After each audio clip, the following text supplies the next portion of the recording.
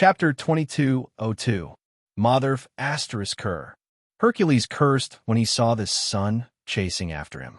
Then he turned his foot, changed direction, and leaped out with more force. Under the tremendous force of more than 100 tons, the building under Hercules' feet immediately collapsed with a bang. But the result was that Hercules leaped thousands of meters in an instant, came to the side of a river, and fell vertically into it. Bang! Walla-la-la. Hercules' body sank into the water like a boulder, stirring up a column of water into the sky. He then turned into a large number of scattered water droplets and fell back into the river. The moment Hercules dived into the water, the sun formed by the power of the white horse appeared over the river and plunged into it without hesitation. Whoosh! Under the burning of the scorching flames that were thousands of degrees high, the entire water surface instantly boiled. Bubbles of various sizes popped up one after another, spurting out waves of white steam. Almost in the blink of an eye, the entire river seemed to be shrouded in fog, becoming hazy. Saito also appeared on the side of the river, shrouded in steam. Aura gathered in his eyes, and he used sky observation to detect Hercules' whereabouts. Soon, about 300 meters downstream of the river, Saito saw Hercules running quickly under the muddy riverbed. Saito, who had locked onto Hercules, did not hesitate. With a thought, he stretched out his hand and pointed at Hercules' position. The next moment, sparkling and translucent frost appeared out of thin air and froze the surface of the river with a cracking sound. Without slowing down, it continued to freeze toward the bottom of the river, reaching where Hercules was in an instant. Hercules, who was at the bottom of the river, changed his expression slightly.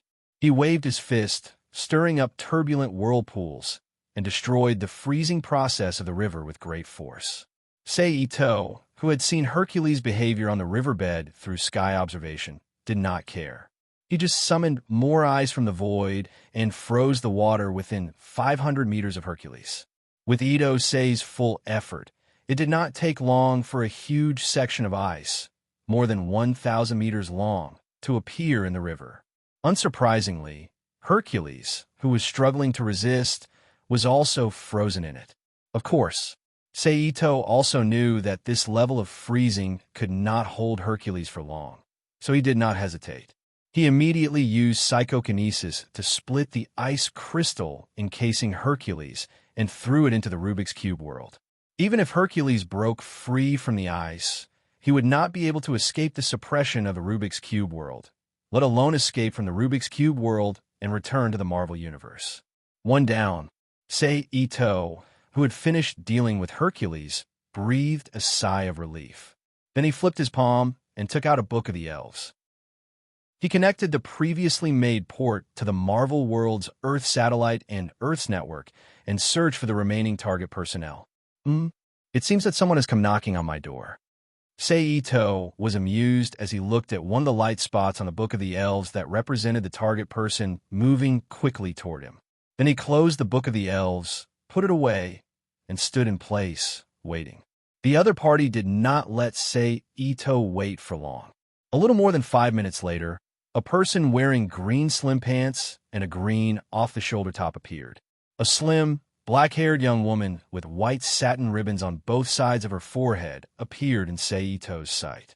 She flew at high speed from the air to a large part of the river in the middle. This person was none other than a member of the Eternals from Mount Olympus in the Greek pantheon. It was the sorceress Circe. As she flew closer, she noticed Saito standing on the edge of the river.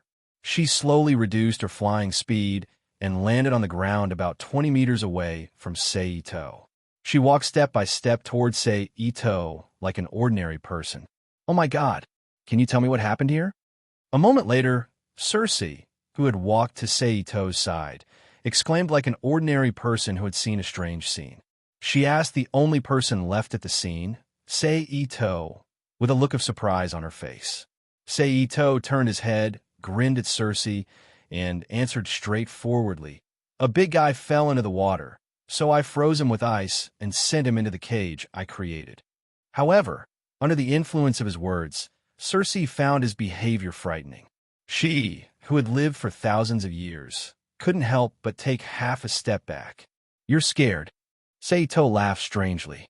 "But don't worry, I've always been very friendly to women, especially beautiful women. As long as you cooperate, I won't hurt you." "I don't understand what you're talking about." Circe took another step back and shook her head. "No, you do, my dear sorceress Circe," Seito said as he took a step forward. Circe's pupils shrank when her identity was exposed. She finally stopped pretending and asked, "Who are you? I believe you've heard of my name before." "I'm Chun," Seito said as he took another step forward. "Stand there and don't move. Otherwise, don't blame me for being rude," Circe said sternly. Although she looked like a weak young woman in her 20s, she was, after all, an old monster who had lived in the human world for more than 1,000 years. Although she was often kind to others, she was absolutely not a murderer. She had killed many vampires, demons, aliens, and so on in her long life in the human world.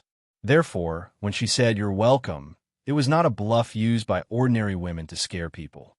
She really had the ability to make her enemies suffer, and even make them pay the price of death.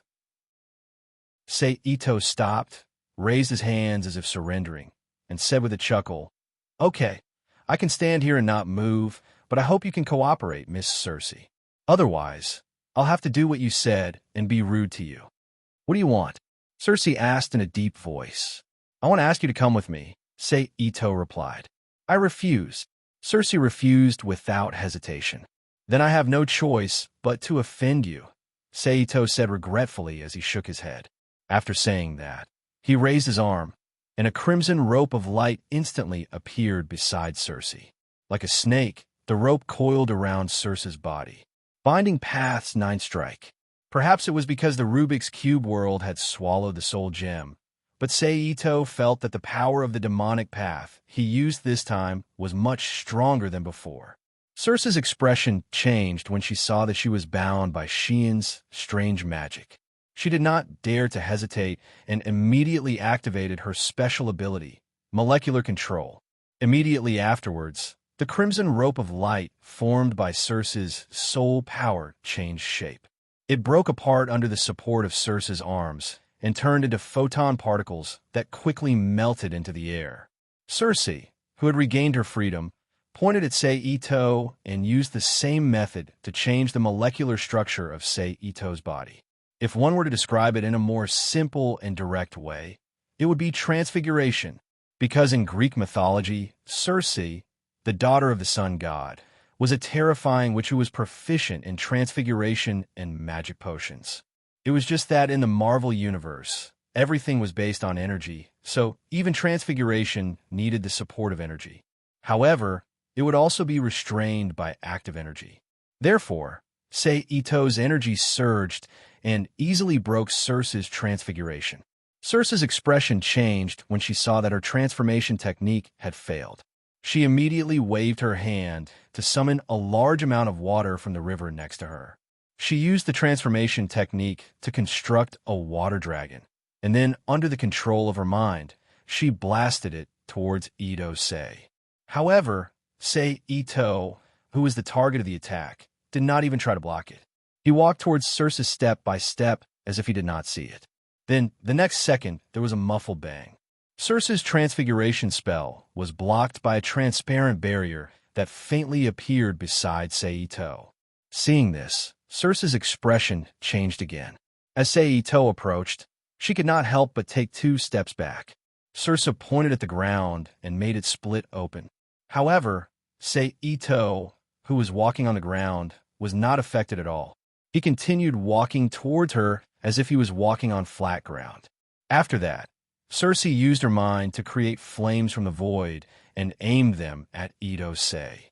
However, the result was the same. The invisible barrier around Ito-sei's body blocked the flames, and he walked out of the flames unscathed. Then, she used Icicle's Gale's acid, but no matter what she used, she could not even break through the transparent barrier around Seito, let alone hurt him. All of her attacks disappeared into the air. Knowing that she could not do anything to Seito, Circe was helpless. She immediately leaped into the air and flew into the distance as if she was fleeing. "Why don't you stay, beautiful Circe?" Saito chuckled when he saw Circe running away. With a thought, he suddenly teleported in front of Sei, who had not flown far away. Before she could react, he grabbed her by the throat and lifted her up. Ugh! Circe groaned in pain as her face turned red from the strangling. "Stop!" However, just as Saito was about to knock Circe out and throw her into the Rubik's Cube world, more than a dozen mechas that looked like the Iron Man suits from several generations ago flew towards Saito. They raised their repulsive weapons forward, aimed at Saito's body, and shouted to stop. Chapter 2203.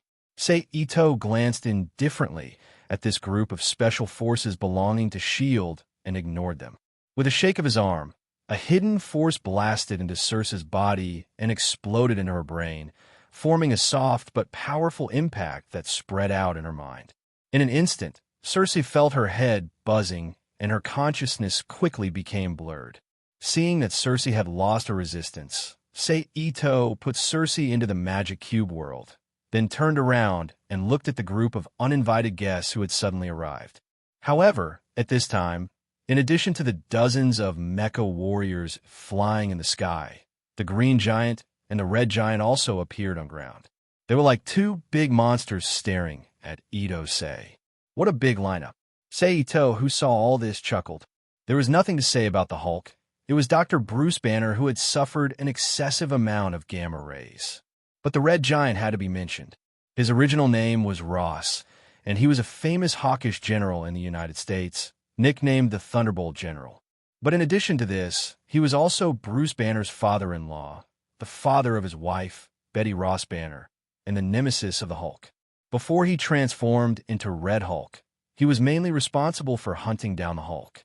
The reason why the two of them could stand here together now, in addition to the fact that the relationship between the two had been slightly eased with the help of Betty over the years, was also because both of them were now registered members of the Superhuman Registration Act. They were personally assigned by Iron Man Tony, the director of S.H.I.E.L.D., to come here to save the innocent woman kidnapped by Saito, and to arrest him as much as possible. Surrender, Chun.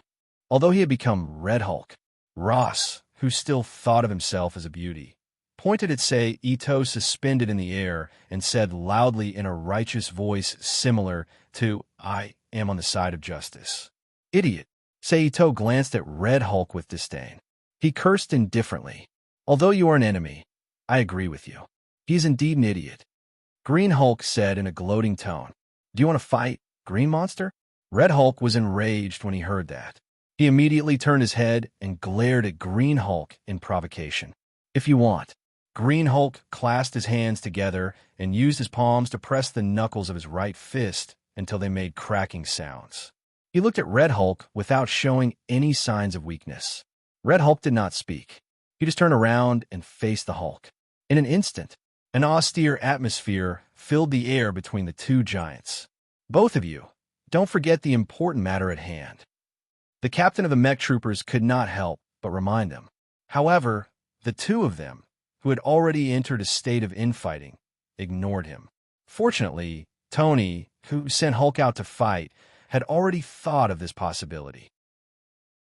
So after seeing the two giants preparing to fight each other regardless of the mission through the screen, he immediately asked Maria Hill to call Betty Ross Banner to the bridge. "Dad, Banner, if you have any problems, let's talk about it when we get home. Can we get down to business first?" Later, Betty Ross Banner, who came to the bridge, connected the communication and said helplessly to the two who were about to fight on the screen, "Okay." Hulk looked at Red Hulk. He agreed in a deep voice. "Mind your own business," Red Hulk said in a muffled voice. Then the two turned around one after another and turned their attention back to Saito in midair. "Didn't they fight? That's a pity." Seeing the two of them calm down, Saito said with regret, "But then again, Hulk, when did you become S.H.I.E.L.D.'s lackey? Could it be that you've already forgotten how they attacked and hurt you?" "Boy, I know what you mean, but this method is useless against me. Now let me teach you a good lesson." Hulk was silent for a moment when he heard that. Then he slammed his fists together, and a strange smile full of ridicule flashed across his huge green face. After that, he stomped on the ground. While stepping on the ground, a cobweb-like crack appeared. His body rushed to the front of Ito, Sei like a cannonball. She hugged his body. "I don't like being hugged by a man." Sei Ito chuckled. As soon as he finished speaking, his figure flashed and disappeared from Green Hulk's arms in an instant, leaving Green Hulk holding nothing. Attack! At the same time, the mech soldiers also quickly turned their muzzles and launched an attack at Sei Ito, who reappeared in midair. In an instant, a large number of energy beams flew towards Sei Ito like rain. Ito Sei, who was in the middle of the attack, didn't move. With a thought, he used his teleportation ability to move one of the dozens of mecha soldiers in front of him. He used him as a meat shield to block the light beam that was flying towards him. "No, no, stop!" The mech soldiers who were attacking around him shouted. But as ordinary people, how could they control the energy beams that had already flown out? Immediately, there were several consecutive bang-bang sounds, and the mech soldier who was used as a meat shield by Sei Ito immediately shattered, and the mech soldier fell to the ground like a falling object. Seeing this, Red Hulk, who was about to attack, leaped and reached out to catch the falling mech soldier in the air. But Sei Ito, who had the initiative to attack, was unforgiving. He grabbed at all the mech soldiers around him, and those mech soldiers found that the individual mechs they were wearing immediately became uncontrollable. Under the control of an invisible force, they collided with each other. Bang, bang, bang, bang, boom, boom, boom, boom. Then the mech soldiers exploded one after another, and then fell to the ground one after another like dumplings in a pot. Who? At this moment, Hulk, who had failed his previous surprise attack, reappeared, and with a strong wind, he punched at Sei Ito. Sei Ito, who knew Hulk's strength, did not resist. He slid in the air like skating in an arc and came behind Hulk. He slapped his palm forward, driving the surrounding world's spirit energy to form a huge, transparent palm, and slapped Hulk's body as if he was swatting a fly. In an instant, there was a muffled bang, and Hulk's body immediately turned into a green light and flew into the distance. Sei Ito has no interest in Hulk, a terrifying guy who theoretically has no upper limit to his strength. He can't be used as a specimen for research, nor can he extract his power for others to use. Keeping him will easily become a disaster, so even if he knows that he can obtain a huge amount of world force by taking him down, Sei Ito is not going to send him into the magic cube world to absorb and collect.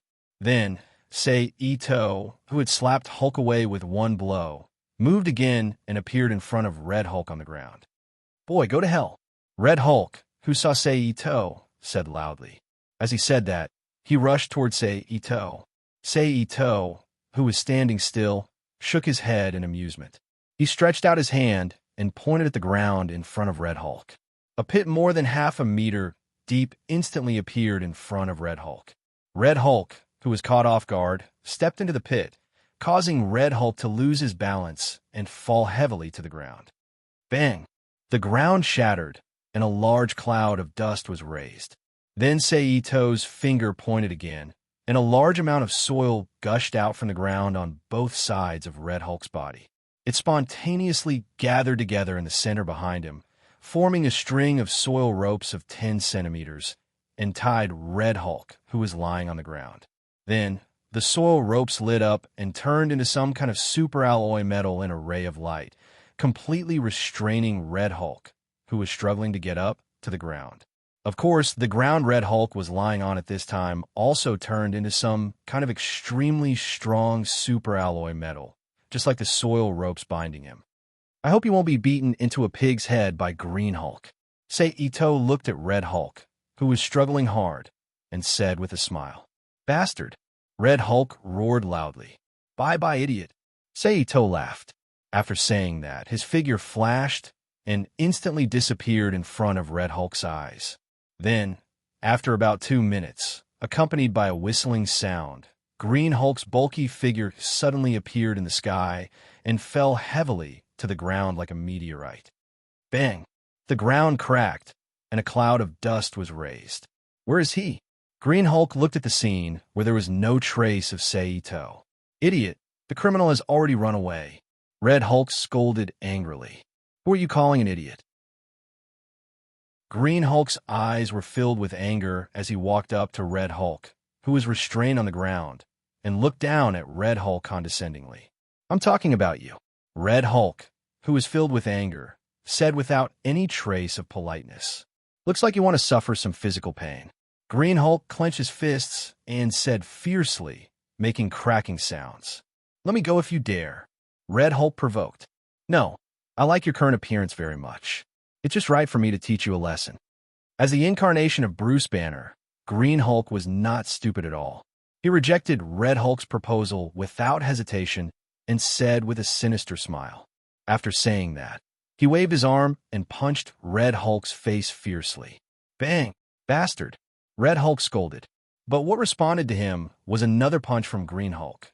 On the other side, Saito, who knew that his behavior had attracted the attention of S.H.I.E.L.D., did not continue to find trouble with Ares, another member of the Greek Protoss who was active in New York.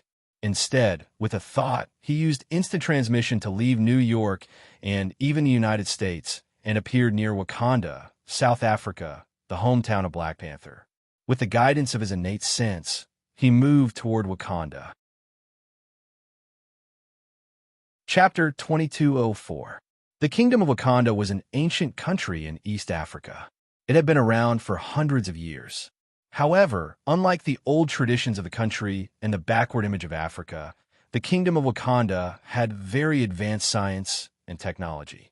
In terms of development, it was at least 20 to 30 years more advanced than the most advanced science in the outside world. Moreover, its system was unique and had many different scientific and technological achievements that were not available in the outside world. In addition, the Kingdom of Wakanda was also a country rich in minerals. It had the rarest mineral in the world, vibranium, the rare metal used to make Captain America's shield. Therefore, in the past 100 years, the Kingdom of Wakanda had been coveted, attacked, and persecuted because of its mineral deposits. However, this was not the main reason why Ito Sei came to Wakanda. The reason why he came to Wakanda was that he was attracted by Wakanda's technology. Wakanda's technology was one of the few perfect technologies in the world that combined science and magic. In terms of results, although it was not as exaggerated as Dr. Destruction's, it was more stable and could be promoted. Of course, it could not be compared to the mature magical technology in Magical Girl Nai's world. However, it was a very suitable choice to supplement the basic system. With the guidance of his innate spiritual sense, Saito smoothly stepped into the territory of Wakanda and came to the general residential area that they used to communicate with the outside world. Finally, he stopped in front of a rather unique African mud house. I want to see your king. Please help me inform him, Saito said to the middle-aged man in front of him. I can help you, but I can't guarantee that the king will see you, the middle-aged man replied. You don't have to worry about that. Just tell him my name and he will see me, Saito said with a smile. I wonder what your name is. The middle-aged man was stunned. His attitude immediately became respectful, and he asked respectfully. Chun, Saito said with a smile. Okay, please wait for a moment. The middle-aged man nodded and said. Then, he muttered to the black woman beside him in the African dialect. He got up and left the house, heading to the center of the kingdom where Black Panther was. 20 minutes later, the middle-aged black man who had left earlier appeared in the room with a beautiful black woman who was dressed like a country bumpkin. She had a pair of firm and elastic long legs. She was holding a wooden spear that looked inconspicuous, but in the eyes of Saito, who knew the level of technology in this country, it was very powerful. It's this gentleman. The middle-aged man pointed at Saito. This is Mr. Chun. Please come with me. His Majesty the King wants to see you. The woman nodded and looked at Saito. Okay, please lead the way. Saito stood up and smiled. Then he turned to look at the middle-aged black man and thanked him with a smile. Sorry to disturb you. Huh? The middle-aged black man laughed heartily and waved his hand, indicating that he did not mind. Then, Saito and the woman with the spear walked out of the house. They walked along the dirt road that maintained the natural environment and created a small cloud of dust when they stepped on it. They walked toward the center of the kingdom of Wakanda. 10 minutes later, in the depths of Wakanda, Ito saw the king of Wakanda, T'Challa. He was still dressed like a Black Panther, but there was an additional black cape on his chest and back. He was also wearing a necklace made of animal teeth. At this moment, he was sitting on a high-backed stone chair covered with animal skin. He looked down at Ito, who was walking toward him with a spear woman. "Your Majesty." The woman with the spear kneeled on the ground with one knee. She lowered her head and saluted. "You may leave first," the Black Panther said softly. "Yes," the woman with the spear replied. Then, she stood up and left the yellow square surrounded by large stones. "What are you doing here?" asked the woman after she left. The Black Panther asked softly, "To let you return the favor." Ito smiled. This favor was naturally referring to the incident that saved him from the leader's Gamma world. "What do you want?" The Black Panther did not object to Ito's words and asked softly. "It's very simple. I want to get all of Wakanda's technological information, all of it." Ito looked straight into the eyes of the Black Panther that was covered by the hood. He said in a deep voice, "All of it is impossible. It is related to the safety of Wakanda. I can only open the part about civilian use to you." The Black Panther refused. However, he did not completely refuse to die. He only refused part of it. But thinking about it, the Black Panther's refusal was understandable. If he really got all the technological success and theory of Wakanda's military and civilian use, although it did not necessarily mean that Wakanda would be defenseless in front of that person, it was no different than not being defenseless. What if the other party had bad intentions and coveted Wakanda's wealth? With such a targeted understanding, how could Wakanda defend against foreign enemies? Yes, but you need to open the basic information that constitutes Wakanda's technological system. This is my last request. Ito said. "Okay." The Black Panther thought for a moment and agreed. "Thank you." Seeing that the Black Panther agreed to his request, Ito thanked him. "When are you going to start?" The Black Panther asked. "Anytime. Of course, if you need to prepare, I can wait for 2 more days. There's no rush." Ito shrugged as if he was very considerate of the Black Panther. Then, 3 days later. 3 days later, I will have someone take you to see the information. The Black Panther did not hesitate and immediately said, "Okay." Ito smiled and agreed. "Come with me. I will take you around Wakanda." Then, the Black Panther stood up from his throne and walked down the stairs to Ito's side and greeted him. "That's great." Ito smiled. Then, under the Black Panther's lead, they toured Wakanda and had a sumptuous banquet with the Black Panther at night. After that, they stayed in the room that the Black Panther had arranged for them. 3 days passed in the blink of an eye as Ito stayed in the palace to meditate and nourish the heavenly sword.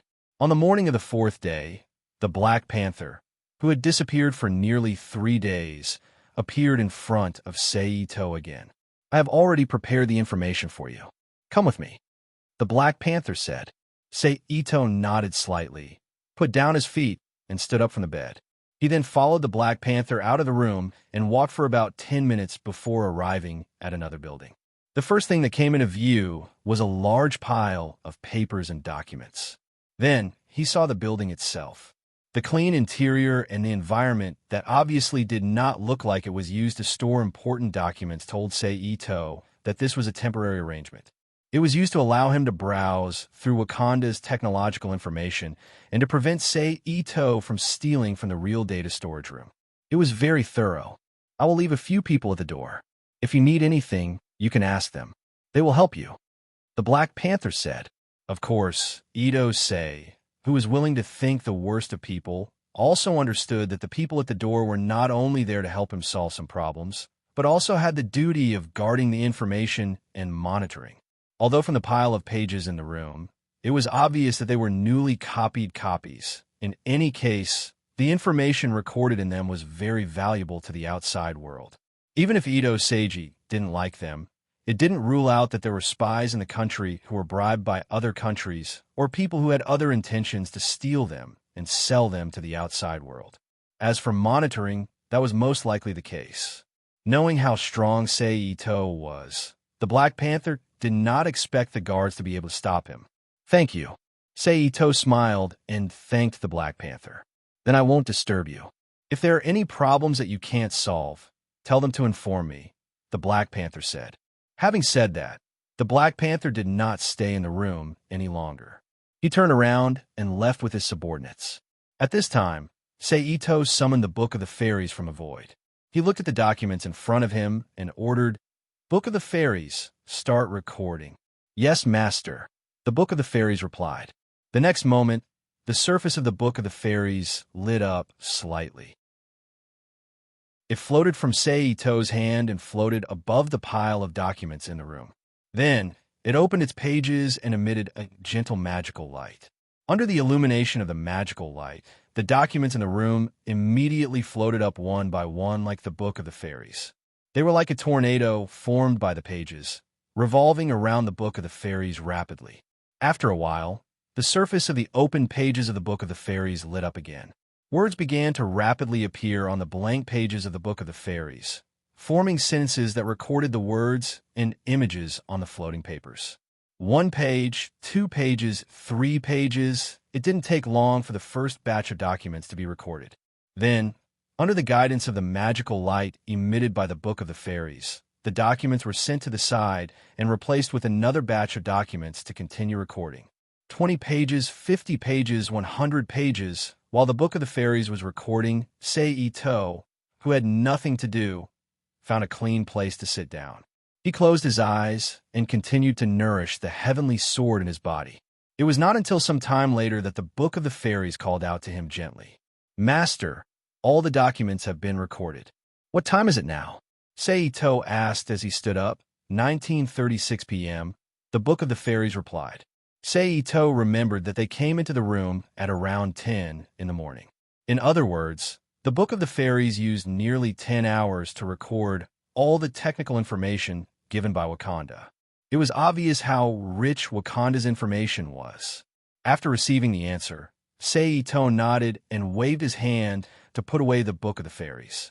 He then turned around and walked out of the room. Chapter 2205. P.S. Thank you to Rosette Warlord, PartyCon Lowly, Swanee, and Sacreni for your precious monthly votes. Thank you to Freedom Lunatic for your tip. This is a message to all of humanity. That morning, the images of Captain America and Iron Man suddenly appeared on TV, computers, and big screens all over the world. I am Captain America. Next to me is Iron Man. Like you, I will fight for my freedom in my life. We will fight for democracy and human rights, Captain America said solemnly. Tony Stark, the Secretary of Defense and the Director of S.H.I.E.L.D., didn't say a word. He just let Captain America speak to the camera. The current situation is that a group of aliens have crossed the universe and come to Earth. They have contacted the governments of the world. They are not here to hurt us. They are here to help us and save us. *T. Nick Fury, who was hiding in a secret base and watching the broadcast, cursed. Although Sharon Carter, Maria Hill, and Shock, who were standing next to him, didn't speak, they all looked at Captain America on the screen with gloomy expressions. They saw that our planet was on the verge of disaster, and they saw our potential. The Skulla people are friendly. They want to help, and they can succeed if we don't do it well. They will put an end to hunger, poverty, disease, and war. The Skulla people will help us save Earth. What you need to do is to welcome them. This is their request. Our method is wrong. I am here to ask you. Accept the change. Captain America pleaded with his credibility. Well, Captain America has said everything I wanted to say. So, as Captain America said, accept the change. And I will also accept this change as the Secretary of Defense and the Director of S.H.I.E.L.D.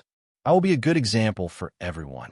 After Captain America finished speaking, Tony Stark said, "You are welcome. This is what we should do." Then the screen jumped and played the video of the Skulla battleship invading Earth. Oh my God, are they crazy?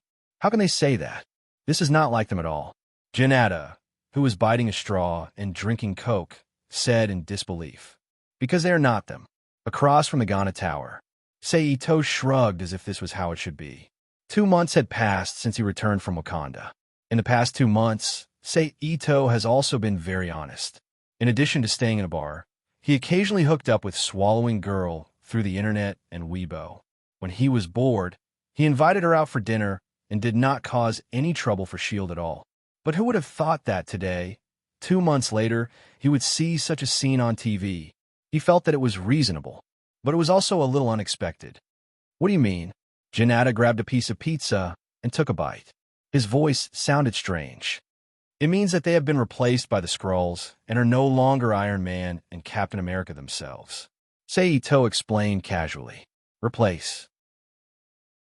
Are you saying they are from Skulu? Janata was shocked. Yes. The Skulu's talent is to transform, as long as the original exists. They can use the Skulu's inheritance and talent to transform into something that is exactly the same as the original. No one can tell the difference. Just like what you're seeing now. Sei Ito turned his head and looked at Captain America on the TV, which was switching back and forth between Captain America and the alien Skula battleship. What a disgusting power, Janata said in disgust. I'm going to take a look. What about you? Do you want to stay here or go home? Sei Ito pulled out the straw. He opened the lid of the cup and drank the cola in one gulp. He put the empty cup back on the table and stood up. Well, let's go and take a look. Maybe they will be good food, Swallowing Girl said, after thinking for a moment. What you're saying is really stressful. Sei Ito laughed. What should I say? Let's go and save Earth together? Janata stood up and asked. I think that is a good idea. At least it sounds good. Sei Ito smiled. Okay, let's go and save Earth together, Janata said, looking as if it did not matter. After that, the two of them flashed and disappeared from the pizza shop. They left behind a table with leftovers and empty cups, as well as 3 $10 bills. It worked. Now, we just have to wait for these people to become our slaves. On the lawn of the White House's first garden, the mimic bird, who was wearing tight gymnastics clothes, walked up to Captain America and Tony Stark. But from what she said, it was not hard to tell that she, like Captain America and Tony Stark, had been replaced. Yes, Your Majesty, your plan has succeeded, Captain America said respectfully. I want to see their faces when they find out the truth, Tony said. You will see soon enough. The mimic bird smiled. My queen, what about the captives? Should we kill them? Captain America asked. No, let's keep them. They are still useful to us, the mimic bird said. So, they haven't been killed yet? If that's the case, can you tell me where they're being held? The moment the mimic bird finished speaking, a strange voice sounded in the ears of all the Skulu people in the White House's garden. Suddenly, the Skulu people's faces changed. They looked up into the sky. They did not know when, but a young man and a young woman had appeared in the White House's garden. It was Sei Ito and Janata, who had come from the pizza shop. It's you. Tony Stark's face changed when he saw Sei Ito's face. Who is it? The mimic bird asked.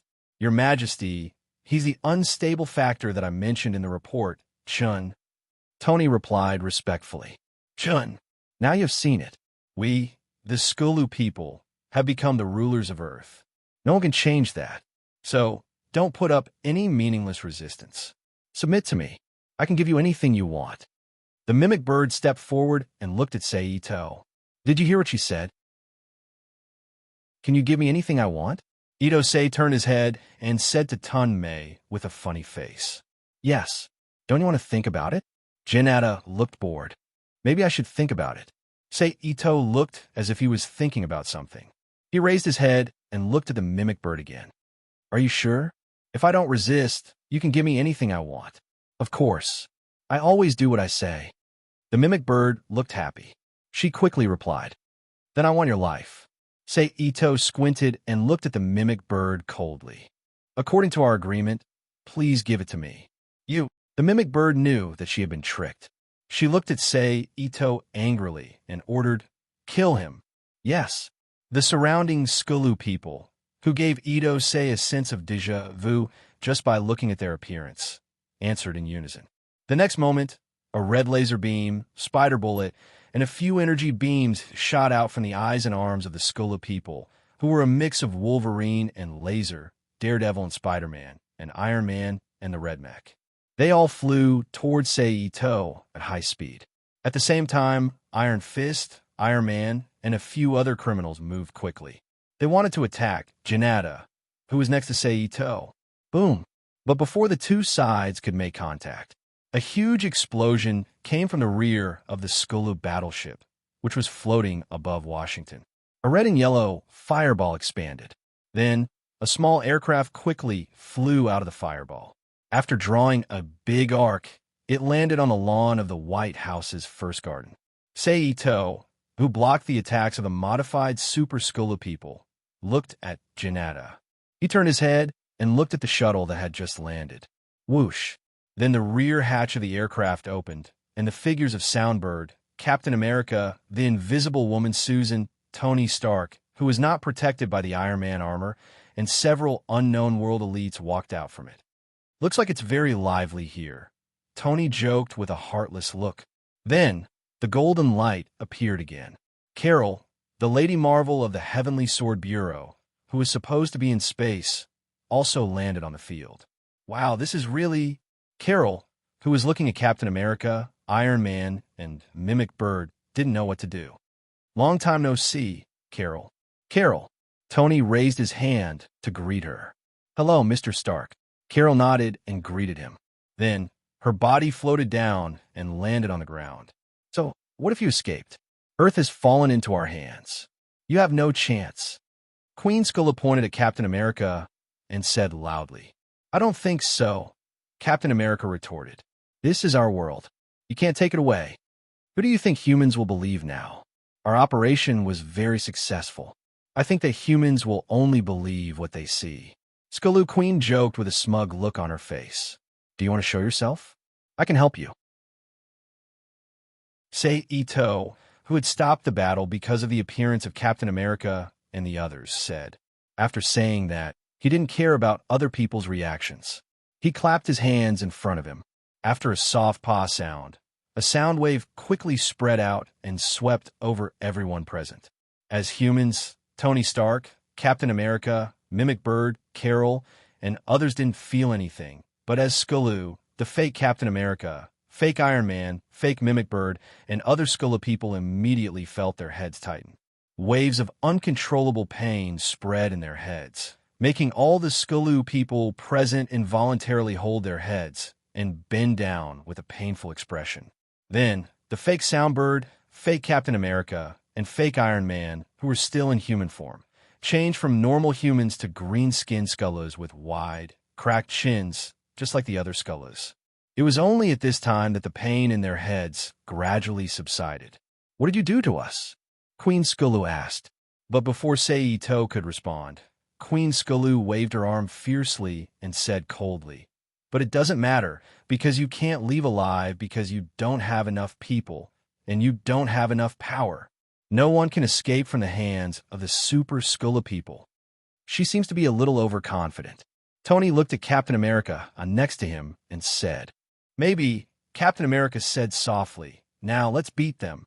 The moment his voice fell, Captain America immediately took the lead and rushed straight to the fake Skulu wearing Captain America's special uniform standing on the steps of the White House. When the others saw this, they quickly rushed up. Accordingly, the Skulu people naturally didn't agree. They all came up and fought with Captain America and the others. Ping, ping, pang, pang. The sound of fighting echoed over the White House garden. It seems that we have nothing to do here. Saito shrugged to Janata next to him. Sigh. I lost another opportunity to have a good meal. Janata's eyes were full of desire as she looked at the Skulu people below. Her voice was still a little unwilling to give up. Saito, who didn't know how to respond to this topic, laughed dryly. He turned his head and looked at the Skulu battleship in the air. Then his heart moved, and a huge thunder fell from the sky with a force that could destroy mountains and seas. It bombarded the Skulu battleship in the air. Boom! Amidst the loud explosion, the lightning spread out like an unstable electric net, tightly wrapping around Skulu's battleship. Itose was unforgiving. Once again, he used his mind to guide the thunder and lightning, which was not weaker than the previous one, once again fell from the sky and bombarded the Skula battleship below. Boom! Then, the third, the fourth, the fifth, finally, when the sixth lightning strike struck down, the Skulla battleship could no longer withstand the bombardment of lightning.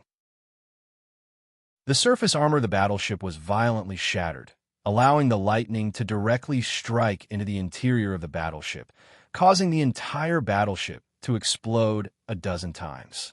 Without any more buoyancy, the battleship tilted towards the ground. At this time, Sei Ito's body flashed and appeared in front of the falling Skulla battleship. He opened the entrance of the Rubik's Cube world and quickly swallowed the Skulla battleship, which had no power to fight back. Phew! Another research material. Sei Ito, who had taken the Skulla battleship, breathed a sigh of relief. Chapter 2206. What was that? I felt like there was a universe inside it. Just as Ito relaxed because he had stolen the Skulla battleship, the voice of Janata suddenly rang in his ear. She said, "That's right." Sei Ito's heart jumped when he heard that. He turned around and looked at Janata, who had suddenly appeared next to him. At this time, Janata seemed to have found something interesting. Its purple eyes stared at Sei Ito. And the strangest thing is that I can't feel it now. Is it a completely new, omnipotent universe that is completely different from our universe? Before Sei Ito could answer, Janata guessed on its own. As mentioned before, in the Marvel world, the universes were divided into different levels. There were universes, multiverses, and super-universes that had no time, no space, no energy, and no matter. There were omnipotent universes that encompassed all universes, reality and non-reality, existence and non-existence, concepts and non-concepts. The universes were also called unit universes, which were similar to the world we were living in now. But not all of them. There were also universes that were different in size, had a single function, and did not even have humans. These universes were classified as unit universes. The multiverse was a large universe with different dimensions, different timelines, and different physics. Simply put, it was a comprehensive universe made up of parallel worlds and different worlds. Then there was the multiverse outside, where there was neither time nor space. There was neither energy nor matter. It looked endless, like the super-universes of the chaotic world before the world was created. Finally, there were unit universes, multiverses, and super-universes. There were other universes that did not exist in these three types of universes. They were similar to existences that humans could not understand. When combined, there was a complete universe that was possible and impossible. It was the omnipotent universe. The so-called five gods of the Marvel World's universe lived in the omnipotent universe. Above the omnipotent universe was the life court. He held an omnipotent universe in each hand. He had the ability to destroy and recreate the omnipotent universe. From this, it could be seen just how powerful Doctor Strange was at his peak. As for above the life court, it was the TOAA that created the life court, which managed the omnipotent universe. It was like a Tao. It had no self-consciousness, no name, and an indescribable, invisible existence. Of course, this is for the people living in the Marvel Universe. For us, it is the Marvel Comics writer, an omnipotent existence. In other words, I'm now TO+. Now, let's get back to the main topic. As the daughter of one of the five great gods of the universe, the planet Devourer, if she wanted to, and she had enough energy, the Ghana Tower could do anything she wanted in the universe. But now, there was a universe that she was certain existed and that she couldn't enter. Even the most basic of senses couldn't be sensed after a tunnel closed. Aside from being in another universe, the Ghana Tower didn't know what else it could be. At the thought of this, Janata looked at Sei Ito with even more passion. What does the new omnipotent universe represent? A new source of food. As long as I can find a few barren planets without life, I can have a good meal. He no longer had to endure this kind of hunger that made him want to die. He had to go to that new universe. Even if it's just once, I have to go and take a look. Janata was very excited. Huh, what are you talking about? I don't understand. Sei Ito gave a dry laugh. At the same time, he felt a little annoyed. D***. I didn't expect Sister Tun's senses to be so sensitive. She noticed the existence of the Rubik's Cube world in just a moment. If I knew this, I wouldn't have chosen Black's broken battleship. Can you take me to that universe to have a look? The Ghana arched her body. Her big eyes blinked as she looked at Seito. She was very cute as she begged. I don't understand what you were talking about. Omnipotent universe? I don't know anything about that. Seito pushed the Ghana tower's head away. He floated to the side and quickly said, "Okay, I'm almost done here. I'm going. I'll ask you out next time." After that, he didn't wait for the Ghana tower to respond. He teleported away. Huh, you still want to lie to me? If I wasn't right, then why did you run away? Just wait and see. I'll make you take me to that new universe. Seeing Seito run away, the Ghana tower looked upset. But I didn't expect that guy, who looks so ordinary, to be in control of an omnipotent universe. I underestimated him. Then, the Ghana tower's eyes flashed purple. She looked at where Seito had disappeared and thought to herself. She didn't want to stay in that place any longer. She used her telekinesis to return home. Agent 4S, the Washington operation has failed. The Queen's safety is threatened. Activate the backdoor plan. We must teach these creatures a lesson. The moment Seito and the Ghana tower left, the Queen of Skalu used her communicator to contact the hidden agent. She ordered, "Yes, my queen." Inside S.H.I.E.L.D.'s mothership, the infiltrator who was sitting on the throne of S.H.I.E.L.D.'s commander responded happily. Then he swiped his finger across the console in front of him. A few buttons lit up at the same time. Suddenly, the screen in the control room of the floating battleship changed. It showed the images of many satellites floating in orbit around the Earth.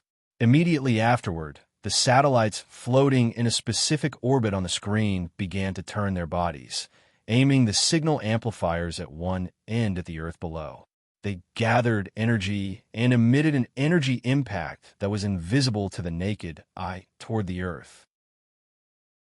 In an instant, all the humans on Earth suddenly felt their heads tighten, as if they were about to explode.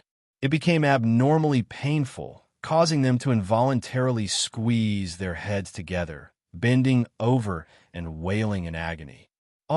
Seito, who was also a human, was affected as well. But he was different from ordinary people. His spirit was strong, and he felt a little upset. There was nothing special about it. Seito, who noticed the changes in himself and the people around him, frowned.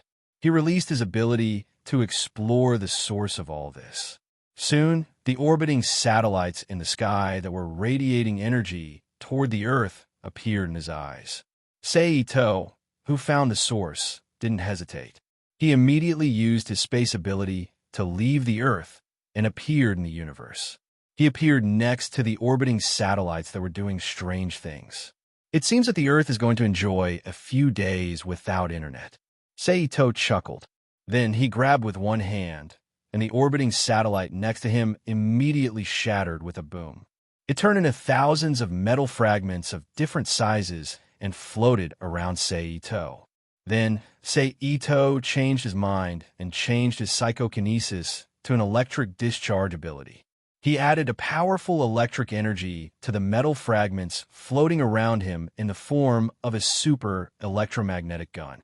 After that, all the fragments immediately turned into orange-yellow electric beams and blasted toward the orbiting satellites in all directions.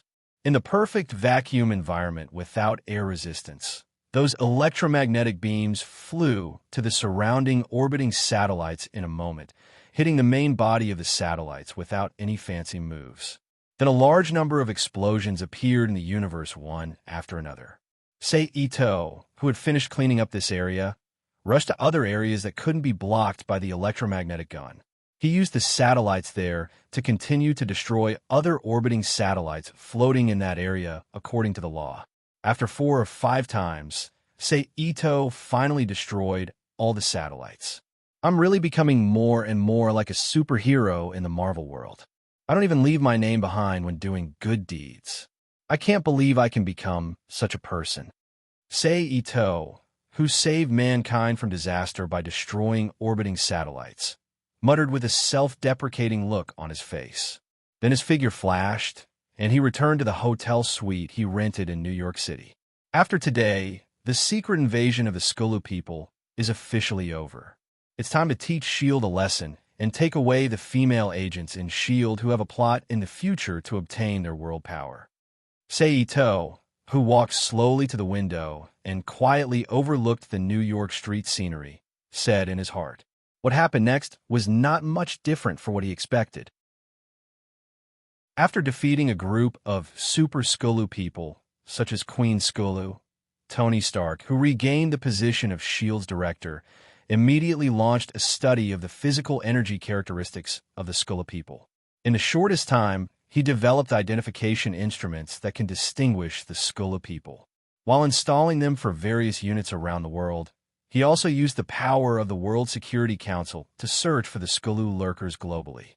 For the order of the World Security Council, countries around the world who knew the dangers of the Skulu people were surprisingly cooperative, and they took the initiative to increase their forces to join the search for the Skulu lurkers. Therefore, in less than half a month, most of the lurking Skulu people on the Earth were cleared out, leaving only those who were lucky enough to escape fleeing like rats across the street.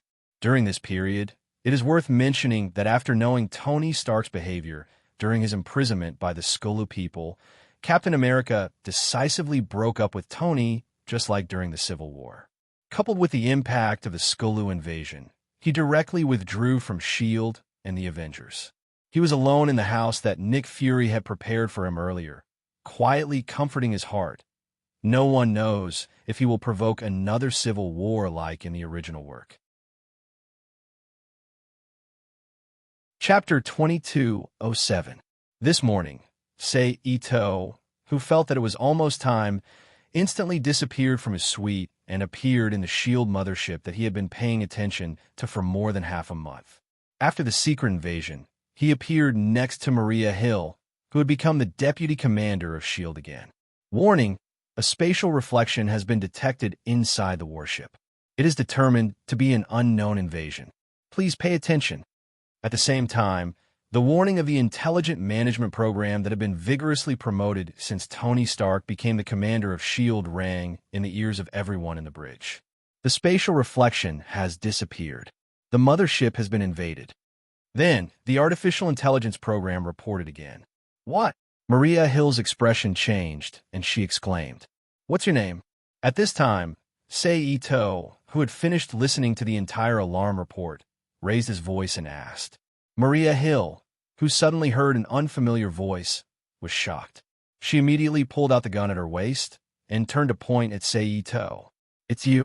Maria Hill, who saw Saito's face, exclaimed. As the commander of S.H.I.E.L.D., she had witnessed Saito's battles many times. She knew very well how terrifying the person in front of her was. He was not a monster that ordinary people or ordinary weapons could resist. "My name is Rose, sir," the artificial intelligence replied. "It's a woman. Is he trying to find a partner for Jarvis?" Saito, who completely ignored the gun beside him, chuckled. "You can say that." At this time, there was a soft sound, and the door of the bridge automatically opened to both sides. Tony Stark, who was wearing a strange black outfit that was different from S.H.I.E.L.D.'s uniform, was walking in after the door was exposed. "You really have the guts to appear in front of me." Saito turned around. He looked at Tony with a faint smile on his face and said softly, "My roots are here. I can't hide even if I want to." Tony sighed helplessly. Then, he looked at Saito seriously and said solemnly, "Chun, if I told you that I didn't give those orders to you, would you believe me? Are you trying to push the problem onto the Skulu people?" Saito asked with a mocking expression. "No, Tony wanted to defend himself, but before he could say a few words, Saito immediately interrupted him. "I forgot to tell you something." "What?" Tony asked subconsciously. "I already knew about the existence of the Skulu people a year ago," Saito said softly, and when he said this, he purposely looked at Maria Hill beside him. Of course, this glance didn't have any special meaning, because Saito knew that if he wasn't mistaken, Maria Hill also knew about this situation from Nick Fury. When Saito looked over, The latter's face didn't reveal any surprise, which confirmed Seito's guess.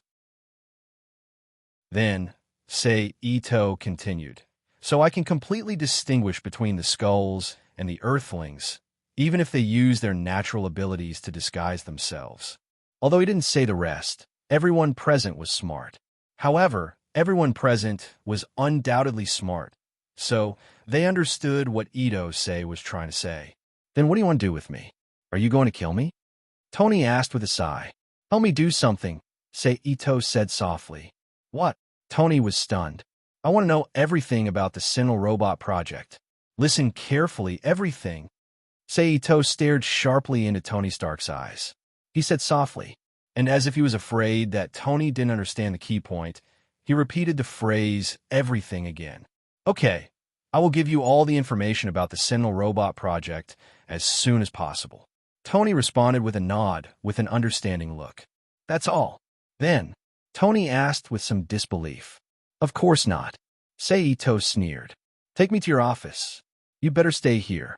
Although she knew that she was no match for Tony, out of the necessity of her duty, Maria Hill still spoke up to stop him. "Maria, it's okay. Listen to him. I can be responsible for my own safety." Before Seito could speak, Tony took the lead to persuade Maria Hill. "Are you sure?" Maria Hill frowned. "I'm sure," Tony said affirmatively. "You're the director. You have the final say." Maria Hill snorted softly, put away her gun with some dissatisfaction, turned to look at the bridge staff who had all entered a state of alert, and said loudly, "Okay, guys, the alarm is lifted. Everyone return to your post and continue your previous work." "Yes." The staff on the bridge responded in unison. Then they put away their guns and returned to their posts. "Follow me," Tony said. Seito didn't speak and stepped behind Tony. They left the bridge of the floating mothership with him, walked through the long metal corridor, and came to the exclusive office belonging to him, the commander. "Okay, we're here. What else do you want me to do?" Tony, who walked into the room, said as he walked to his desk. "You better stand there and don't move, or I don't mind doing something to you now." Just as Tony was about to reach his desk, Seito suddenly stopped him. "Okay, you have a final say." Tony immediately stopped and raised his hand. Seito ignored Tony and went straight to his desk, skillfully operating the system above to activate the virtual screen connected to S.H.I.E.L.D.'s data core, then turned his hand and took out an elven book, activated it, and placed it on the desk. In an instant, the elven book lit up slightly, and a waterfall-like torrent of data appeared on the virtual optical screen suspended in midair, quickly washing the screen from bottom to top. "You want to steal S.H.I.E.L.D.'s data?" Tony was surprised. "Of course." Seito, who sat down on the chair next to the desk, admitted in a low voice. You're really..." Hearing Seito's admission, Tony thought for a long time and couldn't think of a suitable adjective to describe Seito's current behavior. "Bold," Seito said. "Yes, that's the one. How audacious." Tony hurriedly agreed. Then he shook his head helplessly and smiled bitterly. "But with the power you have, it seems that there is really nothing to be afraid of." Seito smiled and said nothing. "But I have to say, you really know how to find the right time. If it was a few days later, your actions might not have been so smooth." Then, Tony Stark said with a frustrated look, "Oh." Seito saw this and answered the conversation very cooperatively. "Because soon, I may no longer be the director of S.H.I.E.L.D. and the Secretary of Defense." Tony sighed, and then without Seito's cooperation, he continued, "Because of Skulu's backdoor plan. Oh, the act of using satellites to launch frequency attacks. The United Nations and the World Security Council no longer trust me, and they're going to remove all my positions and find someone else to replace me." "And then?" Seito asked with a sneer on his face. As for the reason why they no longer trust Tony Stark, Seito didn't have to ask. It must be because of the Earth defense system, those orbiting satellites, that Tony Stark had established for the Earth earlier. Without the existence of this Earth defense system, Skulu would not have been able to launch this kind of global large-scale lethal attack so smoothly. Tony was choked by Seito's words and didn't know what to say. Do you think you can win my forgiveness in this way and eliminate our previous problems? Seito continued to sneer. Don't be stupid, okay? Our friendship back then wasn't that deep. I know, I just forget it. Tony sighed with a sad face. And Seito really ignored him and concentrated on waiting for the Book of Elves to be cracked. After a while, there was a soft ding sound, and a large number of virtual screens appeared in the room out of thin air, presenting the core confidential information inside S.H.I.E.L.D. Book of Elves record the information about weapons and technology applications, as well as the personnel files of agents above level 5. Ignore the other informational data.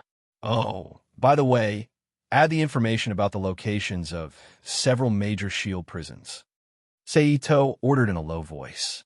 Why, Master? The artificial intelligence system of the Book of Elves responded. Then, the virtual screens that had just jumped out disappeared, and there was only one virtual screen left. A large number of documents quickly changed on it at a speed that was difficult for ordinary people to distinguish with the naked eye, and were copied and recorded by the Book of Elves. With the ultra-high performance of the Book of Elves, in less than half an hour, all the technological information and personnel files of agents above level 5 recorded in S.H.I.E.L.D., as well as the relevant information about the locations of many of S.H.I.E.L.D.'s prisons, were all copied. Thank you for your cooperation, Tony. Seito put away the Book of Elves and turned to look at Tony. The corner of Tony's mouth twitched slightly, and he did not answer. Then, Seito, who was about to go out, seemed to think of something and asked Tony again. Also, I want to ask you something. Now, in addition to Maria Hill, are there any other superhero-level agents in the floating battleship? What are you going to do? Tony, who had a faint bad feeling in his heart, asked. You just have to answer me, who else is there? Seito frowned when he heard this and repeated in a low voice with some displeasure. There's still Barbara Morse. Tony replied helplessly. Barbara Morse was the mimic bird. Thank you for your cooperation. Seito smiled, then moved and walked out of Tony Stark's commander's office. Chapter 2208. The result of Tony's answer was that when Seito left the floating mothership, Bionic Bird Barbara Morse and Deputy Commander Maria Hill both disappeared and could not be found. And in the 4 to 5 days after they left the streets, famous senior female agents in S.H.I.E.L.D. such as Sharon Carter, Shock, Spider-Woman, Ms. Marvel, Sky Sword Bureau Commander Agent Brand, and so on also disappeared one after another, causing the entire S.H.I.E.L.D. to be in a mess. They couldn't wait to dig 3 feet into the ground to find out who was behind the scenes. And the result was, of course, useless. Then the number of missing people began to expand. Female superheroes, such as Female Hulk Jennifer Susan Walters and Firebird, also began to disappear one after another, leaving no trace behind.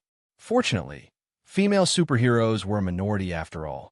There were only a dozen or so of them, and they weren't close to each other. So even though some of them went missing, it didn't attract as much attention and cause panic as the disappearance of female S.H.I.E.L.D. agents. It just gave the superheroes who were familiar with them more things to talk about after dinner. Then the incident continued to expand.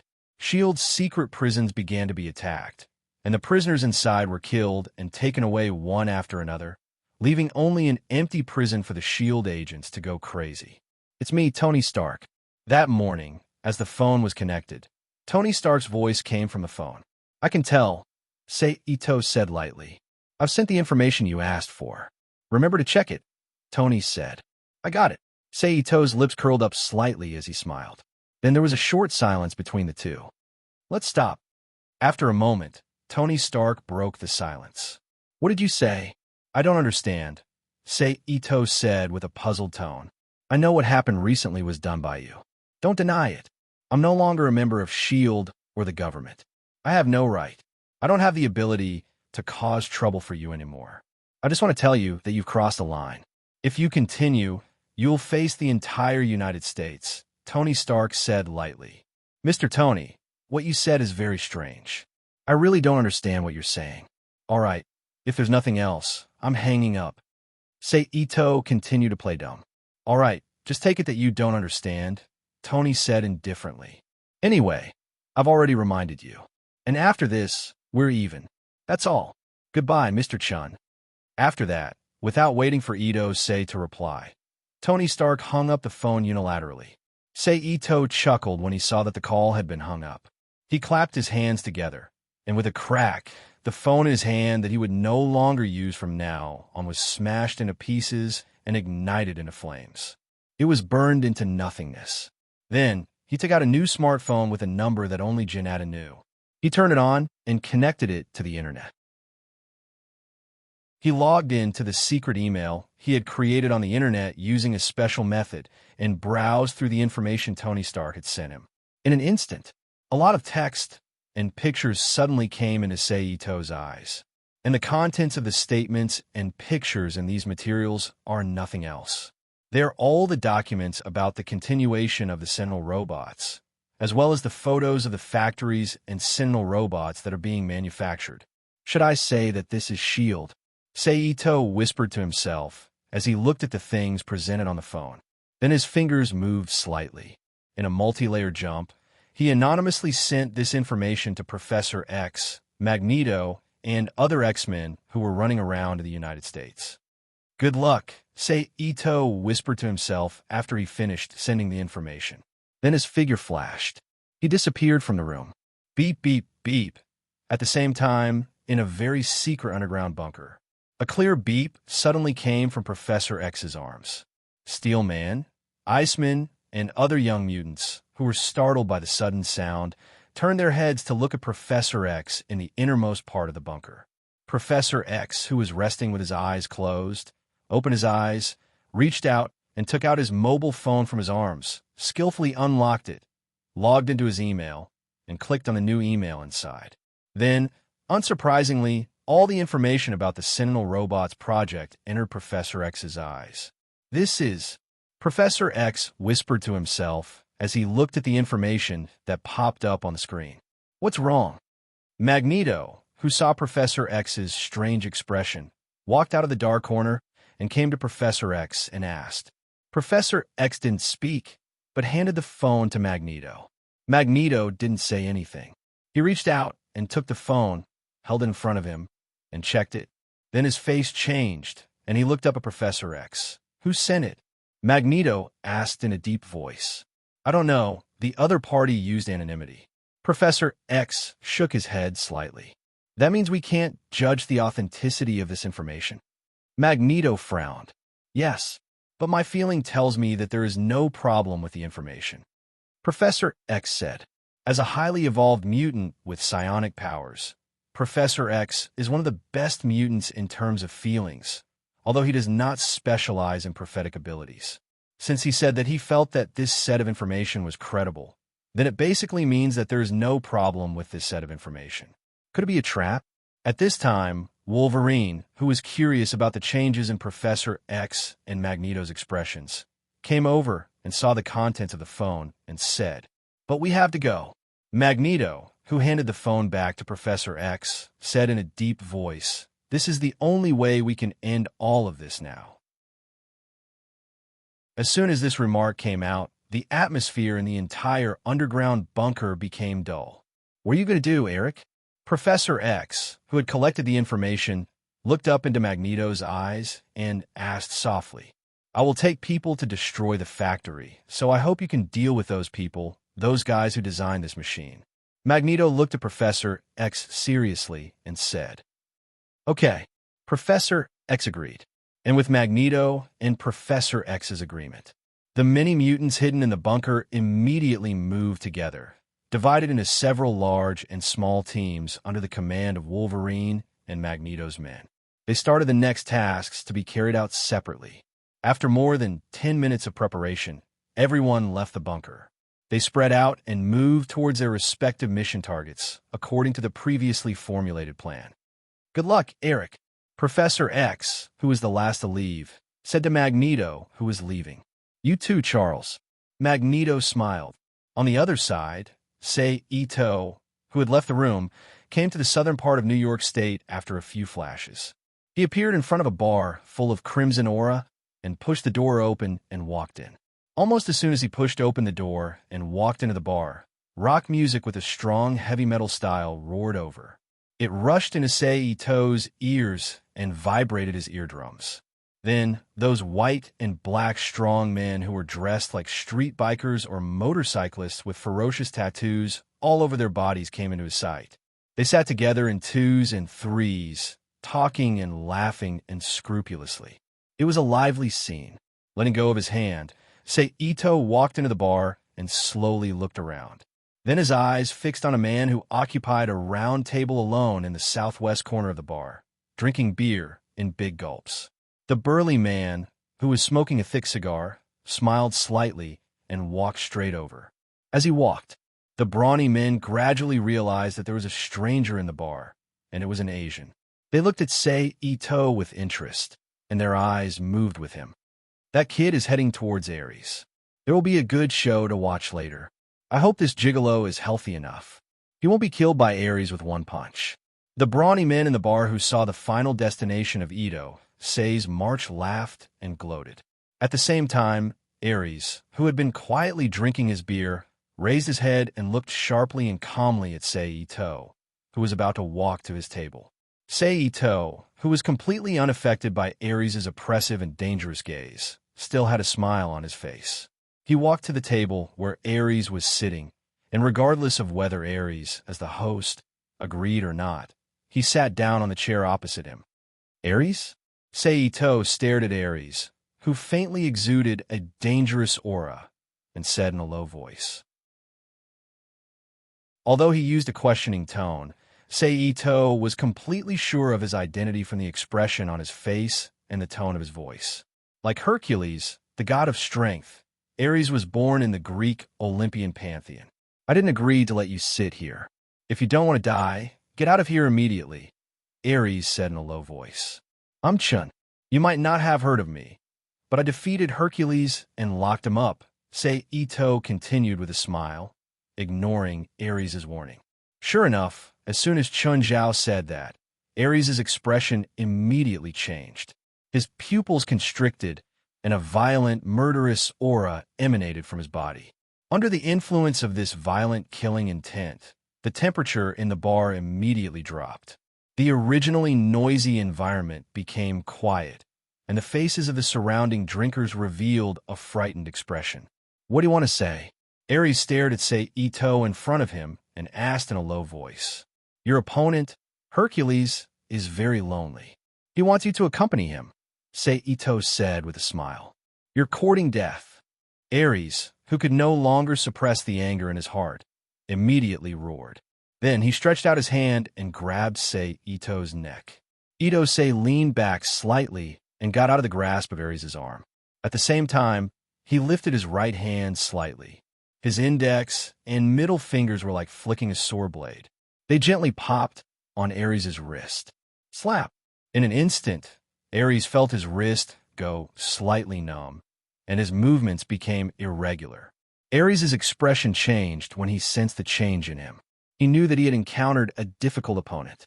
However, deep in his heart, a bloodthirsty and excited emotion suddenly emerged, causing his eyes to turn red and his body to erupt with an even greater power.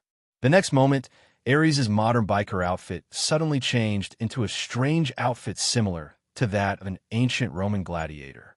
He wore a pair of leather shoes that exposed his toes, a long leather belt that was tied around his calves in the form of a cross, and an iron leather battle skirt hung around his waist.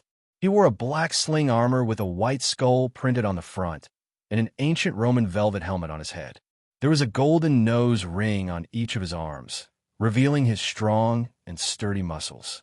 Ares stood up from a chair and moved his hands again. His weapons, the brutal axe and the sword of massacre, appeared in his hands. You're in the zone now. Ito chuckled when he saw Ares' transformation. However, Ares, who had already gone berserk, was not in the mood to listen to what Ito said. He swung the axe in his left hand forward, and a blood-red energy light appeared as the axe swung down. It turned into a huge axe-shaped light blade and slashed at Ito's body. Ito, who bore the brunt of the attack, was sent flying backward. However, The guy behind him was not so lucky. He was immediately cut in half by the red light of the axe. Poof! Seeing the horrible death of the man, even these guys who did not look like good guys in the eyes of outsiders finally couldn't take it anymore. They screamed in fear and ran out of the bar in a panic. As for the two waitresses in the bar, they could not withstand the shock at the moment of the man's death. They fainted, and a pool of transparent liquid with a fishy smell slowly flowed out from under their bodies. Ares, who had just casually killed a man, did not care about anything else. He roared and rushed towards Saito. However, before he could get close, a long green whip made of thousands of leaves whizzed toward Ares with a whistling sound. Ares swung his sword to meet the long whip of leaves. Poof! However, the moment the long sword and the long whip of leaves came into contact, the thousands of leaves suddenly turned into thousands of dark green emotion bombs. They crackled and fell on Ares' body like rain. Boom! Ares flew backward and slammed into the bar counter beside him, smashing the thick wooden bar counter into pieces. Then, Saito waved his hand again. An invisible force spread out from the bar and instantly shrouded Ares' body. Ares, who was about to roar, paused, and his movements slowed down. At this time, Saito walked up to Ares and slapped him on the forehead. Smack! Chapter 2209. Plop! Under the bombardment of Saito's palm, Ares, who fainted in an instant, fell heavily to the ground. I have to say, you are really a disgrace to the title of war god, Ares. Saito looked at Ares, who was taken down by him in 2 moves, and shook his head and sighed. Of course, this was only because of him. If it had been another guy with only one form of power, Ares might have lost, but he definitely wouldn't have lost so miserably to the point where he was instantly killed. After all, in the original work, Ares was one of the few guys who could fight Thor to a draw. But then again, if the gods in the major pantheons of the Marvel world are all like you, then it would be really good. With my ability, I can catch all the guys below the Heavenly Father level in one fell swoop, and then help my daughters. After saying that, Saito, who felt that his words were a bit whimsical, couldn't help but laugh at himself. He didn't forget that in the major pantheons, in addition to the Heavenly Father level guys like Odin and Zeus, there's also a Japanese pantheon known as the Void Before the Universe, who once swallowed 98% of the universe. Although this guy seems to have been weakened a lot after the War of Chaos, Saito doesn't know the specifics. Saito is not willing to use his life to test the strength of the Heavenly Father. But when I return to the main world, if I have a chance, I can go and meet the powerful Heavenly Father of Amaterasu who was besieged by Takenori Kinto and Tsukii Lord. Then Saito's mind moved, and he put the unconscious Ares into the magic cube world and handed it over to the people in the laboratory to deal with. Then his figure flashed. He left the bar that had become a mess. Time passed, and it was late at night in a blink of an eye. And outside an abandoned factory in the southern suburbs of Detroit, the largest city in Michigan in the United States, Wolverine, Professor X, Iron Man, Iceman, and other young X-Men appeared on the periphery of the factory. Let's go in. At this time, Wolverine, who was dressed in a tight black leather suit unique to X-Men, said, "Be careful," Professor X reminded. Wolverine looked at Professor X and nodded. He led Iceman, Iron Man, and other X-Men out of their hiding place and moved towards the abandoned field area. They sneaked into the factory very smoothly and continued to sneak into the depths of the factory. Unknowingly, Wolverine and the others had already completed half of the infiltration mission. However, just when the other young X-Men thought that today's mission would be completed smoothly, 2 flames suddenly appeared in the factory and turned into 2 thick pillars of fire, spraying towards the location of Wolverine and others. "Be careful," Wolverine warned loudly. He followed all the X-Force members and rolled away. He dodged to the side. Boom! The missing fire pillar instantly blasted the equipment that Wolverine and the others had used to cover their bodies into the air. "There's one over there, too." At this time, One of the X-Men pointed to the road they came from and said. Wolverine and others were shocked and quickly turned their heads to look at the road they came from. Sure enough, on the road they came from, two huge metal robots with a height of 5 or 6 meters were walking toward them step by step with heavy steps, forming an encirclement with the other two robots in front of them, sandwiching Wolverine and others in the middle. What should we do? Iron Man turned his head and asked Wolverine, who was dodging on the opposite side. Are you afraid of death? Wolverine gasped twice and asked, It doesn't matter if you are afraid or not. Now we are all going to fight for our lives. Then, without waiting for Iron Man to answer, Wolverine replied by himself, and then his figure moved and rushed towards one of the Sentinel robots. The two Sentinel robots turned their heads when they saw Wolverine appear. They locked onto Wolverine, opened their machine mouth, and created a blazing flame energy. Let's go to Iron Man, Iceman, and the other X-Men looked at each other. They said solemnly. Then Iron Man and other X-Men rushed together and appeared in front of the Sentinel robots. The other two Sentinel robots raised their hands. Two energy emission ports appeared in the palms of their hands, blasting out blazing laser energy. It shot towards the X-Men and others. However, Iron Man, who was facing the Sentinel robots' attack, did not hide. The color of his skin changed from the original flesh color to the silver-white color, unique to metal. With a firm expression, he accelerated step by step towards the Sentinel robots. Boom! Immediately afterward, the laser arrived and bombarded Iron Man. Under the huge impact, the latter was also sent flying, crashing heavily to the side. But in the next moment, there was a flash of blue-black smoke, and Nightwalker and Iceman, with blue skin and strange tattoo-like patterns on the surface, suddenly appear behind one of the Sentinel robots. Iceman stretched his arm forward and ejected a cold air that exuded an extremely cold aura, which landed on the body of the Sentinel robot. Under the influence of this cold air, ice crystals began to appear on the surface of the Sentinel robot and spread at a speed visible to the naked eye, quickly freezing the Sentinel robot into an ice sculpture. Detecting the danger of Iceman, the other Sentinel robot next to him immediately turned its head and locked onto Iceman. Nightwalker's face changed when he saw this, and he quickly activated his ability and left the place with Iceman in his arms. Boom! After the laser, the place where Iceman and Nightwalker had originally stood turned into a large scorched pit. Thank you, Nightwalker. Iceman, who had escaped from the Sentinel robot, thanked him with a lingering fear on his face. It's nothing, it's what I should do. Nightwalker smiled shyly and said.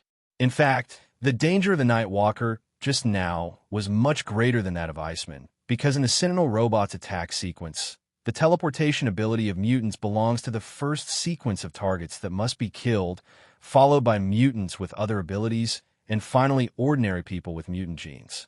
Snap! At this time, because the previous freezing strength was not enough, the Sentinel robot, which had been frozen into ice, broke free from the ice and regained its mobility. At the same time, Iron Man, who had been sent flying earlier, also got up from the ground, picked up a large steel bar beside him, and rushed towards the Sentinel robot like a ram. Boom! Under the impact of the huge force, the Sentinel robot's tall body uncontrollably took 2 steps back. I'll help you. At this time, another mutant ran over and said. However, as soon as he finished speaking, an orange-yellow laser beam suddenly shot over, instantly piercing through his chest. The mutant first looked down at his empty chest with a look of disbelief, then looked up at Iron Man again, opened his mouth, and fell to the ground before he could say anything. Boom! Valant! Iron Man shouted angrily. Then he looked back at the Sentinel robot in front of him, and the steel bar in his arms hit the Sentinel robot's waist heavily with a sweep. Boom! The Sentinel robot tilted and fell to the ground. But this damage didn't cause any trouble for the Sentinel robot at all, and it soon stood up from the ground and surrounded Iron Man with another Sentinel robot. Don't even think about hurting my companions. With the help of Nightwalker, Iceman, who suddenly appeared behind one of the Sentinel robots, said angrily while releasing more intense cold air from his hands to freeze the Sentinel robot.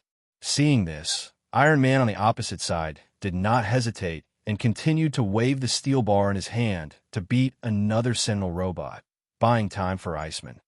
Boom! But at this moment, a huge explosion came from the other side behind them. Bah! Under the illumination of the fire, Wolverine, who looked dirty, walked out of the flames, turned his head, and spat a large mouthful of phlegm on the ground, frowning slightly and looking impatiently at Iron Man and Iron Man, who were fighting the two Sentinel robots in front of him. Boom! But before he could speak, another Sentinel robot next to him with missing arms and legs slammed into his body, knocking him out. I hate you bunch of Iron Men. Wolverine, who was trapped in the metal wall, moved his chin and said as he looked at the Sentinel robot that was staggering towards him step by step. Then, with a push of his arms, he stood up from the ground and ran toward the Sentinel robot. Then, he leapt up and landed on the Sentinel robot's head with an exaggerated leap. Then, with a wave of his alloy claws, he stabbed them into the Sentinel robot's head. Bang! Pa! Pa! The electric light flashed, and the Sentinel robot under him immediately stopped moving. But then he restarted. He raised his hand, grabbed Wolverine, and threw him away with a swing of his arm. Wolverine, who was in midair, twisted his body and fell back to the ground, sliding back a short distance. After stopping, he kicked his feet and rushed towards the Sentinel robot again. This time, Wolverine, who had learned his lesson, did not give the half-crippled Sentinel robot any chance. He cut it into large pieces with the alloy steel claws in his hand, and it fell to the ground with a crackling sound. Boom! Then the Sentinel robot exploded and a ball of fire rose. Then Wolverine turned his head and looked again at the place where Iron Man and Iceman were. But what he saw was Iron Man, Iceman, and Nightwalker who were walking towards him. As for the two Sentinel robots that were originally their opponents, they had completely turned into two ice amber at this time and were frozen in a huge ice ball. Teacher Logan, Iron Man whispered as he walked in front of Wolverine. Good job, Wolverine said in a low voice. Let's go. Don't let the guys inside run away. Then he turned around and said as he walked towards the inside of the factory. Chapter 22:10. Similar to the situation that Wolverine and the others encountered, the team led by Hank the Beast and the team led by Magneto also encountered the same situation, but the former's result was a little more tragic. For of the 6 people who went died, leaving only Hank and 2 other team members, and all of them were injured. The latter, on the other hand, was extremely relaxed because of Magneto's existence, and they crushed all the way to the core location mentioned in the information. So despite the different encounters of the 3 teams, they all broke through the blockade and rushed to the designated location. However, what awaited them was not what they had expected, but a triggered induction detonation. So almost as soon as the members of their 3 teams stepped into the core location indicated in the information, a huge explosion followed, forming an extremely expanding fire and heat, swallowing Wolverine, Magneto, Hank, and the team members led by their respective teams. Boom!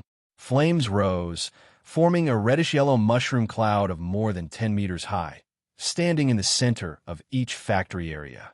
Sure enough, this is a trap laid by the U.S. government. After dealing with Ares, he set off according to the contents of the information and rushed to the periphery of one of the factories related to the Sentinel robots. Ito, who was sitting and watching the mutants attack, secretly said in his heart. It turned out that as early as the beginning of Tony Stark's information, Ito felt that this matter was going a little too smoothly.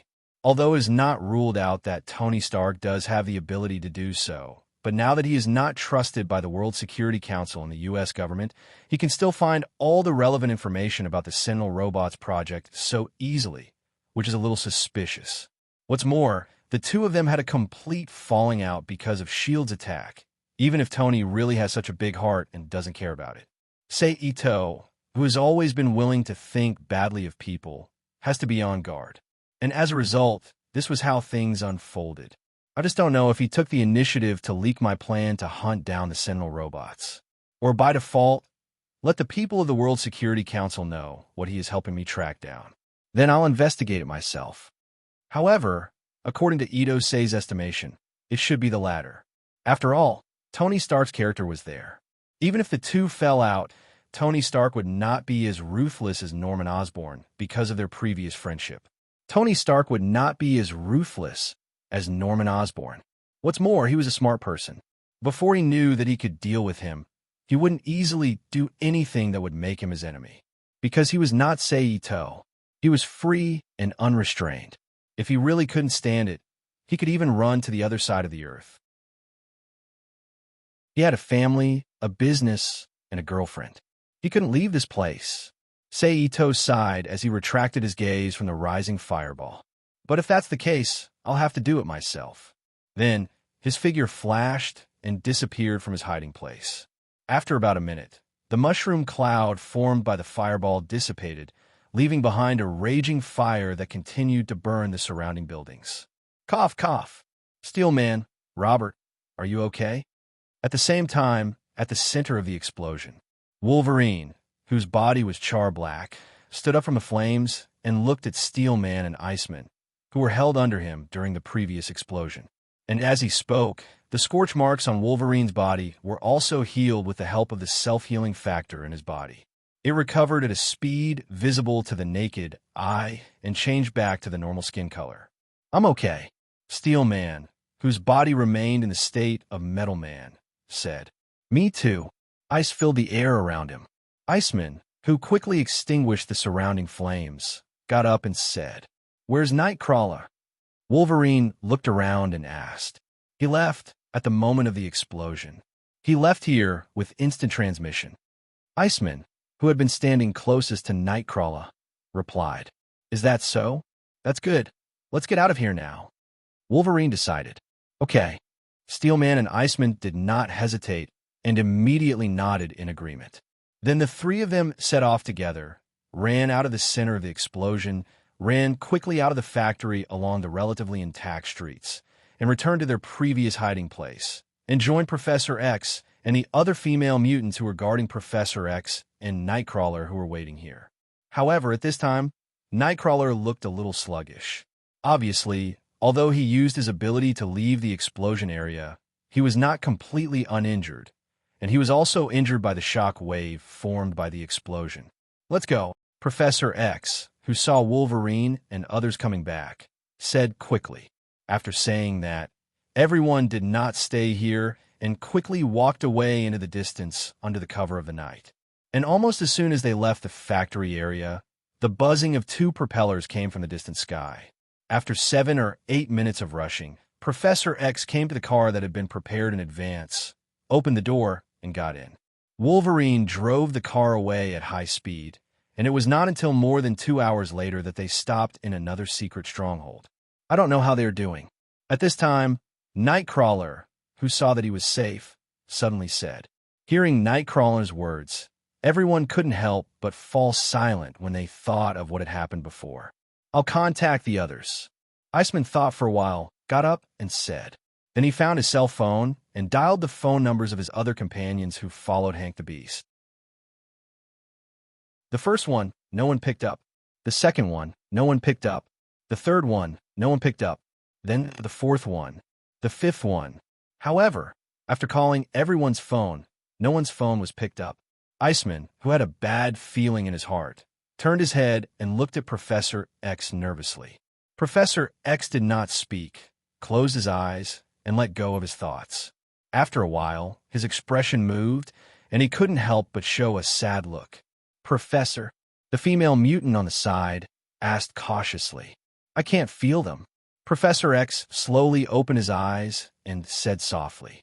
It's just that although these words were clear, it was not a thunderclap in the ears of the mutants present, and everyone's expression immediately became sluggish. Wolverine, in particular, roared like a tiger and punched the wall next to him. Boom! Under his exaggerated strength, the wall cracked, and a small area of fine cracks spread out. Yen percent. Percent yen, but at this moment a melodious ringtone sounded from Professor X's pocket. Professor X didn't hesitate. He reached out and took the phone out of his pocket, pressed the answer button, and put it to his ear. This is Charles. Professor X said softly under everyone's gaze. "It's me, Eric. This is a trap set by the U.S. government. My people are all dead," Eric said in a deep voice. Although there was no expression of anger, Professor X, who was sensitive, still felt the monstrous anger in Magneto's heart from his words. "So are we, and I can't feel the mental fluctuations of the Beast and the others anymore." Professor X sighed. Magneto didn't speak. He obviously understood the meaning of Professor X's words. Hank the Beast and the mutants he led all died in the calculations of the U.S. government. They will pay the price, Magneto said. After that, he didn't wait for Professor X to speak and directly cut off the phone. "Eric," Professor X, who had a faint feeling that Magneto was going to do great evil, said softly. "Professor," Steel Man called softly. "Well, it's Eric's call." They were also ambushed. Except for him, all of their compatriots were sacrificed. Professor X, who had returned to his senses, looked up at the crowd and explained softly. "Don't let me find out who sent the information, or I will never let him go," Steel Man said hatefully as he punched the wall heavily. On the other side, Sei Ito, who had checked the scene and knew that the information was indeed a trap, found an inconspicuous room and invaded it. He took out the Elven book and used the secret door left when he invaded S.H.I.E.L.D's mainframe to invade S.H.I.E.L.D's system again without alerting anyone. He then researched all the information about the Sentinel program. Under the powerful search of the Elven book, it didn't take long for all the relevant information and personnel files about the Sentinel robot recorded in S.H.I.E.L.D. to be stolen and presented in front of Sei Ito through a virtual screen formed by magic power. Sei Ito leaned back on the sofa with one hand across his chest and the other half in his hand. His palm was clenched into a fist in front of his mouth, and he browsed the information in front of him without blinking. Through this real information, Sei Ito finally figured out the whole Sentinel robot program. The person who proposed the Sentinel robot program was still Polyvar, the dwarfism scientist in the movie Back to the Future. At the same time, like the movie, his plan was rejected by the U.S. government at the beginning, but he was valued by the relevant people of the Hellfire Club and was introduced to the Hellfire Club. With his talent, Polyvar quickly showed himself in the Hellfire Club and was noticed by Sebastian Shaw, who had just succeeded in the rebellion and killed a group of core members. After that, Sebastian Shaw decided to support Polyvar's Sentinel robot program and contacted a group of Hellfire Club elites to work together for this program. He even asked Red Devil to secretly help Polyvar obtain mutant specimens and blood. The blood of Mystique Raven was obtained under such circumstances. Later, with the power of the Hellfire Club, the Sentinel robot program was secretly passed by the U.S.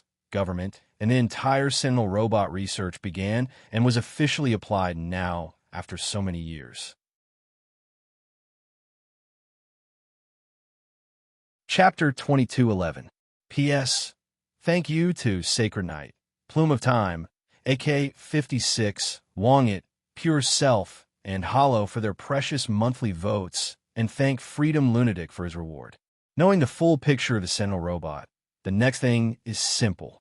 Through S.H.I.E.L.D's authority, he hacked into the systems of the U.S. Department of Defense and Civil Affairs, extracted the most recent movements of the relevant personnel, as well as the manufacturing factories of the hidden Sentinel robots, recorded them, and then cleaned up the tail, exited the system, put away the Book of Elves, launched instant transmission to leave the room, and began to thoroughly clean up the entire Sentinel robot project. And when the gods don't come out, the superheroes don't appear, and the guys who can fight against Sei Ito are either dead or scattered, Sei Ito, who is completely invincible on Earth, didn't spend much effort. In less than an hour, all the proposers, developers, and manufacturers related to the Sentinel robot project, as well as all the relevant technical information about the Sentinel robots and the Sentinel robot factories all over Europe and the Americas were all killed and destroyed. It can be said that from this time on, except for those Sentinel robots who are still out on hunting missions, the entire Sentinel robot project has been completely destroyed and disappeared from history. However, what Sei Ito didn't expect or ignored was that as he killed the relevant personnel of the Sentinel Robot Project and destroyed the robot manufacturing factory, the Sentinel robots sent out seemed to have suddenly undergone some kind of change, and they suddenly mutated, changing their original way of action and becoming more intelligent. Then the Sentinel robots in the United States turned around. They rushed to New York. A few hours later, in the early morning, in front of a villa near the western suburbs of New York, several Sentinel robots suddenly appeared around the villa and walked towards the villa step by step. Just a moment. The Sentinel robots walked to the front of the villa, then stretched out their big metal hands, grabbed the main body of the villa, and forcibly tore it off the villa. Boom! Boom, boom. Soon, the top and part of the walls of the entire villa were completely destroyed, revealing the buildings and the people living in the villa. There were two adults, a man and a woman. The man had soft silver short hair, a tall and strong figure. He was wearing strange, tight-fitting clothes. The woman had a head of naturally wavy brown hair. She was tall and slender, and her face was beautiful. Her hands gently flipped, and she tightly fastened the straps of her furry nightgown. Her brows were slightly furrowed as she looked at the Sentinel robot in front of her. This man and woman are none other than the super agents who are now affiliated with S.H.I.E.L.D., Scarlet Witch. Walter Maximoff, and Quicksilver. Pietro Maximoff. What's going on? Didn't S.H.I.E.L.D. already guarantee that we won't be attacked by them? Why are they here now? And why did they tear down our house? Quicksilver complained to Scarlet Witch as he looked at the Sentinel robots that appeared around the villa with an unhappy face. How would I know? Scarlet Witch said angrily. Well, I think I. But since they are here, let me see if they are as terrible as the rumors say. Quicksilver shrugged. Silver's figure. He disappeared from Scarlet Witch's side in an instant. Then a muffled sound suddenly spread in the night sky, and a Sentinel robot seemed to be hit by a high-speed truck. It flew backward with its limbs stretched out. Then the second one, the third one. But in a moment, all the Sentinel robots that appeared around the villa were sent flying. That's all there is to it. In the next second, Pietro, who reappeared beside Scarlet Witch, looked at the Sentinel robots that had fallen on the ground around him with disdain. Don't be careless, Scarlet Witch reminded him. Don't worry, they can't hurt me, Quicksilver said proudly. The electronic eyes of the Sentinel robots flashed with scarlet light. They got up from the ground. They're quite durable. Quicksilver, who saw the Sentinel robots get up from the ground again, curled his lips. With a flicker of his body, he disappeared from the Scarlet Witch's side once more. Boom. Then, the familiar muffled sound was once again transmitted in the quiet night sky. But this time it was different from before. Quicksilver's wind attack was blocked by a telekinetic barrier that suddenly appeared beside the Sentinel robot. Then, two thick red laser beams were ejected from the mouths of the other two Sentinel robots, instantly shooting beside the Sentinel robot that was attacked. Chi! The laser beam was like a sharp, cutting knife, immediately carving out a long black mark on the ground. Pietro! Scarlet Witch exclaimed. I'm fine. Quicksilver, who appeared beside Scarlet Witch in an instant, said, Let's do it together. Scarlet Witch said, No, I want to teach them a lesson myself. Quicksilver insisted. Pietro! Scarlet Witch said angrily. But Quicksilver, who had already made up his mind, ignored her. His figure flashed, and he activated his ability to enter the hyperdrive world. The Sentinel robots, which had become more intelligent because of the program mutation, also moved together and opened their mouths to launch a wave attack. Air ripples visible to the naked eye were generated from the Sentinel robots and quickly spread out in all directions. Then there was a muffled sound, and Quicksilver's figure, who had entered the hyperdrive world, suddenly appeared in midair and flew backward with a painful expression on his face. Then, the Sentinel robots that forced Quicksilver out of the hyperdrive world did not hesitate. They turned their heads and once again shot a laser beam at Quicksilver, who was flying backward and had no place to run into the hyperdrive world. The scarlet laser beam cut through the space and instantly fell on Quicksilver's body, who had nowhere to hide. Boom! Quicksilver, who was originally flying backward, was shocked and flew backward at a faster speed. In a blink of an eye, he hit the wall of a building not far away. Boom! The wall cracked. A large black crack as thick as a baby's finger appeared. Wow! Quicksilver, who felt a tightness in his chest, opened his mouth and vomited a large amount of bright red blood. Pietro, Scarlet Witch's expression changed greatly. Then, a Sentinel robot turned around and walked towards Quicksilver, whose face was full of pain, although he didn't see any other peculiarities of this Sentinel robot. But judging from the increasingly painful expression on Quicksilver's face, it is clear that he is launching an invisible attack at this time. Otherwise, with Quicksilver's strong body that can withstand a speed of tens of kilometers per second, how could he be seriously injured by a mere laser attack and be unable to move for a long time? The remaining Sentinel robots turned in unison and locked onto the Scarlet Witch with their electronic eyes. "Walter, run," Quicksilver said in a difficult voice. "No," Scarlet Witch said firmly. Then she stretched her palm forward and looked firmly at the Sentinel robots in front of her. The next moment, one of the Sentinel robots stopped moving. With a muffled bang, his entire body shattered without any warning, turning into a pile of messy metal fragments. They flew over and fell to the ground, making ding, ding, dang, dang sounds of shattering. Then, Scarlet Witch, who had succeeded in her attack, moved her arm and pointed to another Sentinel robot. The Sentinel robot, who had recorded Scarlet Witch's previous attack, naturally would not give Scarlet Witch time to cast magic. The cold machine opened its big mouth and shot out a laser beam. Seeing the attack coming, Scarlet Witch's mind moved. She changed the distortion force field that she had originally cast into an energy force with a more protective effect and covered her head. Boom! The laser beam arrived and hit the energy barrier erected by the Scarlet Witch. However, it was precisely because of her defensive behavior that Scarlet Witch fell into a passive situation. The remaining Sentinel robots judged that this was a rare opportunity. In an orderly order of attack, they launched attacks on Scarlet Witch one after another. A series of laser beams hit the energy field supported by Scarlet Witch like rain. And as the old Chinese saying goes, if you keep defending, you will lose. Under the continuous bombardment of the Sentinel robots, Scarlet Witch, whose spirit was constantly affected by the energy impact, gradually turned pale, and fine sweat appeared on her forehead. Finally, after defending against a few more laser beams, she could no longer maintain the barrier. She dodged to the side in a sorry state. The Sentinel robots that had broken through Scarlet Witch's energy field also stopped attacking one after another and turned back into cold machines. With a bang, they jumped in front of Scarlet Witch and stretched out their cold robotic arms to grab Scarlet Witch. The Scarlet Witch waved her hand and fired an energy blast from her palm, knocking the Sentinel robot in front of her away. But immediately, more Sentinel robots jumped around her.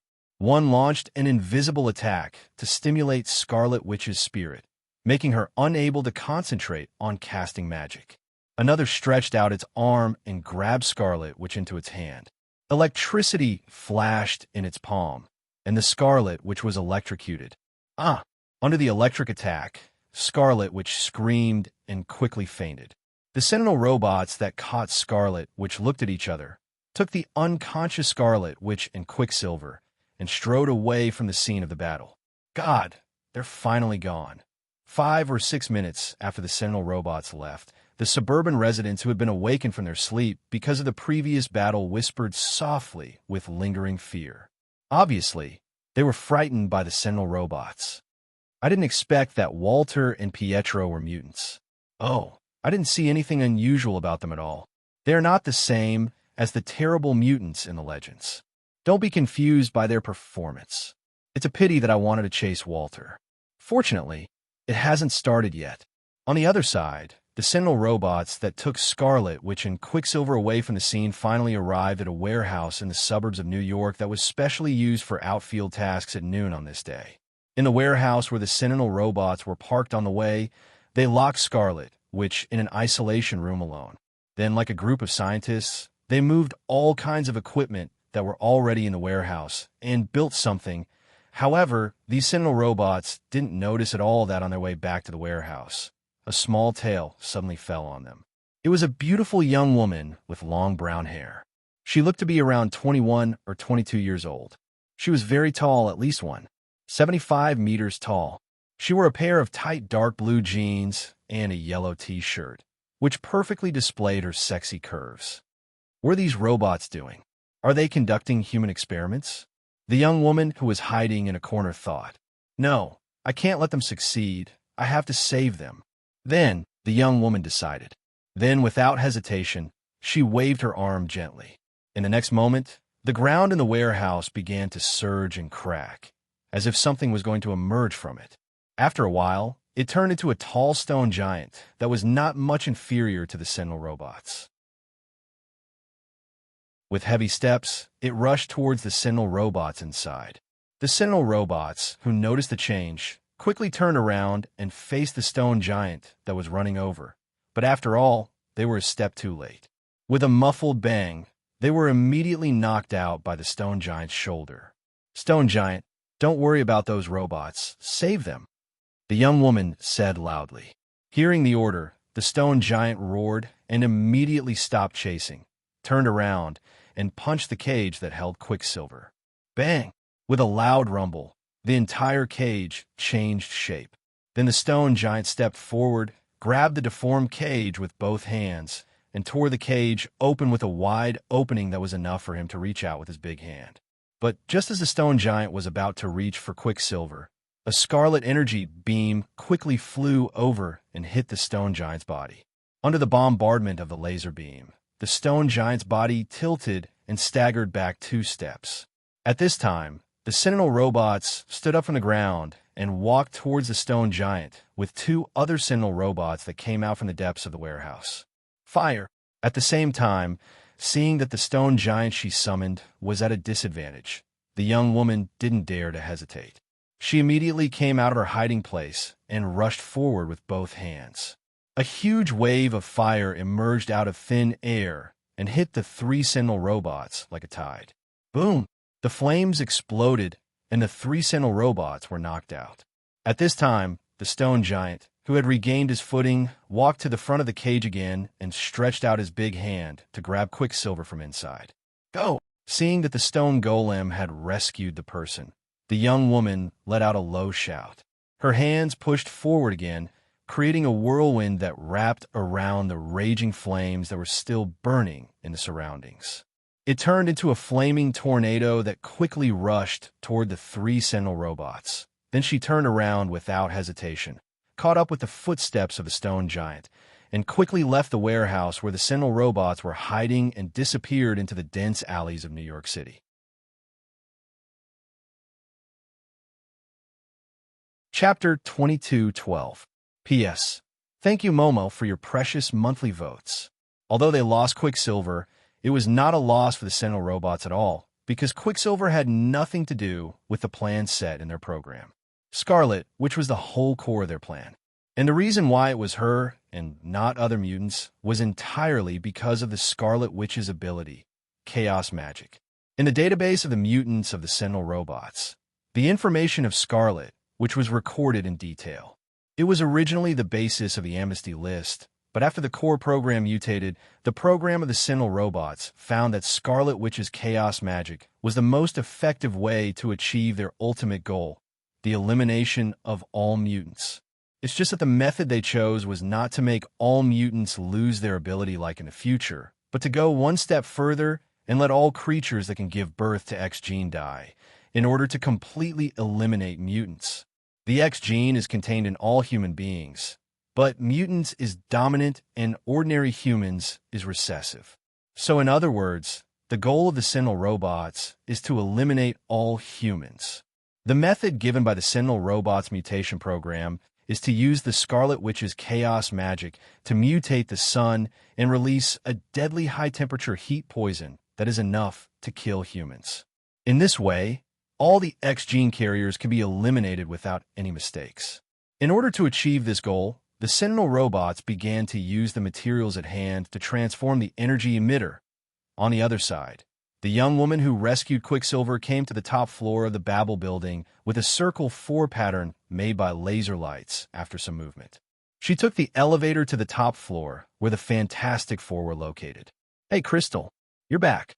The young Johnny Thunderbolt saw the young woman coming back and greeted her with a happy face. "Johnny, hurry. Save him."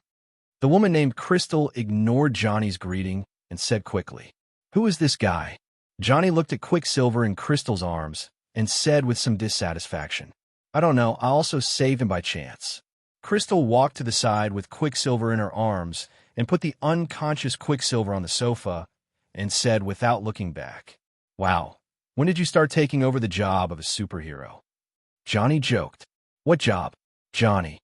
At this time, as the door opened, the city beauty dressed in trousers and a white shirt, Susan the Invisible Woman, asked. Johnny opened his mouth, but before he could finish his sentence, Crystal's voice sounded. "Susan, you came just in time. Help me take a look at him." Hearing Susan's voice, Crystal hurriedly turned her head and said to Susan, "Who is he? Your compatriot?" asked Susan, who had only just noticed the stranger in the room. At the same time, he walked to Crystal's side and checked Quicksilver's condition. "No, I saved him from a few robots on the street," Crystal replied. "Robot? Are you sure you didn't see wrongly?" Johnny asked in surprise. "Yes, a few 4-meter-tall humanoid robots that can shoot laser beams with their mouths," Crystal confirmed. "And they seem to be preparing to do something. I saw it. In addition to this man, another woman was also captured by them. I feel that she might be in danger. His condition doesn't look good. I think we'd better let Richard take a look." At this time, Susan, who probably used her medical knowledge to check Quicksilver's physical condition, turned her head and said to Crystal, "Okay." Crystal nodded and agreed. Then her fingers swiped at Quicksilver. A breeze visible to the naked eye suddenly appeared under Quicksilver's body and lifted his body up from the sofa. "Also, Johnny, can I trouble you to go to the place that Crystal said and see the situation?" Susan turned her head and looked at Johnny, who was eating an orange, and said, Okay, I got it. I will go and rescue the princess trapped in the Steel Devil's lair." Johnny said helplessly, "Their location is..." Crystal quickly told him the hiding place of the Sentinel robots. "Okay, wait for my news." Johnny casually tossed the half-eaten tangerine to the side and walked to the balcony at the side. He called out, and his body suddenly ignited with raging flames. He flew towards the address mentioned by the crystal with his long red tail. "Devils, your Uncle Johnny is coming." The arrogant words immediately echoed in the sky. According to the law of the Marvel world, as long as there are other superheroes involved, then terrible things can be saved in the end. So if there is no accident, the plan of the mutant Sentinel robots is destined to fail with the participation of the Fantastic Four. On the other side, through the recorded data of the Sentinel robots, say Ito, who made a Sentinel robot search radar as quickly as possible, set off again after getting the radar. He transformed into an Earth sanitation worker and began to clean up the remaining wandering Sentinel robots. It's just that he didn't know until he checked, and he was shocked. In just a few months, the Sentinel Robots project became a mutant cleanup plan implemented worldwide under the promotion of the World Security Council. So even if, say, Ito destroyed the manufacturing factory of the Sentinel robots, there was still a large number of Sentinel robots outside. Just in the United States, the radar showed that there were 200 Sentinel robots scattered in major cities in the 50 states of the United States. For the power of the world, say Ito sighed. Then his figures scattered and divided into hundreds of shadow clones, each holding a book of the elves to contact, say, Ito himself. Then they each launched instant transmission and disappeared from the spot, cleaning up the remaining Sentinel robots. And one of the shadow clones unsurprisingly found a Sentinel robot that was about to control the Scarlet, which to complete the final mutation work.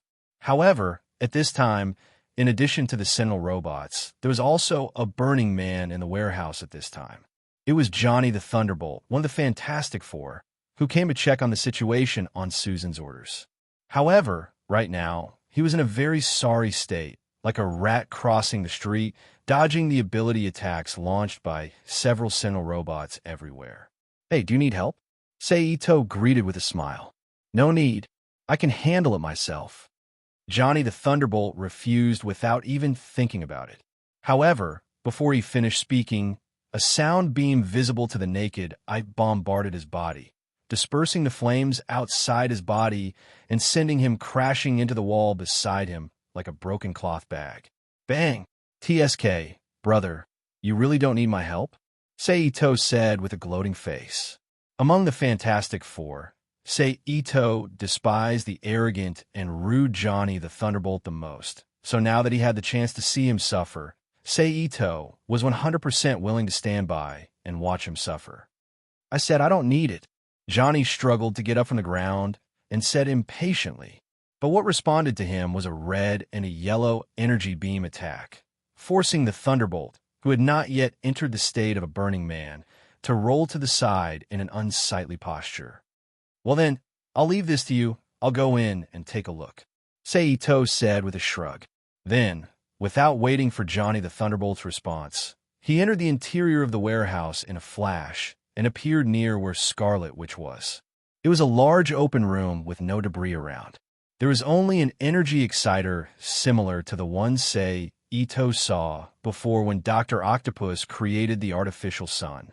It was placed in the middle of the room, and there were dozens of thick and long black cables connected to the outside of the warehouse. Scarlet Witch, who was almost naked and only wearing a pair of red-laced underwear to cover her body, was tied up in the middle of the instrument.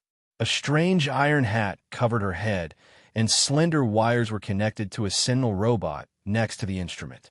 On both sides of this Sentinel robot, there were 3 other Sentinel robots guarding the surroundings like bodyguards. This scene, F*CK. Don't tell me they're going to play the game of a mutated sun?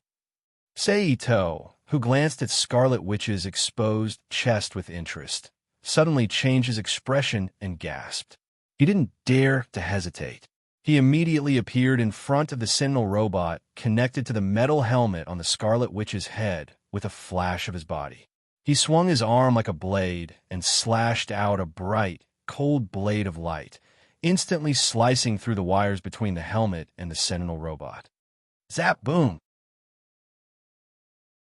Electric light shot out, producing a small burst of low explosive sound.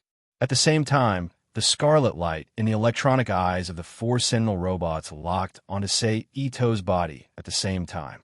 Seito didn't care if they locked onto him or not. His figure flashed again, and he appeared behind a Sentinel robot. With a light wave of his hand, it landed on the Sentinel robot's body. Then, with a soft sound, the Sentinel robot was instantly enveloped by a vigorous purple-green flame.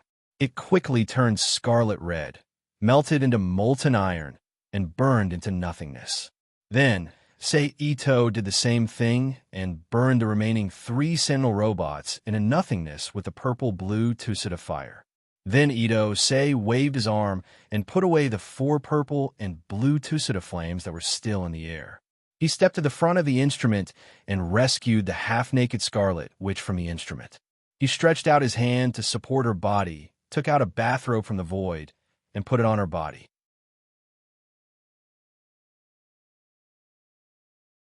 Chapter 22:13. Seito carried Scarlet Witch on his back and walked out of the warehouse. At this time, Thunderflame was no longer as miserable as when he first met him. Furthermore, he didn't know how he managed to get rid of one of the Sentinel robots. Only the other 2 Sentinel robots were left to deal with him. "Looks like you really don't need my help." Seito chuckled when he saw the situation.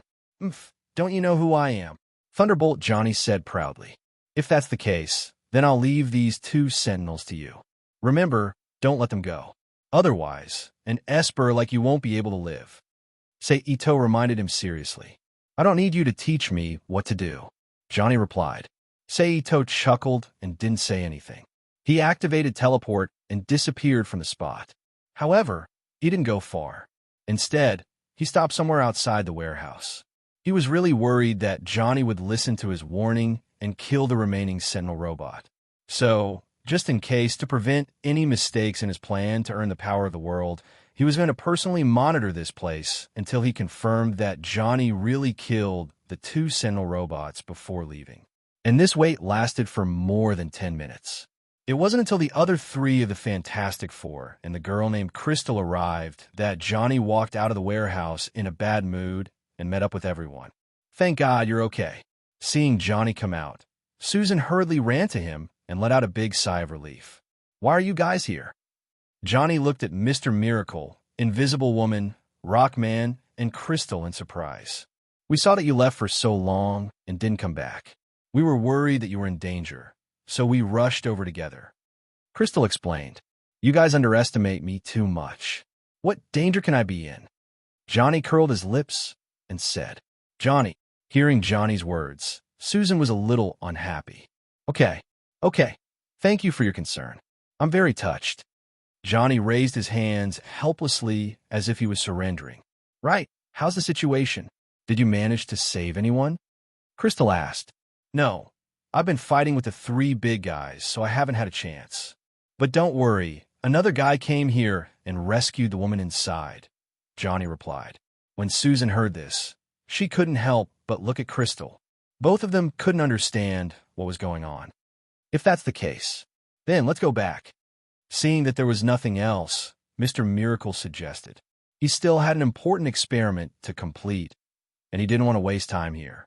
"All right, let's get out of here," Susan agreed. Then, the Fantastic Four and Crystal did not stay any longer. They all got into the car and drove back to their headquarters, the Bob Building. It wasn't until their car had completely disappeared that Ito came out of his hiding place with Scarlet Witch in his arms. He walked slowly back to the warehouse to confirm the destruction of the Sentinel robots inside. Luckily, Johnny wasn't very reliable. However, the power of his superpower was not bad. The remaining two Sentinel robots were turned into two puddles of molten metal under his high-temperature flames, solidifying on the ground in a huge lump. It looked disgusting. After confirming that the Sentinel robots here were all destroyed, Ito didn't stay any longer. He activated instant transmission and left the scene, returning to his original body. "How did you get together with her?" Ito looked at the shadow doppelganger that returned with the Scarlet Witch in his arms. "Consider it an unexpected gain." The shadow clone that reached out and handed Scarlet Witch to Ito smiled. "Okay, I'll leave her to you. You can deal with her as you see fit." After saying that, it exploded into a cloud of smoke with a puff sound and disappeared into the air. Ito took Scarlet Witch. He frowned slightly as he recalled the memory transmitted back from the shadow clone. "Fortunately, I didn't slack off. After building the radar, I immediately started to clean up the scattered Sentinel robots. Otherwise, those Sentinel robots might have succeeded." After a while, Ito, who roughly knew the cause and effect through the memory stimulation, said with some relief, "After all, although he came to this world to earn the power of the world, not to conquer the world and devour the world, he was not so crazy as to ignore the life and death of a world's people for the sake of the power of the world. What's more, these people were Earthlings like him. So Ito felt very comfortable in his heart for being able to stop the Sentinel robots' plan to exterminate mankind. Then Ito temporarily put this matter aside and continued to pursue the scattered Sentinel robots. He didn't want to leave any fish that escaped the net and do something uncontrollable again. After more than an hour, under the pursuit of Ito's countless shadow clones, all the Sentinel robots outside were burned into a pool of molten iron by him. Unless there was a powerful person who could control time, otherwise, the group of government personnel would not be able to replicate new Sentinel robots with this molten iron. After carefully confirming that there was no Sentinel robot on Earth, Ito put away all the shadow clones and left with the unconscious Scarlet Witch. He appeared in someone else's house and gently put Scarlet Witch on the bed. Ito, who had put the Scarlet Witch down, retreated from the bed and sat on a chair. He closed his eyes and meditated to recover the slight spiritual loss caused by today's action. Unknowingly, several hours passed in a blink of an eye. About 1 o'clock in the middle of the night, accompanied by a seductive whisper, Scarlet Witch, who had been unconscious for nearly a day, finally woke up and opened her bright sky-blue eyes. "You're awake," Saito said softly. Scarlet Witch, who was still a little confused, was shocked when she heard this. She turned her head and looked at Saito. "It's you." Scarlet Witch was surprised. Then she exerted force on her waist and sat up from the bed, but then she felt a chill on her chest, causing her to subconsciously look at her chest. In an instant, a familiar touch of white and messy clothes came into her sight. Scarlet Witch's face changed slightly, and she quickly tidied up her clothes to cover the exposed spring scenery. "Why am I here? Where's Pietro?" Scarlet Witch, who had tidied up her clothes, asked in a deep voice. "I happened to save you from the Sentinel robots when I destroyed them. Because you were still unconscious at that time, I took the initiative to bring you here. As for your brother Pietro, I didn't see him when I saved you, but I don't think he should be in danger, because when I saved you, Thunderbolt of the Fantastic Four also appeared in that place. So if I'm not mistaken, they saved your brother Pietro." Saito explained, "Of course, we can't rule out the possibility that someone else saved Pietro. You need to investigate this yourself later." "I see, thank you." Scarlet Witch, who heard that her brother was fine, was slightly relieved and thanked him. "It's nothing." Saito smiled, then changed the topic and continued. "But if you can, I hope you can do me a favor." "What?" Scarlet Witch frowned. This kind of behavior immediately weakened the few good feelings that Scarlet Witch had for Saito in her heart. "I want to study the chaos magic you have mastered. Is that okay?" Saito asked. "Of course, if you don't want to, just say it. I won't force you. Not to mention that the other party is a beautiful woman like you. How do you want to study it?" Scarlet Witch, who frowned but did not refuse at first, asked. "If you can, I hope you can teach me chaos magic." Saito smiled. "Sorry, I'm also confused about chaos magic myself. I can only use it, but I don't know its principle and how it works, so I can't teach you chaos magic." Scarlet Witch shook her head. "If that's the case, then we can only use the second method. That is, you cast chaos magic, and then I will feel the changes during this period, so as to understand how it exists as much as possible." Saito thought about it and said, "This method can work, but there's one thing I need to remind you in advance. That is, my chaos magic is not completely under my control. It may work or fail, but whether it works or fails, it will cause a certain degree of change to the existing world. I can't be sure whether this change is good or bad, so I can't be sure whether it will pose a threat to your life. So, do you still want to study it?" Scarlet Witch looked at Saito with a serious face and reminded him solemnly. "This is troublesome." Saito frowned. How powerful is Scarlet Witch's chaos magic? Because of her mental breakdown, she directly burst out with the strength of Omega level and killed 99% of the mutants on the entire Earth, leaving less than 100 endangered species left from the originally large group of mutants. And because of various reasons, they were able to escape the influence of chaos magic and were not eliminated. The second time, because of the control of a certain witch, Scarlet Witch, who went berserk again, turned the world into the Middle Ages. The third time, because of an unexpected factor, Scarlet Witch, who went berserk again, eliminated the power of all the superpowers in the entire world, including the power of Doctor Strange and the Molecular Man, which even the Court of Life was afraid of. Even the Hulk and the mutants couldn't escape. And according to Doctor Strange research, Scarlet Witch's chaos magic was a powerful force that could interfere with the multiverse, which even the gods in the unit universe couldn't do. So at present, Saito couldn't tell whether he was a god in the unit universe or a multiverse in the Marvel world. He really didn't think that he could resist Scarlet Witch's chaos magic.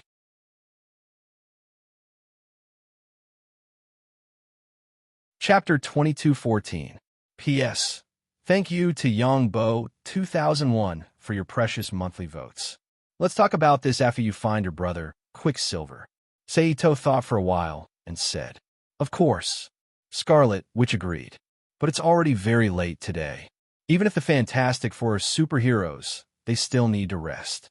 How about we go to the Paz building after dawn?" Then Saito persuaded, "Well, I hope Pietro is really as lucky as you said." Scarlet, which looked at the sky outside the window, nodded and sighed. Have a good rest. I'll be outside the house. Call me if you need anything.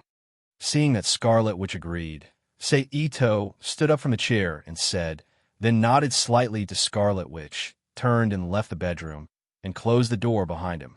Oh, bang!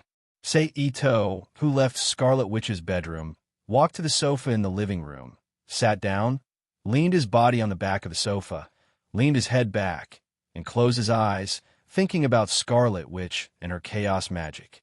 In fact, Ito's desire to learn chaos magic is not too strong. Although the power of chaos magic is indeed very powerful, from the point of view of the effect alone, it even has the ability to reverse cause and effect, create things out of thin air, and other powerful abilities. But for Ito, who has already determined his own advancement system and is ready to rely on the laws of time and space to prove himself, it is not of much help.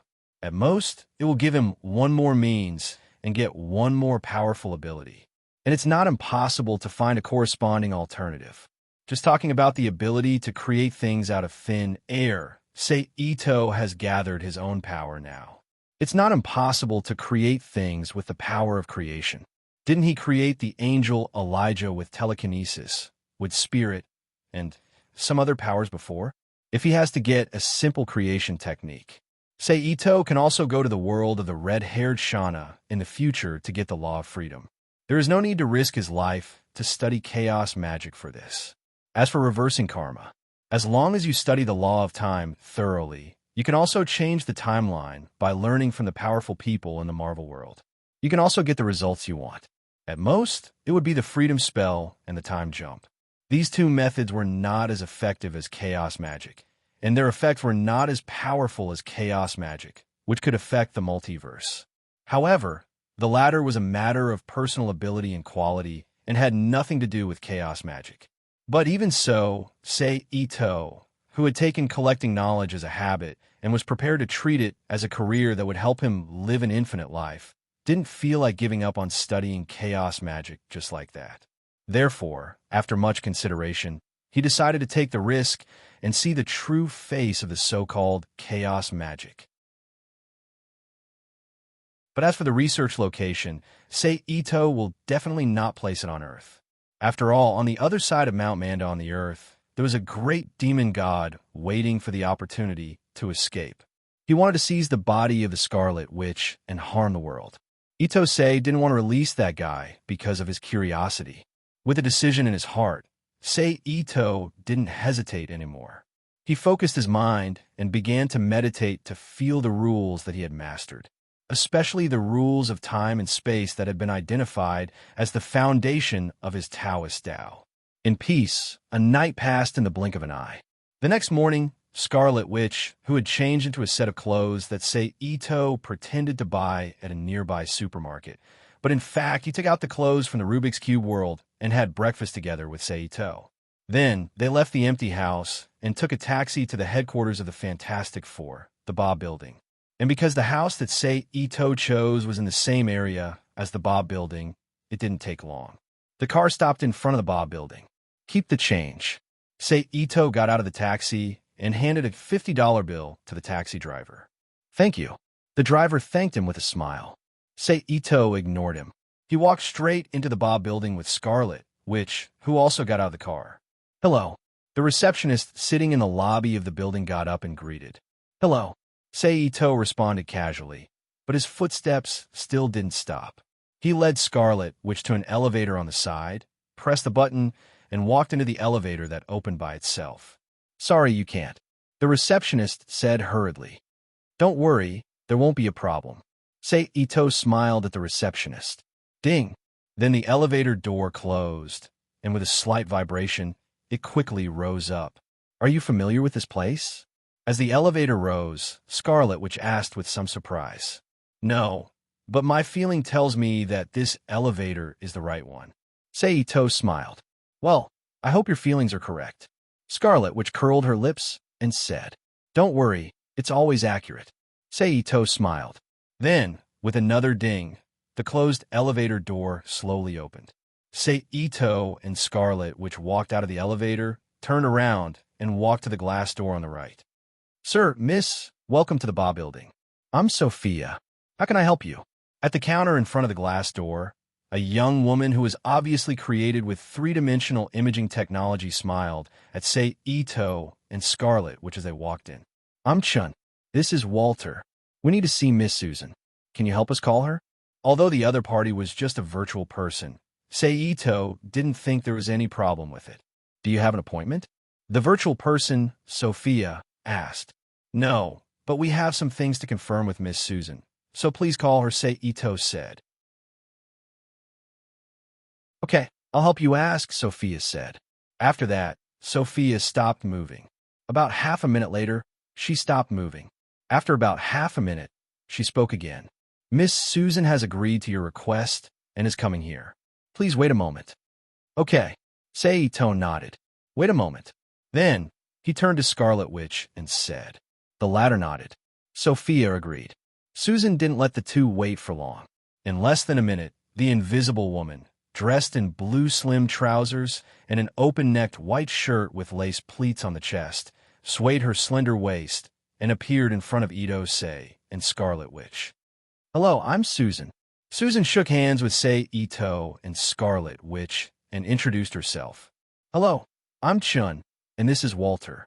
After shaking hands, Ito Mori, who was still in charge, said, "We came here this time mainly because we want to confirm something with you." "What is it?" Susan asked curiously. Sei Ito turned his head and looked at Scarlet Witch. Scarlet Witch didn't hesitate. She reached out and drew a line in the air.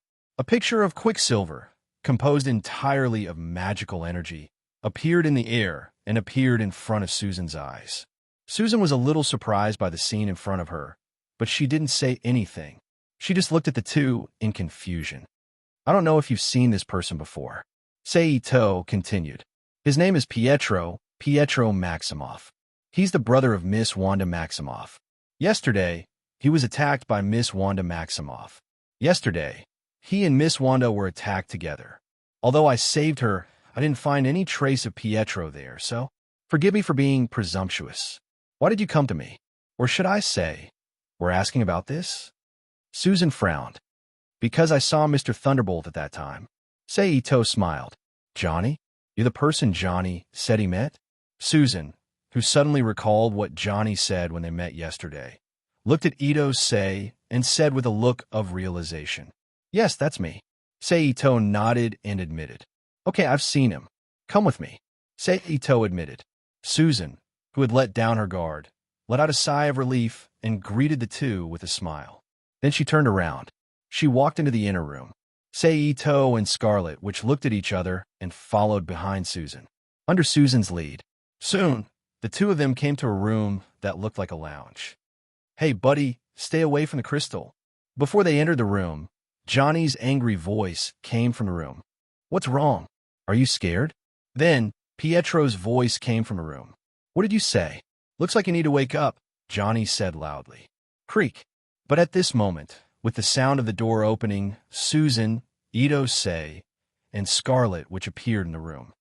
"Johnny," Susan shouted as she walked into the room. Johnny frowned when he saw Susan. He didn't say anything, but the anger on his face didn't disappear. "Wanda." Pietro, on the other hand, shouted at Scarlet Witch in surprise. "Pietro, I'm so glad you're okay." Scarlet Witch quickly stepped forward, hugged Pietro, and said happily with a sigh of relief, "Yes, I'm fine, and it looks like you the same. Thank God." After the hug, Pietro grabbed Scarlet Witch's arms and looked her up and down. "I have to thank Shin. He saved me," Scarlet Witch said as she looked at Sei Ito. Pietro, who saw Sei Ito's face, frowned and said unhappily, "It's you?" Obviously, he still hadn't let go of the grudge he had when he was captured by Sei Ito. Pietro, Scarlet Witch, who noticed Pietro's tone, reminded him, "Okay, thank you for saving Wanda." Pietro had no choice but to thank him. "It's nothing." Sei Ito nodded in response. Then, Scarlet Witch briefly said a few words to Quicksilver. The two then said goodbye to Stone Golem, Mr. Fantastic, and the other Fantastic Four who came later. Under their gazes, they left the pause building together with Ito say, "Remember, stay away from the crystal. Otherwise, don't blame me for being rude." Johnny suddenly shouted as the elevator was about to close. "Don't worry, I'll take care of the crystal," Pietro retorted without showing any weakness. Ding! After saying that, the elevator door closed and quickly descended to the ground floor.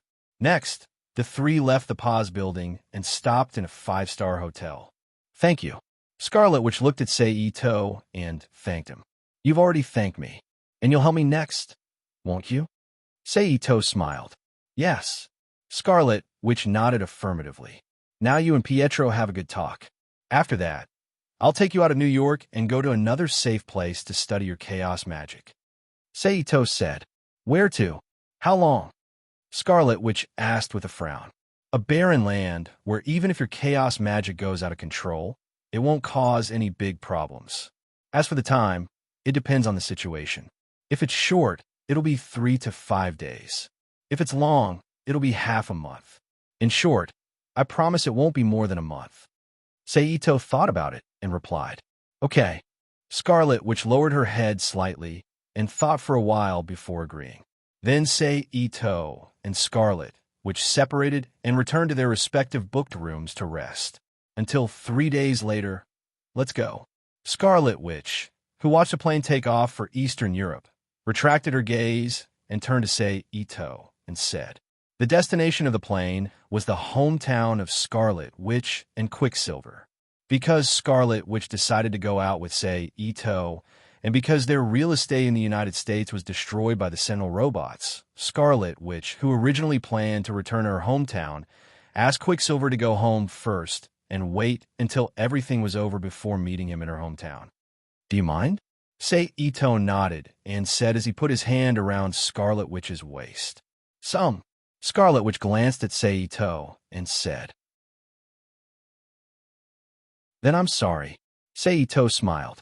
After that, with a thought, he disappeared from the airport with Scarlet Witch and appeared in the vast desert of New Mexico. Then, Seito politely let go of his hand and stepped back from Scarlet Witch. With a thought, he took out a set of black tight leather clothes made by Magic Cube World technology, similar to the X-Men uniform, and handed it to Scarlet Witch. "Put on, and then we'll set off for the real destination," Seito said. Scarlet Witch looked at the clothes in Seito's hand and frowned, but she didn't say anything. She silently took the clothes from his hand, and then the energy field around her moved, and a wind curtain emerged out of thin air, wrapping her figure in the middle of the wind curtain. Seeing this, Seito shrugged and turned to look to the side. Then after about 5 or 6 minutes, the wind curtain disappeared, and Scarlet Witch reappeared in front of Seito in a tight black leather jacket.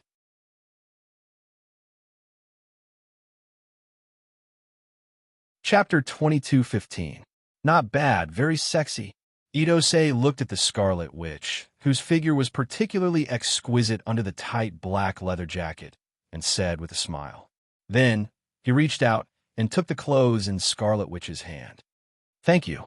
Scarlet Witch, who heard the praise, thanked him and handed the jeans and shirt in her hand to Seito. After receiving the things, Seito moved his arm and the clothes disappeared in his hand. Then, Seito walked to Scarlet Witch's side again and reached out his hand to hug her waist. Scarlet Witch turned her head and looked at Seito for a while. She didn't say anything, which was a tacit acknowledgement of his rude behavior. Then, the two figures flashed and disappeared into the air. The next moment, in the synchronous orbit of Earth, Seito and Scarlet Witch's figure appeared together. "We have a long journey ahead of us." Seito turned his head and looked at Scarlet Witch beside him. "Where are you taking me?" Scarlet Witch sighed, feeling as if she had been tricked. "Mars." Seito smiled and said, "There, no matter how out of control your chaos magic, it will never hurt anyone on Earth. Similarly, it will not cause any changes on Earth that you don't want." "You're so thoughtful," Scarlet Witch said with a hint of annoyance. "Of course, I'm a superhero." Seito laughed and said, "Okay, the plane is about to depart. Please fasten your seatbelt." "Do you mean you want me to hug you tightly?" Scarlet Witch looked at Seito and said with a smile, "It would be great if that's the case." Seito smiled. "Umph."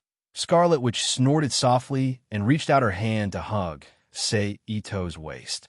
Feeling the fullness and softness of her chest, Seito smiled gently and immediately used telekinesis to push the void.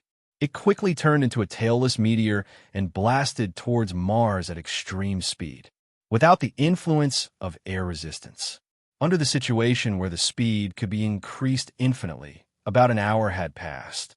Seito, holding the Scarlet Witch, broke through the atmosphere of Mars under the protection of the psychokinetic barrier and fell to the ground at high speed.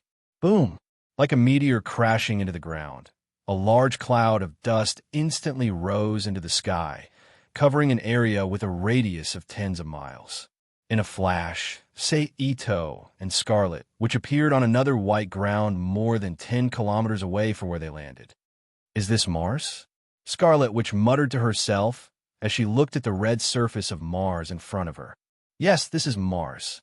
Seito smiled. "Do you see the buttons on your wrist? Press it now, and I'll withdraw my protection for you." Then, Seito's eyes fell on the cufflinks of the black tights worn by Scarlet Witch and said, "This." Scarlet Witch lowered her head. Scarlet Witch lowered her head and pressed the button with her hand. In an instant, the inside of the tights on Scarlet Witch's body lit up slightly, and lines as thick as fingers appeared like circuit board patterns, exuding an invisible force and attached to Scarlet Witch's body. Then Scarlet Witch felt her breathing become clear, and her spirit became excited involuntarily. "What is this?" Scarlet Witch, who felt the change in herself, turned her head to look at Seito beside her and asked curiously. "It's a multi-functional protective garment. It can provide you with enough oxygen to survive in the universe like a spacesuit, and in addition to that, it also has many additional functions such as fireproof, waterproof, radiation-proof, antivirus, and so on. It can be said that as long as you have this garment in your hand, you don't have to worry about space exploration." Seito, who saw that Scarlet Witch had activated the function of the garment, put away the psychokinetic barrier covering the two of them, exposing Scarlet Witch directly to the environment of Mars. "It's really a good thing." Scarlet Witch looked at the tights on her body and couldn't help but admire. "Now it's your turn. Because we have to live on Mars for a while, you'd better use your chaos magic to create a house and enough living items for us, otherwise the two of us will probably have to live like savages on Mars." Seito spread out his hands. He shrugged and joked.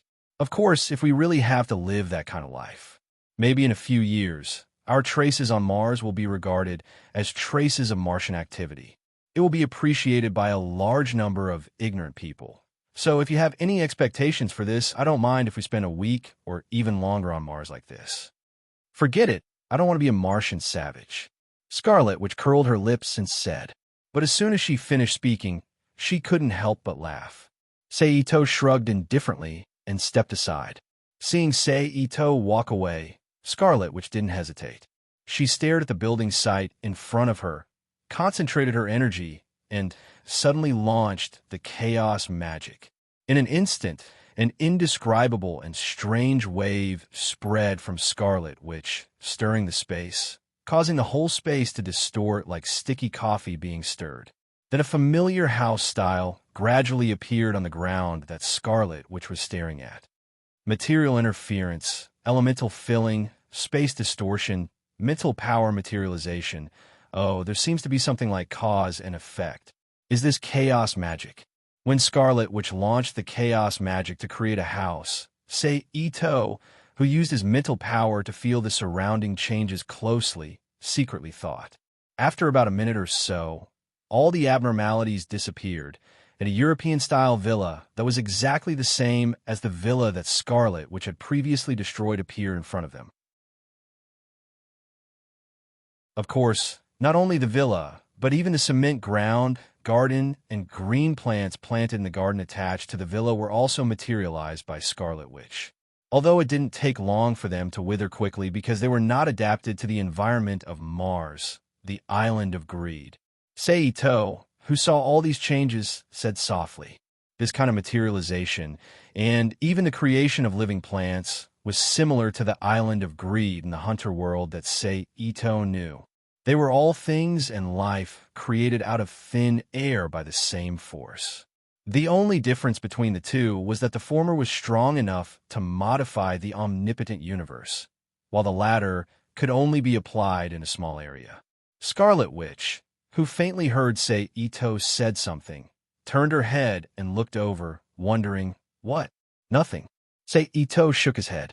But secretly, Ito planned to restudy the materialization ability of the 6 telekinesis systems. It seems that I have indeed neglected the power of telekinesis. Come on, see if you're satisfied. Scarlet Witch, who didn't delve deeper, invited him. Okay, Ito smiled. Then together with Scarlet Witch, he walked to the villa that was created out of thin air, opened the door, and entered the house. After that, things were simple. In addition to the normal daily communication, the Scarlet, which would show him chaos magic once a day according to Ito Cheng's request, so that Ito Cheng could feel and study it. And he didn't know if it was because they were far away from the earth and didn't have to worry about this and that. But the success rate of Scarlet Witch's chaos magic had obviously improved a lot. From the beginning of the research until now, whether it was making Scarlet, which creates simple, inanimate substances like food out of thin air, or weak living things like flowers and plants, there was not a single failure, which surprised Scarlet Witch herself. In this way, a month passed in the blink of an eye. Okay, the agreed time is up. That's it. On this day, after feeling the chaos magic cast by Scarlet Witch again, Ito said, Huh, is that so? I didn't expect a month to pass so quickly. Scarlet Witch, who had just released the chaos fluctuations, exhaled softly and said with some emotion, Why, can't bear to part with it? Ito looked at Scarlet Witch with interest and asked, Can't bear to part with this quiet life? Or can't bear to part with me? You are not someone to me. Why can't you bear to part with it? Scarlet Witch said as she rolled her eyes at Ito angrily. That's really a regrettable answer. I thought that after this month of sex, we would have been used to each other's existence and used to the quiet life now. I didn't expect. Oh, it's my wishful thinking. Ito shook his head and sighed with a hurt expression. Scarlet Witch heard the words and opened her mouth, not knowing how to answer. Well, although it's not much, I admit that I really can't bear to part with you and the quiet life now. After a while, Scarlet Witch said softly. Really? Ito was surprised. Yes. Now that she had said it, Scarlet Witch admitted it generously and nodded to confirm it. Ha ha. I told you. How could you be willing to part with it? Ito laughed proudly. You? Scarlet Witch frowned as she felt that Ito's performance was a bit wrong. Ha ha ha ha, I was just teasing you. Ito laughed. Bastard, you are still as annoying as ever. Scarlet Witch said angrily. Who told you not to tell the truth? Ito smiled and looked at Scarlet Witch with a smile. Well now, take me back to Earth. I don't want to see you again. Scarlet Witch said as she got up from the sofa. Well, I was wrong. I apologize. I shouldn't have teased you like that. We will go back to Earth, but before that, let's finish this last meal on Mars together. Ito quickly stood up, took Scarlet Witch's hand, and apologized. For the sake of these last days on Mars. Scarlet Witch said. For the sake of these last days on Mars. Ito said.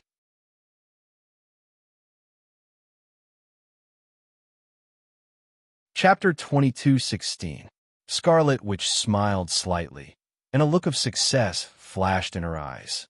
Walter, Ito, who noticed the light flashing in Scarlet Witch's eyes, raised his eyebrows and asked, Are you the only one who can lie to me? And I can't lie to others. Scarlet Witch said proudly. Well, you win. I was fooled by you. Ito, who was amazed that women were born to be actors, sighed and said nothing. He led Scarlet Witch to the dining table and shared their last meal on Mars with her. After the last meal, Ito and Scarlet Witch were too lazy to pack up their things.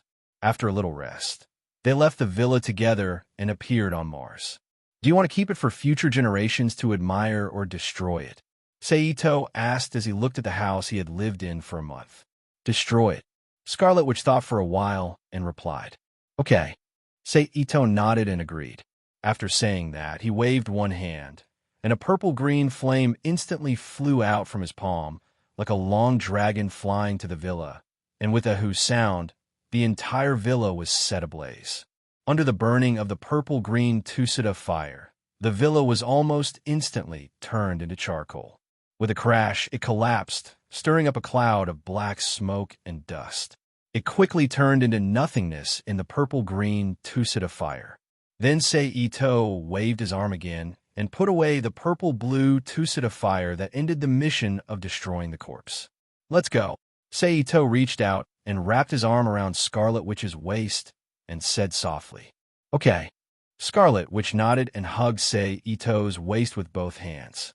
Then Ito wrapped the bodies of the two with psychokinesis and rushed forward. Turning into a retrograde meteor, he quickly broke through the atmosphere of Mars and returned to the universe, shooting towards Earth with infinite acceleration. About an hour later, Ito and Scarlet, which appeared in the geosynchronous orbit and quickly offset the increased inertial force by flying around the Earth.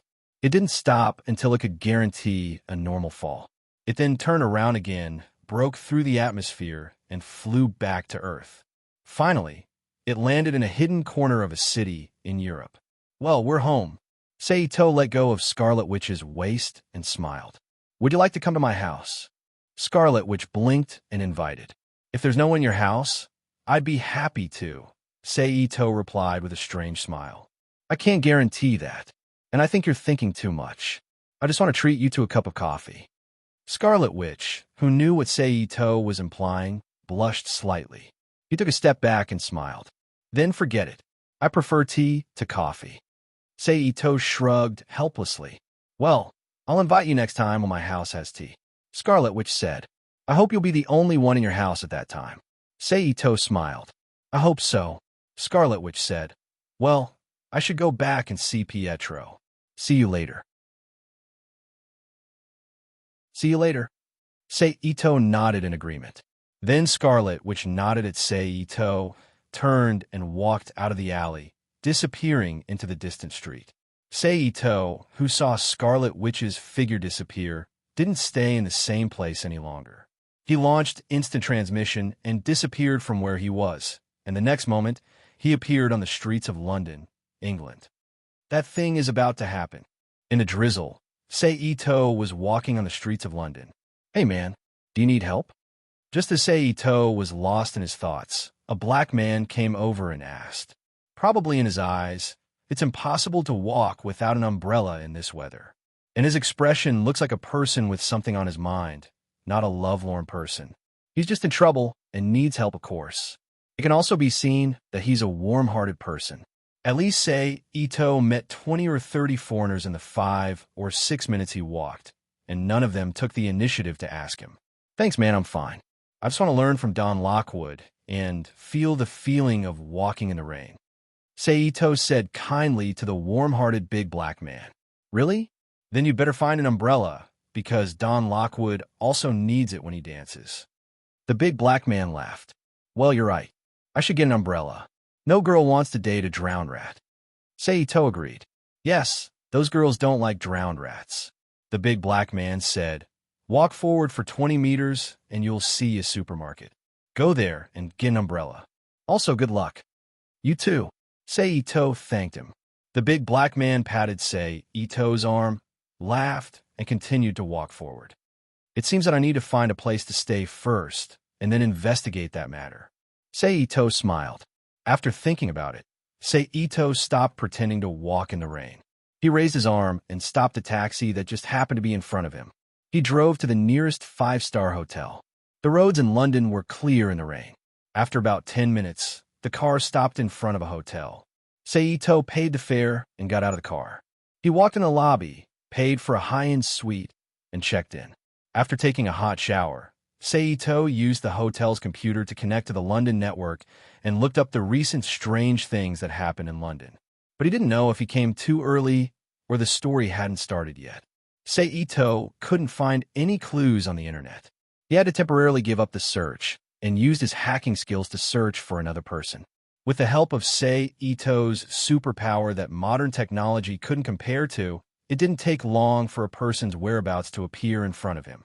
The name recorded on it was none other than the person Sei Ito was familiar with, Jane Foster. That's right.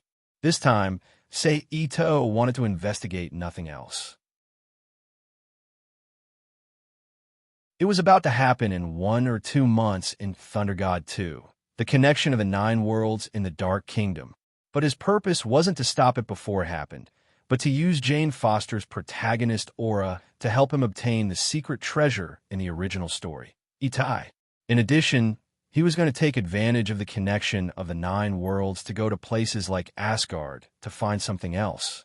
Then Sei Ito took out the Marvel World smart transceiver that had been modified by the technology in the Magic Cube world and transferred Jane Foster's mobile phone signal monitoring program to his own mobile phone to observe from time to time. Then he started to clean up all the traces of intrusion, exited the program, turned off the computer, and returned to the bedroom to rest. Of course, in order not to make his life too boring for 1 or 2 months, Sei Ito deliberately released the White Queen Emma from the Magic Cube world to spend this time with him in London. And just as Sei Ito was living a wonderful and romantic life in London, the situation in the United States changed.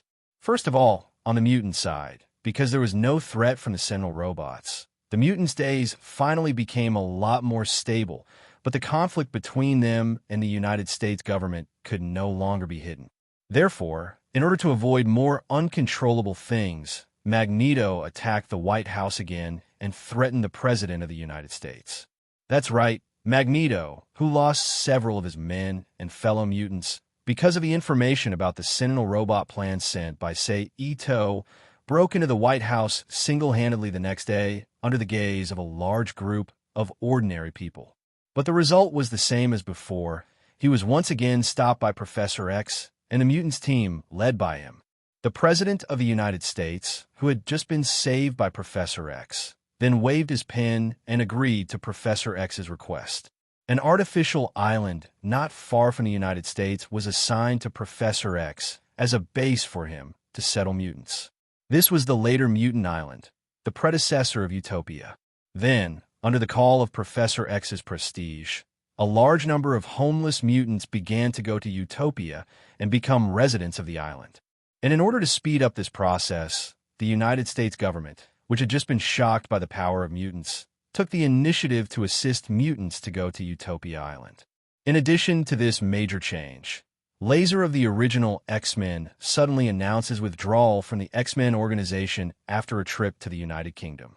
He was engaged to Madeline, a beauty he met in the United Kingdom, and decided to live in the United Kingdom from now on. Then there was S.H.I.E.L.D. After a period of discussion and selection, Osborn, who was thought to be killed by Spider-Man, attacked the founder, Green Goblin Norman Osborn, was suddenly given a heavy responsibility and became the new S.H.I.E.L.D. commander. And in his own name and relationship, he formed another Avengers team. Naturally, as a form of resistance, Captain America, who had been persuaded by Tony Stark, came out again and re-established the Avengers with Tony Stark. They secretly fought against Norman Osborn and the other members of the organization made up of criminals and villains. At this point, the Civil War era ended, and the American heroes officially entered the Dark Reign period.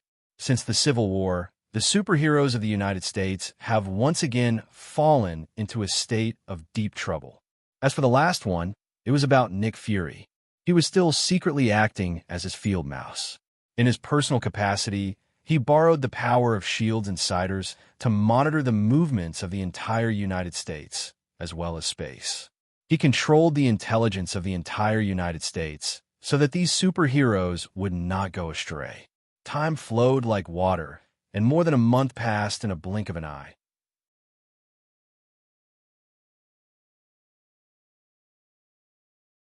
Chapter 2217. P.S. Thank you to @NickFinney for your precious monthly votes. P.S. New book, waiting for editor to review.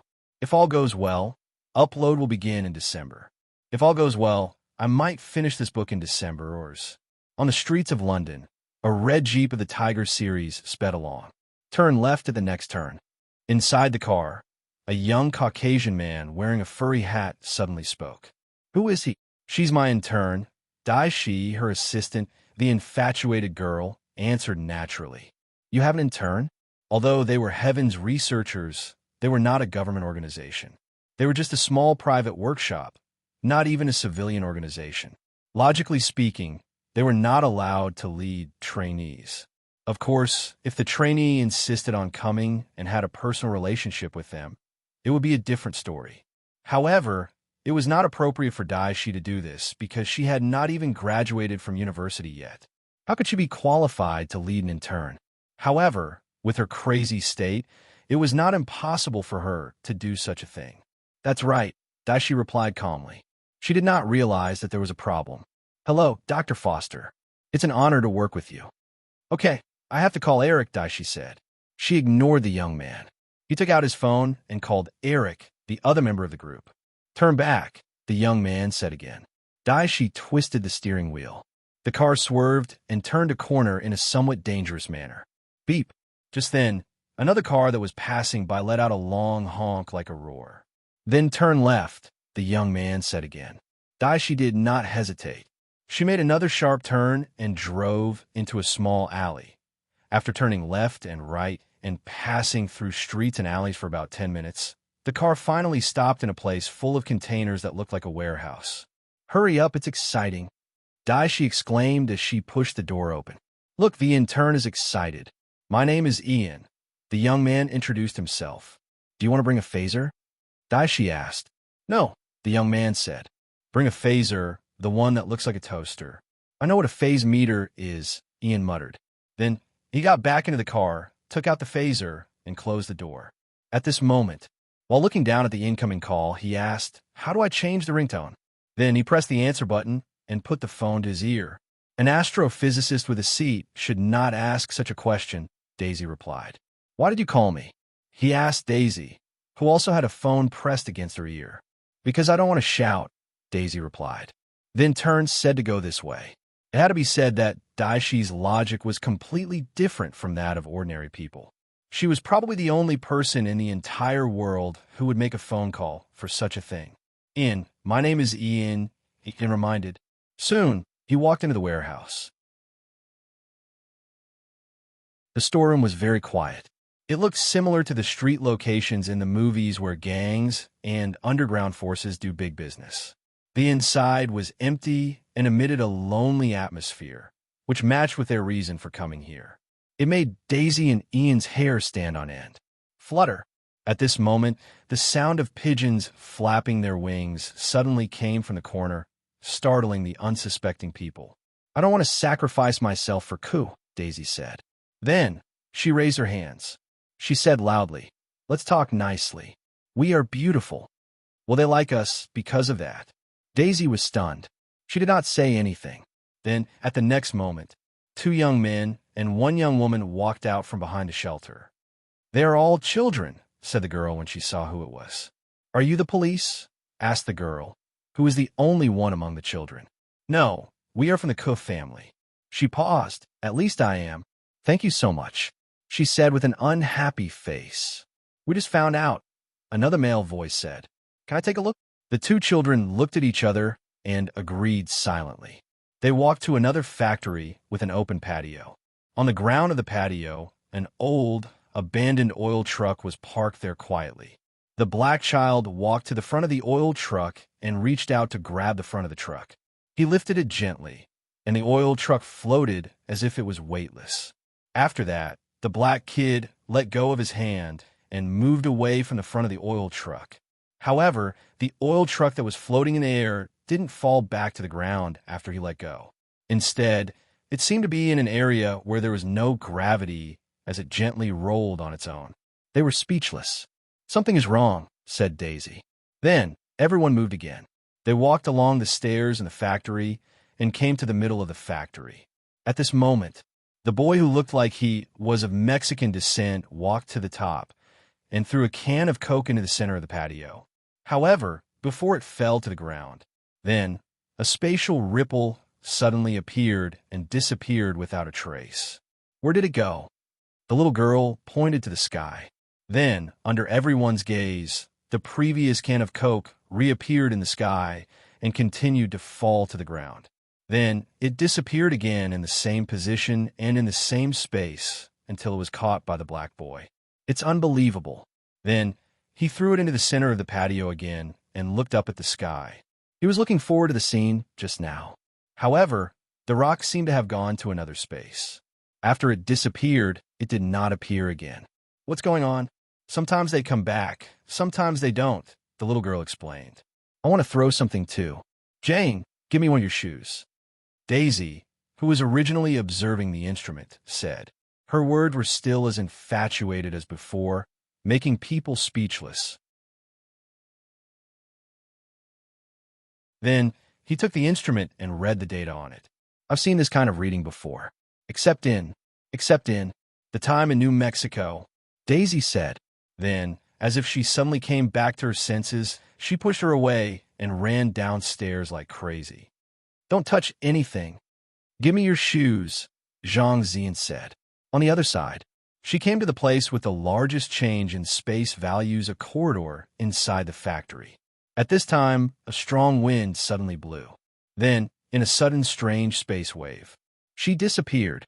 At the same time, the other figure that suddenly appeared also disappeared into the spatial ripples with her. The scene jumped. In front of her was a bottomless abyss. This was a sudden fatal danger. Daisy, he said, there's no need to shout. Other than you and me, there's no one else here. Just as she finished speaking, a voice rang out. She looked in the direction of the voice. Even though she was facing a back, she still recognized the owner of the back immediately because she had a deep memory of who it was. It's you. Why are you here? Where's this place? Where are Daisy and the others? I don't know where this place is, but I'm sure it's not on Earth. As for why I'm here, it's because I followed you here. As for your friend Dai, she's still on Earth, experiencing the joy of spatial dislocation with that silly girl. The owner of the figure turned his head slightly. With the help of the faint light in the space, one could see that it was Ito Sei. Okay, let's talk later. I need to deal with the danger here first. Sei Ito looked back at the stone pillar in front of him. It was like a coffin composed of two parts. The middle part of the pillar was emitting a red light. What's that? Ether. According to the Western theory of the four elements, it's the fifth element in the world. It's an indescribable thing. Sei Ito walked to the stone pillar, stretched out his hand, and said softly, Wow. She didn't know how to respond. In the next moment, the red liquid on the two boulders jumped up like a cat smelling fish. It rushed up to Sei Ito's body. Sei Ito was not surprised since he already knew what kind of person it was. He immediately activated the psychokinesis barrier he had set up earlier, forming a huge sealed net that trapped all the liquid on his body. It gradually compressed into a ball the size of a fist and fell back into Sei Ito's palm. It was unwilling to be imprisoned like this, so it tried its best to struggle against the psychokinesis barrier. If it was in the hands of the Dark Elves, it might be able to burst out with enough power to break through the psychokinesis barrier and regain its freedom. Unfortunately, it didn't, so the power it could release was not strong enough. No matter how it struggled, it couldn't break through the psychokinesis barrier. Sei Ito flipped his palm and put the ruby-like liquid into the Rubik's Cube world. Okay, I'll send you back now. Our Earth is still waiting for you to save it, Sei Ito said as he turned around. Me? Save Earth? Yes, you. If you do well, perhaps the next time we meet will be the day you reunite with me, Sei Ito said. Are you serious? Yes. I don't need to take sides with you on this matter, Sei Ito said with a smile. However, he secretly added in his heart that the prerequisite was that he had already dealt with the matters of the 9 regions. Okay, I hope Earth won't be destroyed because of me. Using his extraordinary spatial senses and the location talisman of the Flying Thunder God technique that he had left in London, he returned to the abandoned factory where she had disappeared first. Okay, go back quickly. Your friend is looking for you. He looked at her and smiled. In the end, he didn't say anything and jogged out of the corridor with the device. It's time for me to start my journey to the 9 regions. But before that, I have to go back to New York. Then, his figure flashed and disappeared from the corridor of the abandoned factory. At the same time, in a dark universe, somewhere in the boundless starry sky of the Nine Worlds, a group of creatures with dark skin, silver hair, long and pointy ears, tall and slender bodies woke up from their long slumber. Apart from the fact that they were different from the elves in the legends, they were different from the elves in all other aspects. They were similar to the elves in all other aspects.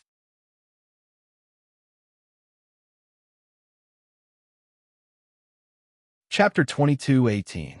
Welcome, Mr. Chun. As Seito appeared, the artificial intelligence Jarvis's voice instantly rang in his ears. Hello, Jarvis, Seito said. I want to see Tony. Okay, please follow my directions. Sir is waiting for you in his office, Jarvis said. Under Jarvis's guidance, Seito came to Tony's office and saw him. Stark himself, but in addition to him, Captain America also appeared in the room. Nice to see you, Chin, Tony said with a smile as he stood up. Really? Why do I feel like you don't mean what you say? Seito raised his eyebrows and asked with a half-smile. Of course it's true. Tony chuckled dryly and said with a thick skin. Forget it. I'll take it that you're sincere. Seito said nonchalantly. Then with a thought, he released Captain Marvel, who had been imprisoned by him for several months and had almost used up all his remaining value. Captain Marvel? Tony called out in surprise. I'll leave him to you now, Seito said. What's going on? Tony asked, puzzled. Tony, who had only seen Seito eat and had never seen Seito vomit, could not understand why Chan Zhao would be so kind as to release Captain Marvel this time. Because you'll need him in the near future, Seito said calmly. That's why I came here. Now that it's done, I won't continue to cause trouble here. Good luck. He did not wait for Tony.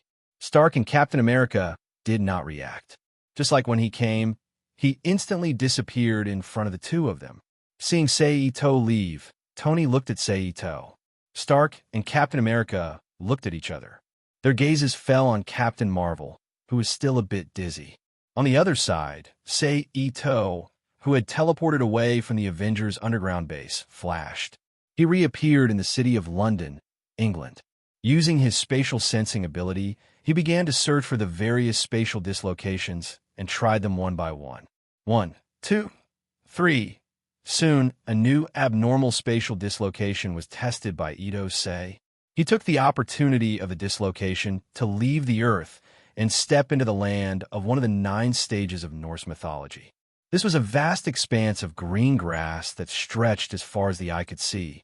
Occasionally, the green grass would be blown to the side by the gentle breeze, giving off a mesmerizing smell of plants. The sky was a deep blue. It was like a huge sapphire hanging high in the sky. Standing in the same place, Ito Sei took a deep breath and moved toward the direction. After about 5 or 6 minutes of walking, a large number of green-skinned orcs appeared before his eyes. Ito Sei didn't stop and went straight to the front of the tribe. $$. Almost at the next moment, the orcs in the tribe lit up and shouted in their unique orc language. Immediately afterward, 2 orcs rushed out of the tribe and ran towards Seito. Although he couldn't understand what they were saying, he could tell from their expressions and actions. It wasn't difficult to see that these 2 orcs came with ill intentions. It seems that this is the territory of the orcs. I just don't know if it's Vanaheim, Svartalfheim, or Alfheim. Seito thought as he looked at the 2 big orcs rushing towards him. Vanaheim, the world where the Vanaheim race lived. Svartalfheim, the world of the gnomes. Alfheim, the elven kingdom. Although this was the name, it didn't mean that only the Vanaheim race, gnomes, and elves existed in their territory, but there were also other races. It was just that the 3 races had the largest number and occupied an absolute ruling position. The orcs were a kind of inferior creature that existed widely in the 3 realms, at least in the 9 realms. They were inferior creatures with no intelligence and were cruel. They didn't know how to grow crops, and their survival depended entirely on breaking and harvesting plants. Of course, this was under the circumstances when the season was good. If they encountered bad days, they would also do some plundering. Gnomes, Elves and humans were their targets of plundering and food. Therefore, it was obvious that the lone Sei Ito had become a good snack in their eyes. But their monotonous and dead brain cells didn't think that a human who dared to appear in front of their tribe alone was not a character to be trifled with. Perhaps before they could enjoy the delicious food, they would lose their lives first. At this time, Sei Ito stretched out his arm and grabbed at the air. The two orcs immediately flew up from the ground uncontrollably and flew in front of Sei Ito. Then, together with Sei Ito, they disappeared in front of the tribe. The next moment, Sei Ito and the two orcs appeared on a grassland about 5 or 6 kilometers away from the tribe.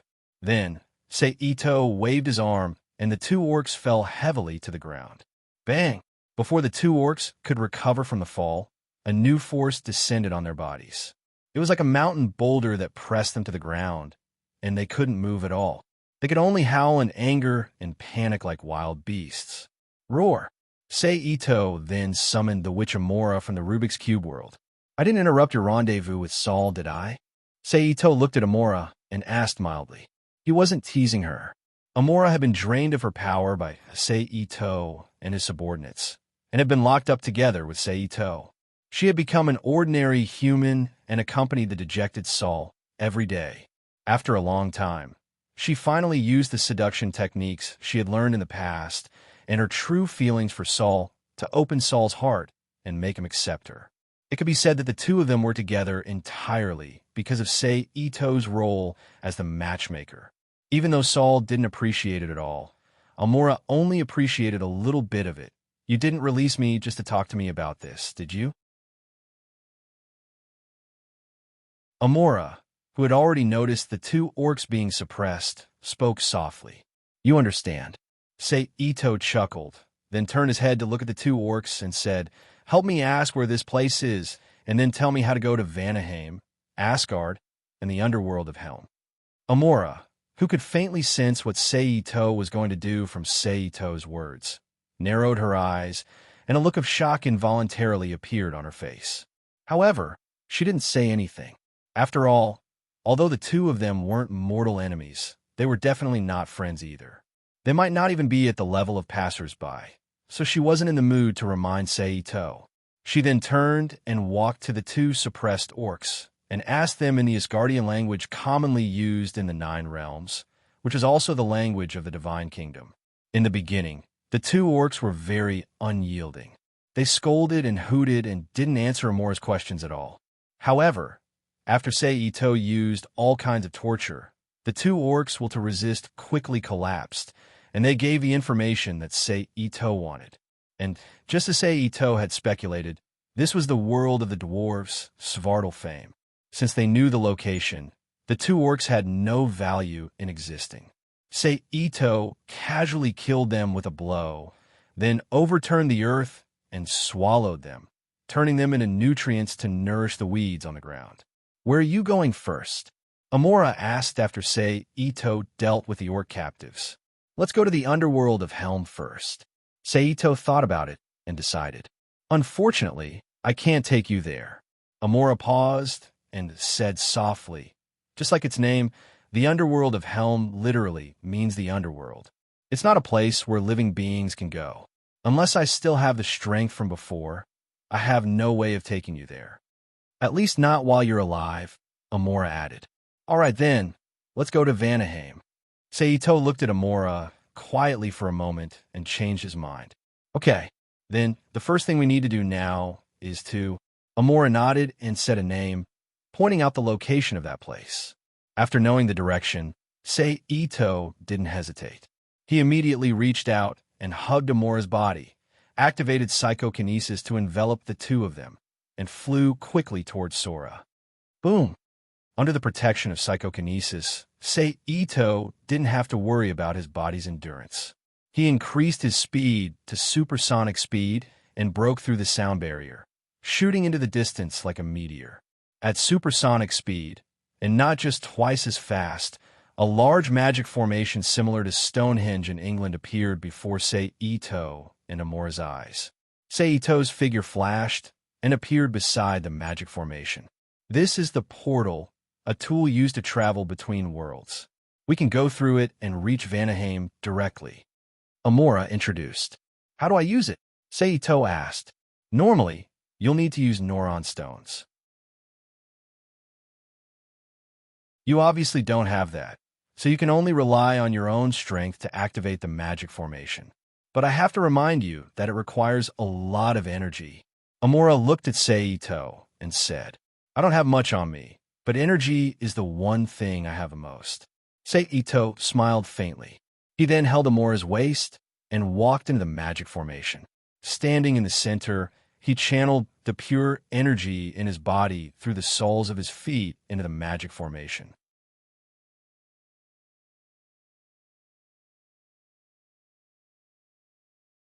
Chapter 22:19.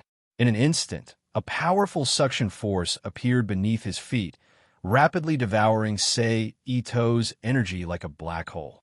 This made Seito understand that Amora's warning was not an exaggeration, but a fact. Hence, in just a short moment, a full 30% of his energy had been devoured by the magic array beneath his feet. Although 30% seemed like a small amount, with the purity of the energy in his body, the conversion was enough for Amora to recover more than a third of her energy. In the main world, it would not be a problem for her to create another 7 or 8 powerhouses, and they would be the kind that was about to break through to the peak of the legendary realm.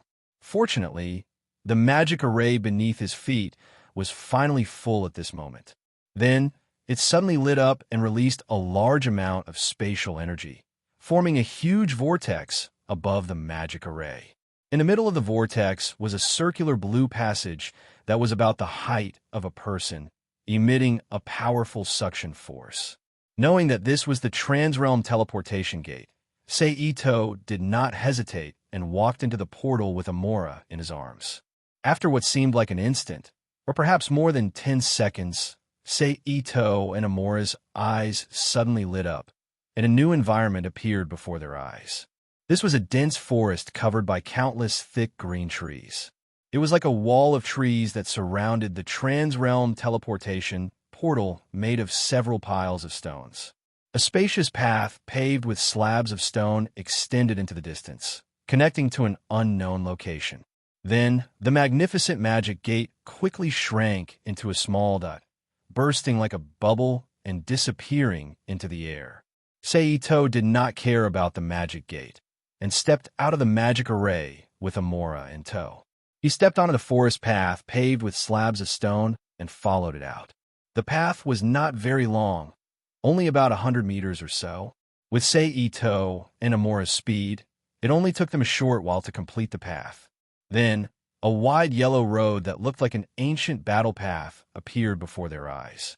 However, compared to the road in front of him, the cliff-like slope at the side of the road attracted Seito's attention more. He walked through the dirt road in front of him, stepped on the green grass beside him, and walked to the front of the cliff. Seito saw a world that was even wider than his home in an extremely impactful way. The cliff was indeed a cliff. It was over 100 meters above the ground, with a vast expanse of open land ahead.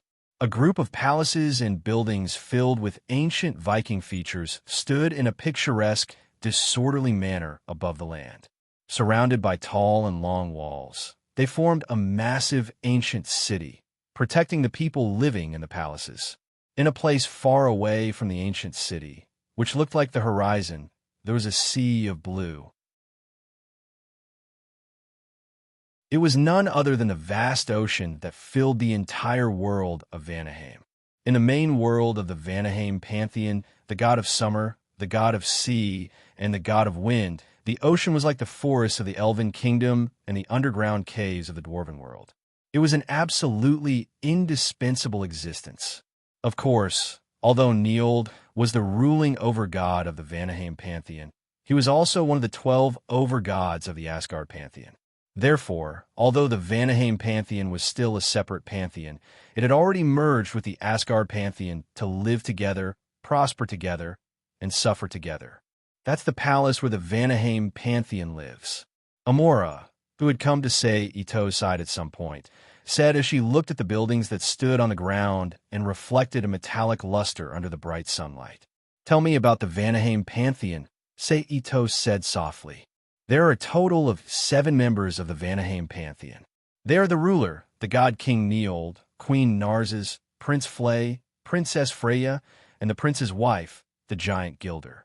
Then there are Sif and the witch Gulwig. Amora did not hide anything and told him everything she knew about the Vanaheim Pantheon. Of course, because you have already captured Sif, there are only 6 members of the Vanaheim Pantheon left now. How strong are they? Against Beazle? Saito asked again. Apart from the god King Neold, the others are no match for Beazle. Amora replied in a proud tone. It was as if Beazle's strength was also her glory. What about their fighting style? Saito nodded and asked again. He had a general idea now. Apart from the witch Gulwig, the other members mainly fight with their bare hands. Occasionally, they will use magic. Amora recalled a little and described. Thank you for your cooperation. I will summon you again in the future. Saito turned to look at Amora and smiled. Having said that, he did not wait for Amora's reaction and sent her back to the Rubik's Cube world with a thought. The Vanaheim Pantheon, Saito muttered to himself as he looked back at the palace. His figure then flashed and disappeared without a trace. The next moment, Saito's figure suddenly appeared outside the ancient city of the Vanaheim Pantheon. It was not that he did not want to appear directly in the city, but because of the magical barrier above the ancient city, the method of teleportation was directly blocked. Therefore, he had no choice but to enter the city through the main gate like the ordinary citizens of Vanaheim who were heading to the palace of the Vanaheim Pantheon. That's right, the ordinary citizens of Vanaheim. Just like Asgard, which was ruled by the Asgard Pantheon, the Vanaheim Pantheon also had a large number of soldiers trained by ordinary humans from Vanaheim or other worlds. After all, compared to the huge base of humans and other races, the number of Pantheon members was ultimately small. If castles and palaces were built according to the number of Pantheon members, the entire building complex would definitely not be as large as it was now. With soldiers, there would naturally be relatives, needs, supply, and demand. Naturally, there would also be merchants, people, and other professions. Therefore, the entire city would not prohibit ordinary people from coming and going. At most, they would not be allowed to enter certain areas. Fortunately, the soldiers under the command of the Vanaheim Pantheon did not have a strong sense of defense. As soon as they saw Saito's human appearance, they let him go without even checking him, allowing Saito to easily enter the city of the Vanaheim Pantheon. Then Saito walked on the street like an ordinary person, following the crowd to the palace where the Vanaheim Pantheon lived. Then he turned around. Using the building to block his sight, he used illusion to hide his figure and swaggered into the palace where the Vanaheim Pantheon lived. It has to be said that although it was the Norse pantheon of the Marvel world, these guys were still luxurious and chaotic, just like the legends. The buildings were splendid, and the decorations were painted in gold. A large number of beautiful women in sexy and revealing clothes were wandering among them. From time to time, they would talk and laugh with the patrolling soldiers. There was no sense of seriousness and vigilance that soldiers should have. This made Saito sigh. If the Vanaheim Pantheon was not destroyed, he would be sorry for the state of the soldiers he raised. In this way, while admiring the luxurious interior of the Vanaheim Pantheon, Saito came to a place that looked like a harem and found a luxurious woman who was served by many maids. This should be the master, right? Saito thought to himself. Without hesitation, he waved his hand gently, and all the women, including the luxurious woman, stopped moving. They were like wax figures that were very close to reality, maintaining their previous movements and staying in the same place. At this time, Saito dispelled the illusion and walked out of the void. He came in front of the women, and then with a thought, he put all of them, including the maids, into the Rubik's Cube world. Then Saito's figure flashed again, and he once again entered the invisible state. He walked along the palace path. A moment later, Saito found another beautiful woman soaking in a bath in a palace. In terms of appearance, she was 50% or 60% similar to the woman who had been captured just now, but she was younger. So it was not difficult to guess that the woman who had been captured just now was the queen of the Vanaheim pantheon, Narcissus, and the one in front of him should be the goddess of spring, Freya. Seito, who was hiding in the dark and enjoying the scene of Freya bathing, waved his arm, and another invisible wave enveloped Freya.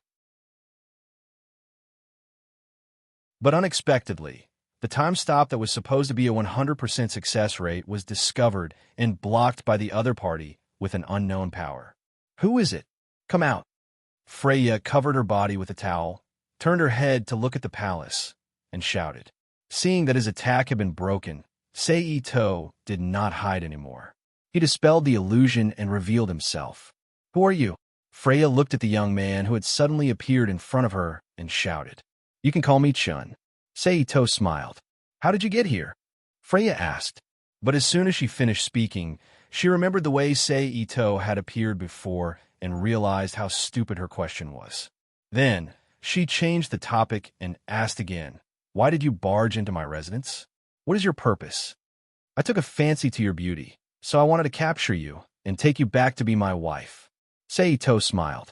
Freya's face turned red when she heard this. She glared at Seito with shame and anger and shouted angrily, Shameless man, don't even think about it.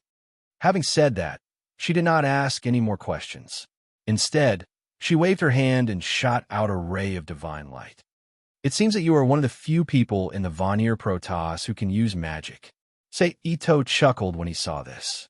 Then, he waved his arm, and without any visible movement, the ray of divine light seemed to be attracted by something and fell straight into his palm, where he crushed it into fragments of light. Freya's expression changed when she saw this, and her heart could not help but sink. Although the attack just now seemed to be a casual one, it contained at least 70% of her power. If it were an ordinary person, it would be fatal. Even an ordinary Protoss would be in pain for a long time. But she did not expect it to be so weak in the hands of the other party. It was like a bubble that annihilated her attack into nothingness.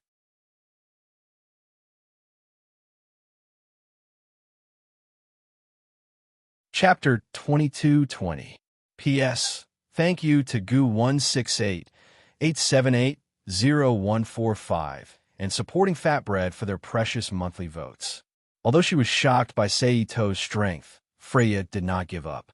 She immediately raised her hand, and the clear water in the bathtub she was in quickly turned pitch black and shot toward Seito with a mysterious and cold aura. In Norse mythology, Freya was not only the goddess of spring, but also the goddess of love, fertility, death, rebirth, and revitalization. Although, in the Marvel world, these attributes could not be directly turned into rules like in other high magic worlds, but it was possible to evolve them into the corresponding power. For example, the god of love could be transformed into a power to control pheromones, making people feel sweetness, sadness, love, and so on. For example, the god of fertility could be transformed into a power to increase the secretion of female hormones, increase the activity of ovaries, and the survival rate of eggs. In short, everything could be achieved. Seeing the black water shooting toward him, Seito did not move. He gently stretched out his hand and pointed forward, and then the water immediately froze from the tip. In the blink of an eye, it condensed into an ice belt that went straight toward the bathtub Freya was in. Freya's expression changed slightly. With a splash, she jumped out of the water and landed on the ground beside her. A perfect, flawless, beautiful body instantly appeared in front of Seito's eyes. Seito did not hold back at the beautiful scene in front of him. His eyes wandered back and forth between Freya's full breasts and the triangular area between her legs, admiring Freya's moving body. Damn it! Freya cursed angrily. With a turn of his feet, his body drifted to the side. She raised her hand and pulled hard. With a rip, the curtain at the side was pulled down from the pillar. She quickly wrapped it around her body, covering the beautiful spring scenery. But this way, however, this gave Itsunari a chance to succeed. Seito's figure flashed and instantly appeared beside Freya, who was hurriedly covering her body with the curtain. When the latter subconsciously raised her head to look at him, he used his palm as a knife and slashed at Freya's neck. Bang! In an instant, Freya felt a sharp pain in her neck and her vision blurred. At the same time, Itose reached out and clasped Freya's exposed, smooth shoulder, and with a thought, he threw Freya, who was temporarily unable to resist, into the Rubik's Cube world. Done, say Ito whispered to himself with a smile. Then his figure flashed. Once again, he used the illusion technique to hide himself in the void and move to the other rooms in the palace. Not long after, Sei Ito arrived in front of another palace. Who is it? A young man, standing at the entrance of the palace, unsheathed his sword and stared at Sei Ito as he asked loudly, "What's wrong?" "Skynir." At the same time, under the influence of his question, another robust and masculine voice sounded from the palace. "A thief has arrived, my master," the warrior named Skynir replied without turning his head. "Come out, I can see you." Then Skynir shouted in Sei Ito's direction again. Sei Ito, who was exposed, did not pretend anymore. He removed the illusion and walked out of the void. "Skynir, you are the personal guard of the sun god Fry, the god of light Skynir?" Sei Ito looked at Skynir, who had a wary expression, with interest. "Who are you? What is your purpose for breaking into the palace of the Vainer gods?" Skynir ignored Sei Ito's question and continued to shout. "You can call me Chun." Sei Ito smiled. "As for the purpose of coming here, is there any need to say it? Of course, I'm here to capture you." Arrogant. However, this voice did not come from Skynir. It came from the palace he was guarding. Then there was the sound of sonorous footsteps. Then a tall figure, whose body was completely divided by the golden ratio, appeared. A handsome blond man wearing simple armor walked out of the palace, his body glowing with a faint golden light. "Master." Upon seeing the person who had arrived, Skynir bowed his head and saluted. From Skynir's behavior, it was not difficult to guess that the person who came was none other than Skynir. It was the actual ruler of the Vainer gods, the legendary god of fertility, the sun god Fry, who had the priesthoods of prosperity, love, and peace. "Who gave you that arrogant idea to look down on us, the Warner Divine race? Is it the Ashen gods, or other ambitious people?" Fry looked coldly at Sei Ito, who was standing not far in front of the palace, and shouted, "Oh, the arrogance of the gods? Unfortunately, you guessed wrong. I have no one behind me, because I'm the reason why I can take down the entire Vainer gods." Sei Ito straightened his body, exuding an aura of boundless confidence, and spoke proudly like an indomitable giant. "Is that so?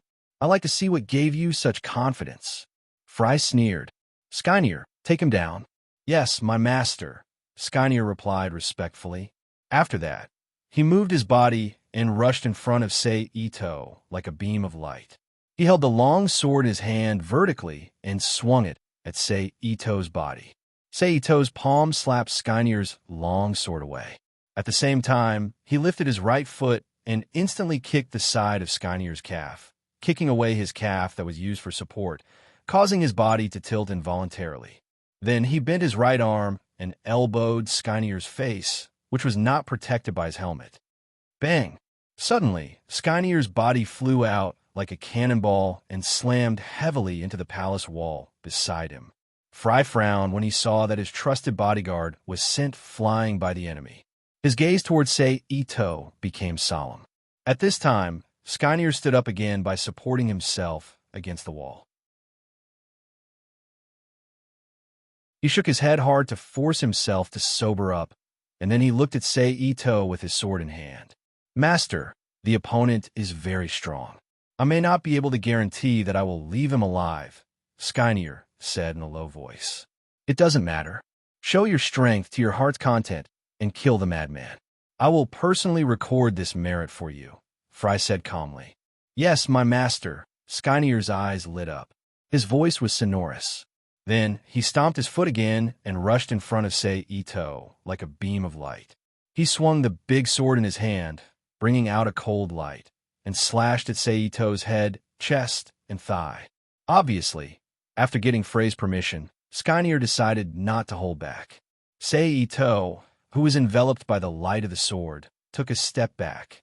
At the critical moment, he brushed against the edge of Skynir's slash and took a step back. After the light of the sword passed, he once again moved in front of Skynir, who was exposed. Both of his palms struck out, and a double wind-piercing ear quickly slammed into Skynir's head. Bang! Under the force exertion method of the Chinese martial arts, the palm force passed through the obstruction of the helmet and Skynir's body strength, and instantly blasted into Skynir's head. Then, Skynir felt his head become dizzy, and his entire vision became shaky and blurry. But Skynir was Skynir. He was an elite warrior who had participated in the war between the Warner gods and the Ashen gods.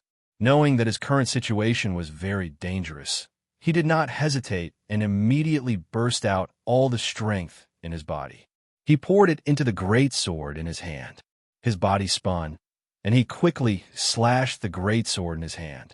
Then, a tornado formed from light appeared in the palace. Sei Ito, who had been hit by Skynir's burst of strength, used the momentum to leap back.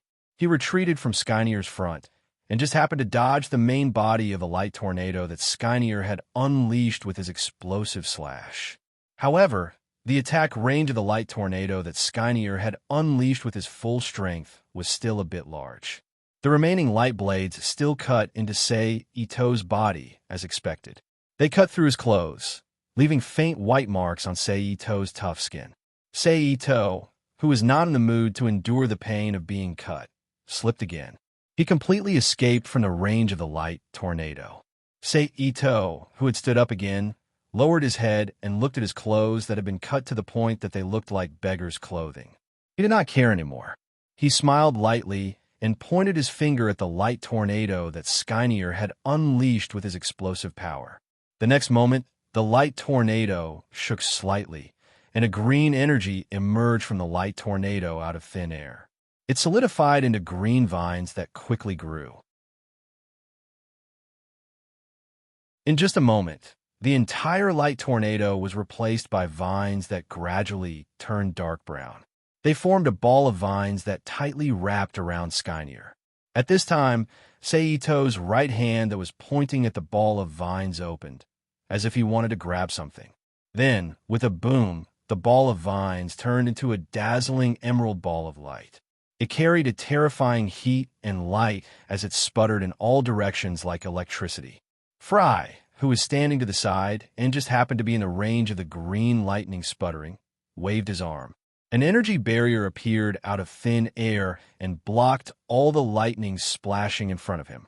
It did not cause him any trouble. The dazzling green light lasted for about 7 to 8 seconds before it completely dissipated, revealing Skynir's figure inside. However, at this time, Skynir no longer had his previous valiant appearance. Not only was there a large part of the armor on his body shattered, even his white skin had become abnormally charred. A faint burnt smell was emitted from his body. His eyes were slightly closed as he half knelt on the ground, relying on the long sword in his hand to support his body. Frey's expression changed when he saw Skynir's appearance. His brows furrowed even tighter. However, before he could turn around and say something to Sei Ito's figure suddenly appeared beside Skynir. He raised his arm, and Skynir disappeared. Obviously, he had been stored in the Rubik's Cube world. "Where is Skynir?" Fry asked in a deep voice. Sei Ito ignored him. Instead, he turned to look at another woman who had appeared at the entrance of the palace. She was an extremely beautiful woman. She had golden wavy hair that shone like the sun and had some natural curls. Except for the part at the back of her head that was coiled into a high bun, the rest of her hair fell naturally on both sides of her face and lightly rested on her exposed shoulders. She was tall and slim and wore a white silk dress. The long hem of the dress completely covered her feet. However, unlike ordinary women, this woman's brows were filled with a masculine aura. If one did not consider her attire, one would completely mistake her for a powerful female warrior, just like the Valkyries, Freya and Heve. "Gilder, why did you come out?" Fry frowned. "I heard a voice and sensed a powerful energy," the woman called Gilder said. At this moment, Sei Ito also guessed her identity from her name. She was Frey's wife, the daughter of Angel, the goddess of the ocean, who did not belong to the Vanir gods, and the female giant, Anarbuda. In myths and legends, she was the female giant who held the position of grain. It's just as the legends say. The male giants are ugly and look like monsters, while the female giants are beautiful like pure goddesses, Seito said to himself as he sized up Gilder's appearance and figure. Do you need me to give you some time to explain? Seito turned to Fry with a smile. I'll return the favor, Fry said in a deep voice. Since you don't appreciate it, I'll begin. Seito shrugged nonchalantly and said, My dear, you'd better put on your armor. Just as Fry was about to make his move, Gilder suddenly reminded him. Fry raised his head to look at Seito and then turned to look at his wife, Gilder. Put on, so you won't be upset when you lose. Seito chuckled. Fry could tell from the fight between Seito and Seito that Seito was not easy to deal with. He did not hesitate and immediately summoned his armor. Then, a strong fire-like light bloomed from Frey's body, wrapping him up. Pretty girl, if I win, will you be with me? Seito, who was not in the mood to watch the man change his armor, turned to Gilder and teased her. If you can win, Gilder said calmly. Don't worry, I'll definitely win. I just hope you won't regret it when the time comes. Seito said confidently. Gilder did not say anything. Instead, she focused her attention on Fry. Seito, who was ignored, laughed self-deprecatingly and looked at his opponent again. The next moment, the light dispersed and Frey's figure appeared again. At this time, his upper body was covered in armor made of soft, golden, magical metal. He wore pants made of the skin of black magical creatures, and a golden cape hung behind him. In his hand was a long sword with a scabbard made of the same magical creature's skin. If he was not mistaken, that sword should be Frey's divine weapon, the Sword of Victory. Fry slowly opened his eyes and looked at Seito opposite him. He said calmly, Come, arrogant intruder.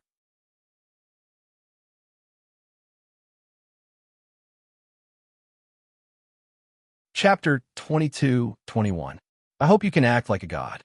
Seito looked at Fry and said, This was not a provocation, but Seito's sincere hope. With the increase of his contact with the Protoss in the Marvel world, Seito increasingly felt that these guys with the name of Protoss were a group of muscles with empty power. They didn't know how to use their own power at all, let alone the orthodox gods in the main world, who could easily evolve their rules and shroud their enemies with their divine domain. So now, Seito has enough vigilance and fear for the Protoss in the Marvel world. Except for the gods like Odin and Zeus, he looked down on these lower-level Protoss members. Sometimes, he even felt that they were not as good as the mutants. This was also one of the main reasons why he dared to come to the Nine Realms to make trouble, even though he had been living on Earth. Of course, it was also because this was the only time he could sneak into the Nine Lands without the help of the Rainbow Bridge and the Divine Domain. I will show you. Fry sneered. Then he raised his arm, holding the sword, and shouted, Sword of Victory, kill the enemy. The next moment, there was a crisp sound, and the long sword in the scabbard flew out of the scabbard with a bright golden light, like the flying sword in the legend of the Sword Immortal. It went straight to Seito's neck. Moreover, its speed was just like a ray of light. In an instant, it arrived in front of Ito Sei's throat. Boom! Although Seito had expected it, he still underestimated the power of the legendary Sword of Victory, so although the attack of the sword was blocked by the telekinesis barrier he set up in advance. But the huge force transmitted from the sword still made Seito's body uncontrollably leave the ground under the continuous impact of the Sword of Victory. Like a cannonball, it flew out of the corridor in front of the palace and passed through the courtyard outside the corridor. He crashed heavily into the wall of the palace on the opposite side. Boom! The wall cracked, and a large crack the width of a finger spread out. Seito, who was deeply trapped in the wall, raised his arm and grabbed the Sword of Victory that had been attacking his barrier. But the Sword of Victory seemed to have a mind of its own. It turned into a light and cleverly avoided Seito's grab. Then it brought a bright golden light and slashed Sei Ito's body. Boom! Crash! The wall, which was already on the verge of collapse, shook and completely collapsed. But this time, the Sword of Victory seemed to have learned its lesson. After its attack was blocked, it did not persist. It immediately flew away from Sei Ito, then chose another place to slash at Sei Ito again. 1 hit, 2 hits, 3 hits, almost in an instant, Victory's sword turned into a golden brilliance, completely wrapping Ito Sei in it. That's all there is to it. Seeing that Sei Ito was entangled by the Sword of Victory, Fry, who believed that he would soon obtain the final victory, said arrogantly, "I overestimated him." But as soon as his voice fell, a change that made his expression change abruptly appeared in front of him. He saw the bright golden light formed by the Sword of Victory when it flew, then it quickly dissipated, exposing Sei Ito, who was originally wrapped in it. He stretched his arm forward. He tightly grasped the hilt of the Sword of Victory. No matter how it struggled and trembled, it could not break free from Sei Ito's hand. "How is this possible?" Fry exclaimed in disbelief.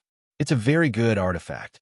It actually forced me to use Transcendence Consciousness," Sei Ito said calmly.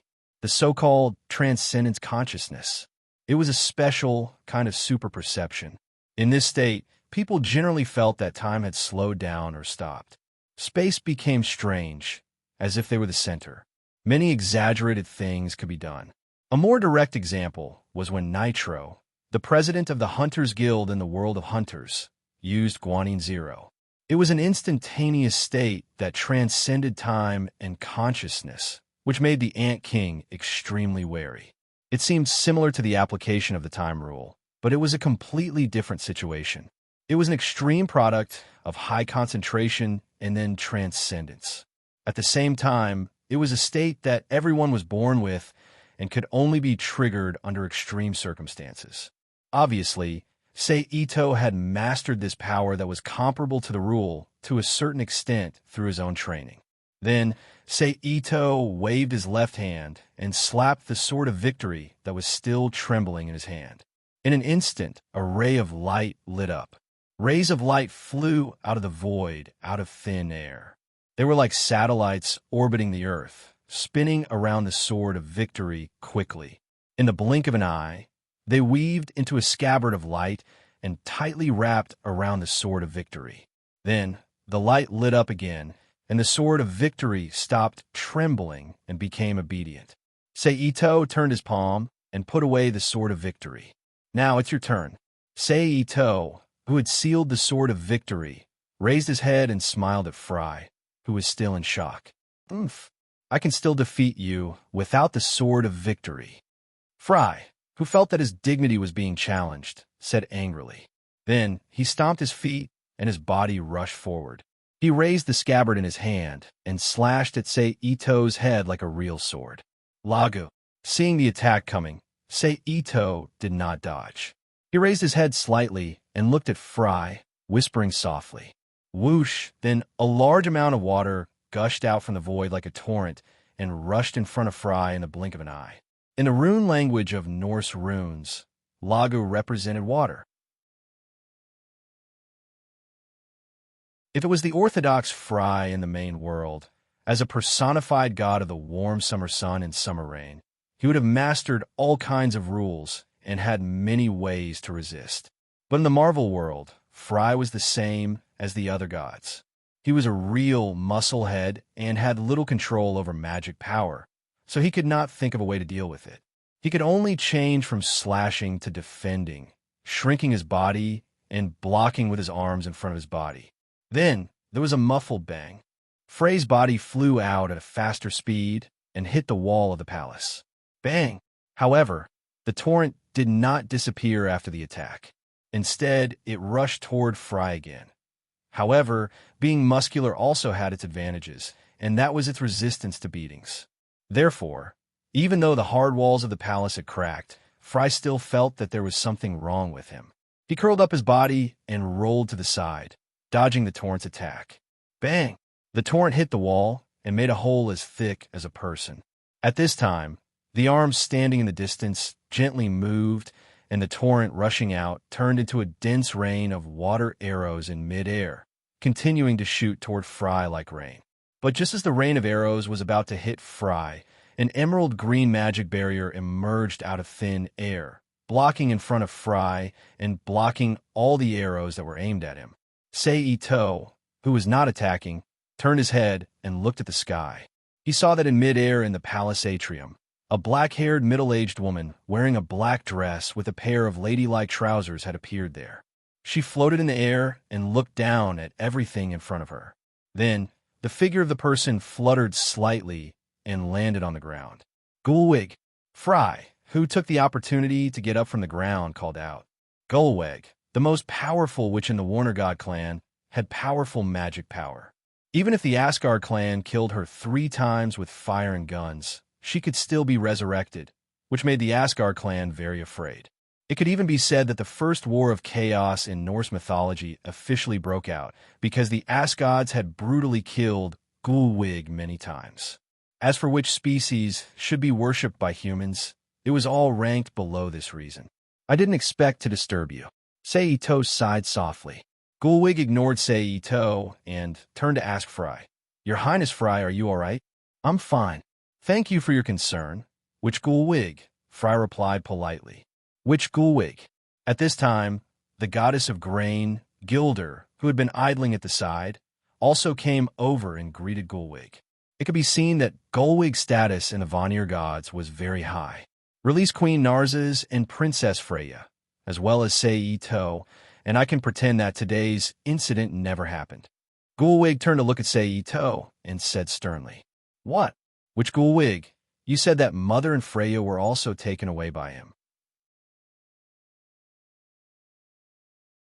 Fry exclaimed when he heard that.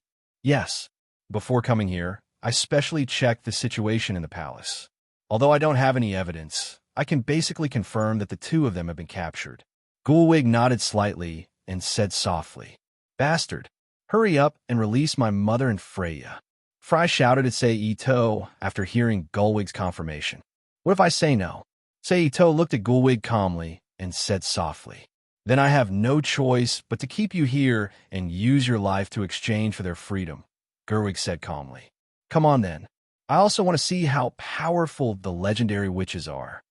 Sei-to laughed loudly. After saying that, he waved his arm, and the water that had been scattered on the ground immediately floated up from the ground as if summoned by something, forming a vivid and lifelike water dragon in the shape of a divine dragon. It roared and rushed towards Gulwig. Gulwig's expression remained unchanged. She raised one hand, and several magic bullets immediately flew out from her palm to meet the water dragon.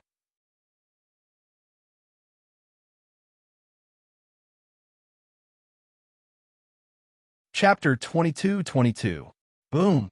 Under the bombardment of the magic bullets, the water dragon exploded into countless water droplets that flew in all directions.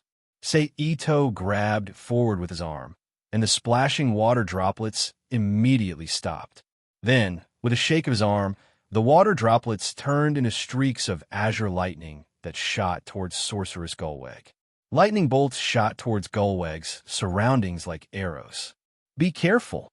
Freyr, who knew how powerful Sei-to was, warned loudly. However, Gulwig ignored him. She drew a green circle in front of her with her right hand and used magic to open up a spatial passage. Then, the azure lightning bolts that flew toward her shot into the spatial passage like birds returning to their nests. As the spatial door closed, they disappeared from the palace's courtyard. Then, Gulwig extended her left hand, and a thick pillar of lightning shot towards Sei-to like a snake. Sei-to clenched his right fist and punched forward. The lightning bolt instantly exploded into fragments with a loud boom, scattering into a pile of fine lightning bolts that shot in all directions.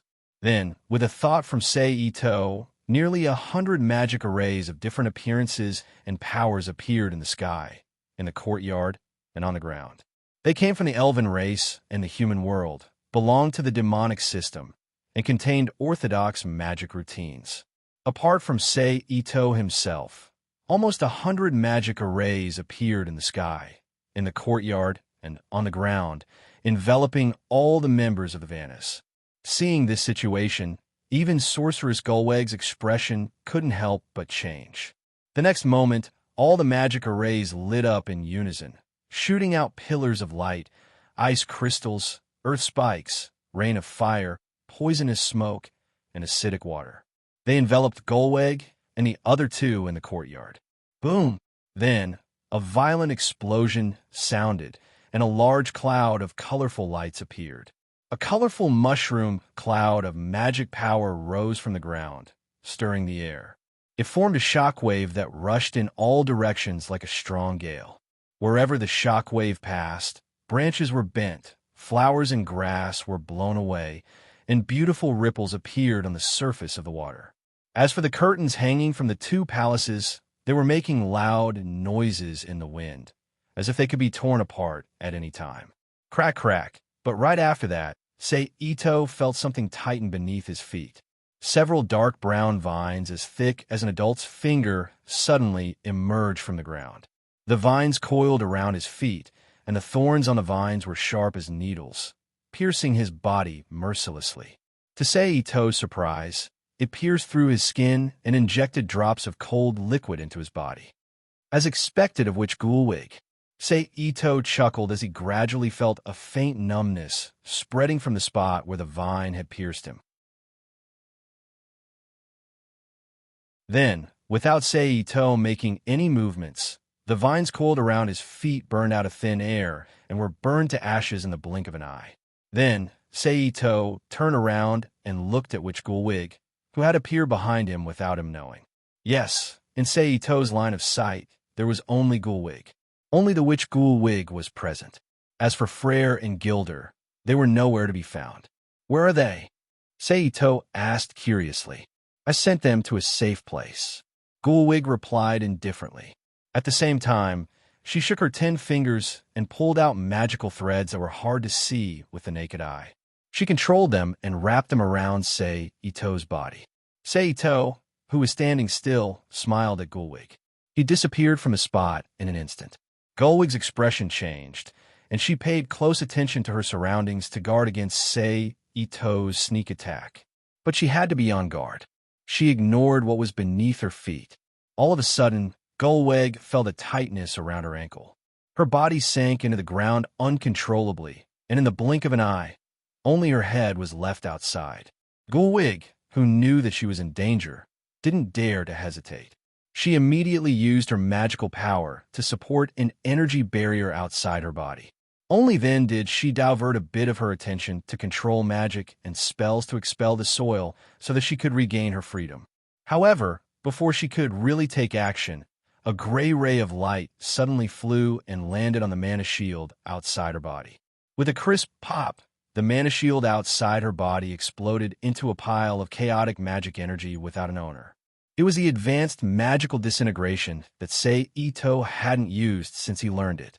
Gullwig, who was hit by the magical explosion, felt a sharp pain in her head, and a nauseating feeling arose in her heart. But immediately, this nauseating feeling was replaced by an even more intense pain. With a muffled bang, Sei Ito, who had appeared in front of Gullwig at some point in time, kicked Gullwig's forehead heavily. A powerful force poured into Gullwig's head almost instantly, shaking her brain lobes and causing her consciousness to become completely chaotic. At this moment, Sei Ito, who had created an opportunity, didn't dare to hesitate. He immediately sent the powerless Gullwig into the Rubik's Cube world. Phew, finally settled another one. But it's a pity that two escaped. Sei Ito sighed softly after finishing off Gullwig. Then, with a thought, the power in his body evolved into a thunderbolt filled with the aura of chaos, which rapidly blasted towards his calf along Jingluo. It turned out that although Sei Ito looked fine on the surface, the witchcraft that Gullwig had cast on him was still effective. It was constantly spreading, expanding, and paralyzing his muscles. Fortunately, the toughness, resistance, and strength of his body were incomparable to that of an ordinary person. Otherwise, if it were a god of this world, their legs would have been paralyzed and they wouldn't be able to move, becoming a lamb waiting to be slaughtered. Boom! The next moment, a muffled thunder suddenly sounded from Sei Ito's calf. At the same time, a powerful explosive force was released, shattering the trousers on Sei Ito's leg that had been shredded into tatters by Sei Ito's light tornado. However, under this internal thunderbolt, the witchcraft energy that Gulwig had left in Sei Ito's body was completely dispersed. Under the impact of the power in Sei Ito's body, the energy was excreted through his pores. Then, with a flip of his palm, Sei Ito took out a new set of clean clothes from the Rubik's Cube world and changed into them using instant transmission. Now it's time to track down those two fish that escaped the net. Sei Ito muttered to himself, refreshed. Having said that, with a thought, he unscrupulously released his boundless divine sense and began a large-scale scan of Vanaheim like a high-frequency radar. The reason Sei Ito was so arrogant this time was entirely because the power displayed by the Vanaheim Protoss was too weak. It was so weak that Sei Ito almost lost his last bit of fear. In addition, there were only 2 or 3 kittens left, and 2 of them were confirmed to be no threat. Therefore, Sei Ito was too lazy to be cautious and directly showed off his muscles. Under the thorough scanning of Sei Ito's divine sense, a palace located in the depths of the sea next to the Vanaheim Protoss city was soon reflected in his mind through his divine sense. The figures of Frere, Gilder, and another shirtless middle-aged man with a big blue beard appeared in his mind. Oomph. The bearded man who sensed the power of the divine sense snorted coldly. He shielded himself from Sei Ito's divine sense and unceremoniously stabbed back. Kneel, huh? Sei Ito, who felt his divine sense being shaken and even his own head tingling slightly, chuckled softly and softly chanted the other party's name. Immediately, he retracted his divine sense and teleported over according to the spatial location that he had previously sensed. The next moment, Sei Ito's figure flashed and appeared directly above the sea where the palace was located. "Neil, I'm here," Sei Ito said loudly. Whoosh! As soon as he finished speaking, the sea beneath Sei Ito's feet split open under the action of an invisible force, forming a huge round hole with a diameter of nearly 3 kilometers. The silt at the bottom of the sea was visible, revealing the palace that existed in it. Immediately after, a round disc about 5 meters in diameter shot out from the palace below. The bald man with a blue beard and a bare upper body that Sei Ito had previously seen in the divine sense flew into the air and stopped in front of Sei Ito. "Finally, I've met a guy who looks a little like a god." Sei Ito sized Neil up and smiled. Although he still suspected that he was borrowing the technology of the Vanir gods, just the way he separated the sea and revealed the land at the beginning was enough to show that Neil was different from the ordinary members of the Vanir gods. He was much more like a true god than they were. "Why are you attacking the Vanir gods?" Neil stared coldly at Sei Ito and asked in a deep voice. "Didn't Fry tell you? Then I'll say it again. I want to wipe out the Vanir gods in one fell swoop." Sei Ito replied with a smile. "Why?" Neil asked again. "Because I need your power to strengthen my people." Sei Ito slowly put away the smile on his face and calmly looked at Neil. "But I can guarantee that you won't die. You'll only become powerless ordinary people. You want to steal the power of a god. You deserve to die." Neil was so angry that he started laughing. "I knew it. In the end, we still have to fight. I hope you won't be as weak as your son, Fry," Sei Ito said softly. "Bastard." Fry could hear the conversation on the surface of the sea through the magic formation in the palace and see the people on the surface. He clenched his fists and cursed angrily. "Umph." Neil snorted coldly and waved his hand at Sei Ito. In an instant, an exaggeratedly huge tide suddenly rose from the sea below, twisting and turning into a huge drill with blue and white splashes, stabbing at Ito's Sei in front at high speed.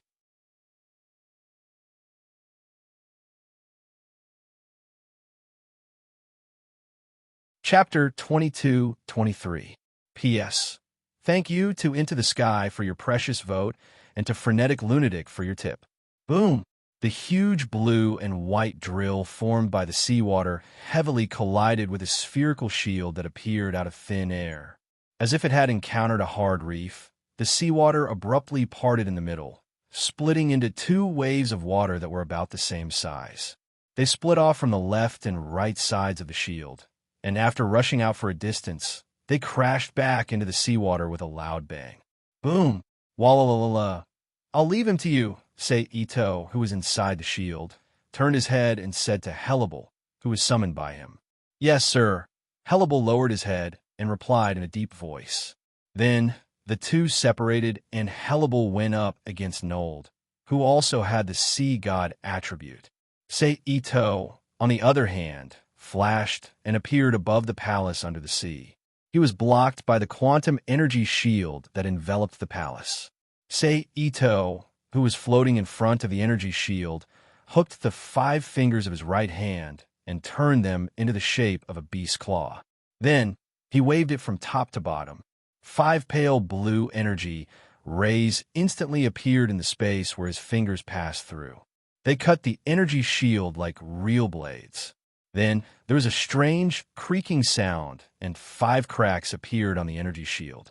At this time, Sei Ito, who had several cracks on the energy shield, moved and entered the shield. He appeared in front of the palace and walked into the palace according to the memory he obtained from his previous exploration. After a while, he appeared in front of Fry and his wife, Gilder. Hello, we meet again. Sei Ito smiled at the two of them. Damn it, Fry, who saw Sei Ito, gritted his teeth and cursed in anger. Then he turned around and immediately ran to the side. He took down a decorative spear from the wall of the palace. Go to hell. Fry, who had a weapon in his hand, shouted angrily and rushed towards Sei Ito. Your valiance is commendable, but unfortunately, you chose the wrong opponent. Sei Ito sighed softly. Then he reached out and grabbed the front end of Frey's spear in his hand. He pulled back his arm, and Frey's body immediately rushed towards Sei Ito uncontrollably. At the same time, Sei Ito raised his arm and punched Frey's cheek. Bang! Crash! Under the impact of the huge force, Frey's body quickly flew to one side and knocked over the decorations in the palace. Finally, he fell heavily to the ground. Sei Ito, with a twist of his wrist, he threw the spear in his hand and threw it toward Fry. The spear in his hand. With the support of Ito Sei's power, the spear turned into a black lightning, with a clear sound, instantly appeared in front of Fry, and pierced his shoulder. The spear tip penetrated his flesh and nailed to the ground. Bang! Bang! Fry, who was injured, immediately screamed. But Fry was a brave warrior after all, and after the initial stimulation, he didn't hesitate. After the initial shock, he immediately shut his mouth and turned around. He grabbed the spear with his other hand and pulled it out with all his might. Bang! The long spear was forcibly pulled out by Fry and held in his hand. Then he got up with sweat all over his forehead and stared at Sei Ito, who was walking toward him step by step with hatred. Don't play with him anymore. Please give him a quick death. At this moment, Gilder, who had not spoken since Sei Ito came in, suddenly spoke. Gilder. Before Sei Ito could answer, Fry, who felt that his dignity had been tarnished, immediately roared. Gilder ignored Fry. He only looked at Sei Ito with his clear blue eyes and waited for his answer. It seems that your marriage is not a bad one, but it doesn't seem to be a good one either. Sei Ito looked at the beautiful and valiant Gilder with interest and chuckled. In myths and legends, there was a legend that Fry forced Gilder to agree to marry him through threats. Although Marvel's world did not necessarily follow the content of myths and legends to arrange interpersonal relationships, they still respected the original in some small details. Gilder still did not speak. She continued to look at Sei Ito with a calm gaze. At this moment, Fry, who was burning with anger, roared and stabbed Sei Ito's chest with a spear. Although Sei Ito was distracted by talking, most of his attention was still on Fry. He did not panic. In a flash, he disappeared from the spot and appeared behind Fry. He gently placed his palm on the back of Frey's head. With a gentle push of his palm, a dizziness and nausea immediately appeared in Frey's mind. His vision became blurry and he lost control of his body. Then, with a thought, Seito put the powerless Fry into the Rubik's Cube world. Then, he turned around and looked at Gilder, who was not far away. "Do it," Gilder said softly. "You're really calm. You don't have the fiery temper of the giants, in my impression." Seito said in surprise. "Not every giant is a warrior who likes to fight," Gilder said. "But under the premise that their lives are at stake, no one will easily give up on resisting unless that person is looking for death. And obviously, you're not that kind of person." Seito walked around the palace decorations on the ground and said to Gilder, "Because I will follow you and become your woman." As she spoke, Gilder raised her hands and pulled off the straps of her long dress on her shoulders. Her clothes fell to the ground along her smooth skin, revealing her perfect body. "As a powerful expert, you should disdain to go back on your words. I heard that Gulvig's other name is Amdal. Is that true?" Seito looked at Gilder's body with admiration and suddenly asked without warning. "Amdal, the female giant, Giant Gimmer's wife, Gilder's mother." Gilder's pupils shrank when she heard this, but she did not speak. But even so, Seito still got the answer he wanted to know from the subtle changes in her expression. "Amdal was the witch Gulvig, Loki's lover. No wonder you're so calm and rational. You don't have the violent temper and character of an ordinary giant." Seito looked at Gilder with a faint smile and said, "Now let me guess. Are you planning to use some time to gain my trust, then find a way to find Gulvig, Fry, Freya, Narthis, and Skenier to rescue them? If everything goes well, are you planning to assassinate me between the bed and the floor? I have to say, you're so bold that you're even willing to contribute your own body." Then, without waiting for Gilder to speak, Sei continued, "Are you afraid?" Gilder looked at Seito with a mocking expression and tried to provoke him. "Provocation doesn't work on me," Seito said with a chuckle. "You're just afraid. If that's the case, then pretend I didn't say anything and capture me too," Gilder said with a mocking and disdainful expression on her face. "As you wish," Seito said with a smile. With a thought, he sent the naked Gilder into the Rubik's Cube world and imprisoned him together with Freya, who was also naked. Then, Seito's figure flashed. He disappeared from the palace without any hesitation and appeared above the sea, watching the battle between Niold and Hellebel from above. Both Niold and Hellebel were sea gods, and the power to control the sea water was instinctive. Therefore, the way the two fought could be said to be almost the same. They both used their power to control the sea water, forming all kinds of huge waves, beasts, and strange weapons to bombard each other. The scene was spectacular and powerful. Ever since the start of the battle between the two of them, violent booms had never stopped on the surface of the sea.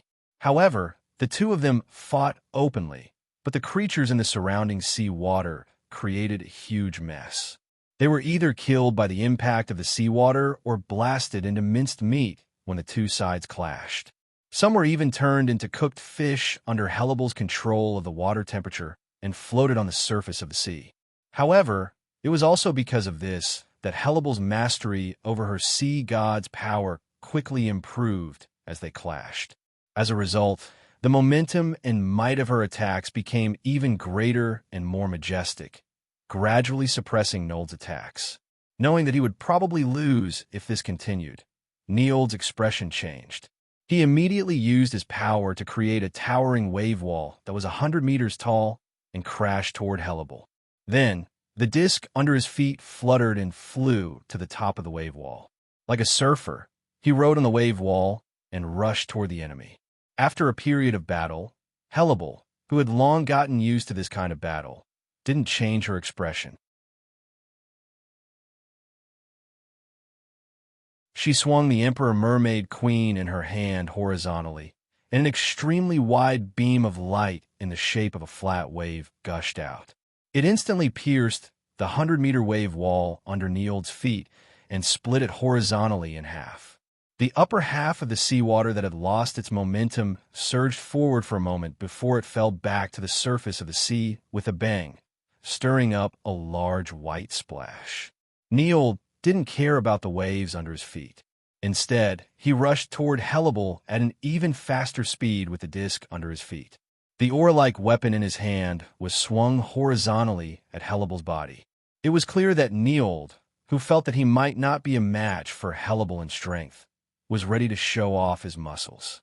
But what he didn't know was that, as a void, Hellebel wasn't afraid of melee combat.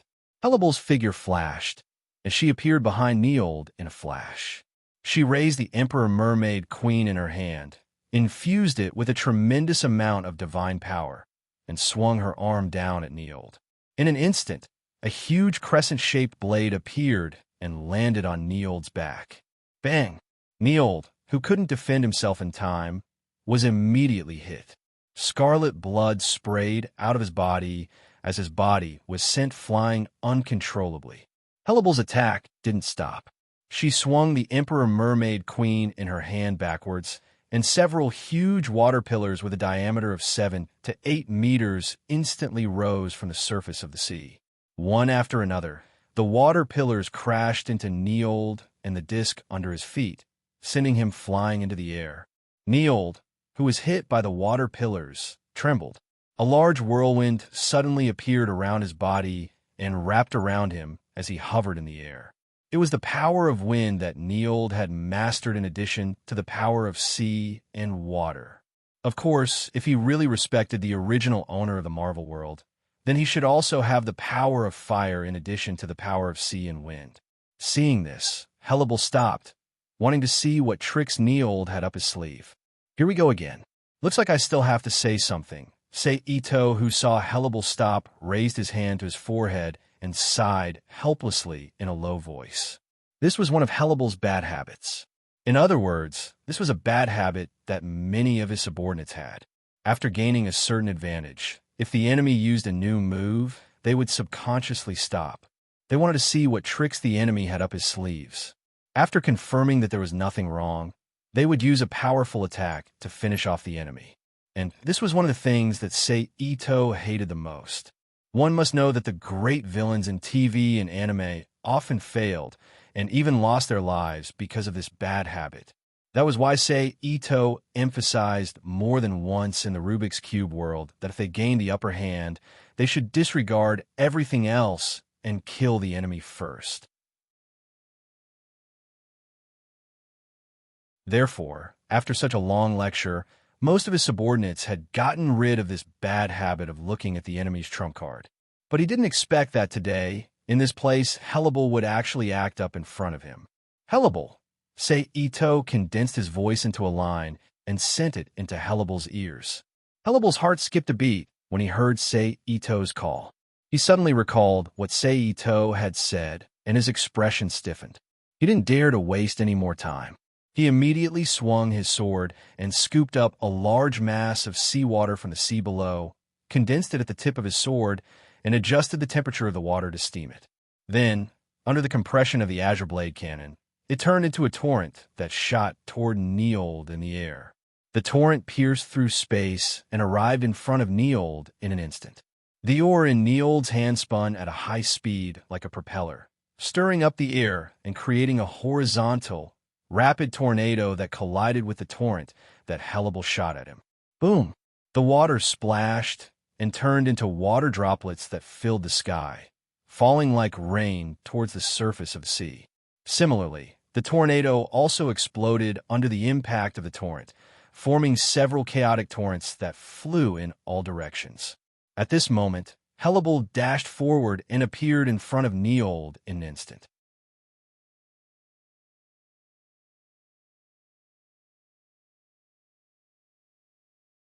Chapter 22-24. Clang! The blade came crashing down and clashed with Nold's raised oar. The two of them began to compete with each other. Sparks flew out from where the blades and oars clashed. Then, Niold raised his foot and kicked at Hellebel's abdomen. Hellebel dodged and appeared behind Niold. He swung his sword again, and in order to increase the power of his attack, He even infused his sword with divine energy. Sensing the danger behind him, a whirlwind appeared around Nird's body and propelled him forward like the propulsion of a jet. The long saber missed, and the golden blade of divine power shot straight into the distance. However, Hellebel was not discouraged after his attack missed. With a gentle wave of his left hand, a dozen waterspouts suddenly emerged from the surface of the sea below. Like a dozen water dragons, they intertwined and coiled around each other before biting at Nold in midair. Nold, who was about to be caught by the waterspouts, swung his or back and forth, creating several huge crescent-shaped wind blades that cut through the waterspouts and sliced them into several pieces. The waterspouts turned into puddles of liquid and fell back to the sea. Thump, thump, thump, thump. But then, a gigantic white sand fish that was over 100 meters long and tens of meters wide jumped out of the sea. It opened its mouth, full of sharp teeth, and swallowed Nold in one gulp. Then, without waiting for the water sand fish to fall back, the entire water sand fish suddenly exploded with a loud boom, turning into water droplets that filled the sky and shot out in all directions like powerful arrows. Wallalala. Nold, who was at the center of the explosion, was instantly blasted away by the sudden explosion. He spat out a mouthful of blood with a pained expression. Hellebel, who had completed the series of attacks, moved his feet and quickly chased after Nold. He finally arrived at Nold's side before he fell into the sea. He swung his great sword and slashed at Nold's back. Splat! Blood splattered everywhere. A gash that went through Nold's upper body appeared on his body, forming a big X when it connected with the wound on his chest. Oof! Nird let out a muffled groan as his body plummeted towards the sea below. But right after that, a wave of seawater quickly rose from the sea below and caught Nold's body midway. Then, the middle part of the seawater began to sink, causing the surrounding water to rise into the air and fuse into a huge water ball. It wrapped around Nold tightly. From the looks of it, it's very similar to the water prison jutsu. Of course, Nold wasn't willing to be caught by Hellebel. After the initial pain and numbness, Nold immediately stood up from the water prison after regaining control of his body. He furiously waved the oar in his hand, creating a gust of wind that slammed against the water walls of the water prison, leaving protruding marks on the water walls. But no matter how hard he whipped, the water prison was like rubber with no upper limit. It didn't shatter at all and still firmly imprisoned him in the center. At this time, seeing that the battle was almost over, Ito moved and appeared next to the water prison. With the point of his finger, the entire water prison immediately turned into a huge ice ball amidst a series of cracking noises. In the blink of an eye, it had frozen Nold's body. Then Ito moved his mind. He put away the ice ball. After doing all this, Ito turned around. He looked at Hellebel on the side. "I'm sorry, sir." Hellebel bowed her head and apologized. I'll let it go this time. I hope this kind of thing won't happen again in the future." Ito did not immediately accept Hellebel's apology. Instead, he looked at her quietly for a while until the latter's expression became a little reserved. Then he spoke in a flat tone. "Yes, sir." Hellebel responded with a solemn expression. Ito nodded slightly and changed the topic. "How do you feel about this battle?" "What do you mean, sir?" Hellebel asked in return. "Your feelings and the feelings Nold gave you," Ito said. "It feels a little strange." Hellebel thought for a while and said, "Nold clearly has great strength and the ability to control the water, but the way he uses it is very crude. Many of the attacks that could be achieved with a small amount of strength, he used a lot of strength, and the effect wasn't as strong as expected. The same goes for the power of the wind at the back. He also used a lot of strength to create the effect. Otherwise, I wouldn't have been able to trap him so easily." "Then do you know why it's like this?" Ito asked with a smile. "Is it the rules?" Hellebel lowered her head and pondered for a while. Then, she looked up at Ito with uncertainty. "Yes, it's the rules." Ito smiled. "Nold may be the god of the sea, god of the wind, and god of summer of the Vanir gods in this world, but he's different from you. He doesn't have a divinity, nor does he have a specific divine title. He only has a divine soul, divine power, and divine body, and he doesn't know how to comprehend or think about the origin of power. He only knows how to use the power he was born with. So, although he looks very powerful and seems to be much stronger than you, he's still lost to you. So, don't learn from him and rely on your instincts to fight. You have to comprehend the rules more. Say Ito, then turned to look at Hellebel and reminded. I understand, sir, Hellebel said sincerely. All right, go back and comprehend the gains of this battle. Say Ito chuckled. With that, he sent Hellebel back into the Rubik's Cube world with a thought, and then summoned Amola again. Say Ito reached out and pulled Amora, who had fallen into the sea due to gravity, into his arms. Take me to Asgard. Say Ito looked at Amora in his arms and said softly, Okay, first we have to go back to the Vanir courtyard. Amora's eyes shrank when she heard that. She looked deeply at Sei Ito with shock in her heart and nodded in agreement. Sei Ito, who had received the order, did not hesitate and teleported with Amora back to the Vanir divine city that was already in chaos. Go there, Amora instructed again. Sei Ito nodded and moved in the direction she pointed with Amora in his arms. Left, right, forward. After walking for a while under Amora's guidance, the familiar cross-realm teleportation circle once again appeared in front of Sei Ito.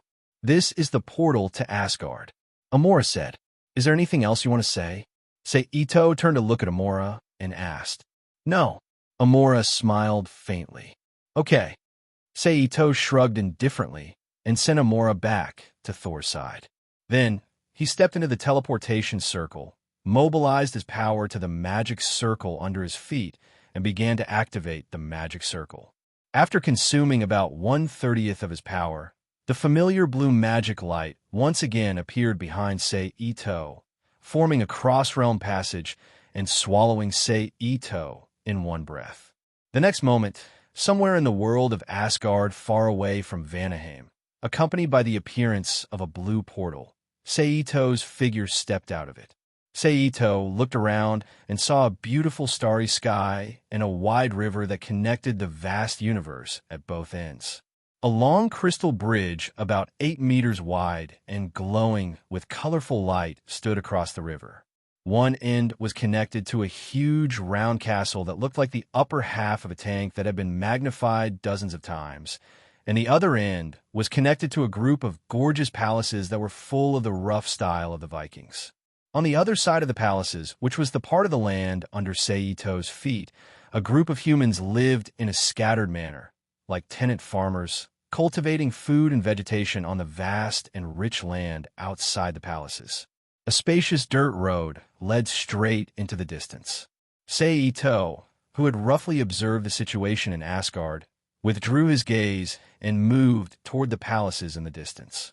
Almost at the moment Sei Ito moved toward the palaces, the one-eyed old man sitting on the throne, Odin, opened his one eye and shouted, Guards! At your command, your majesty. 2 guards pushed the door open and walked in the hall, came to the bottom of the throne, knelt on one knee with their right hand on their chest, and bowed their heads respectfully. Go sound the alarm and get all the warriors ready. The enemy is here, Odin said in a deep voice. Yes, your majesty. The 2 guards responded loudly. Then they stood up, turned around, and left the palace. No matter who you are, since you dare to hurt my child, I will make you pay the price.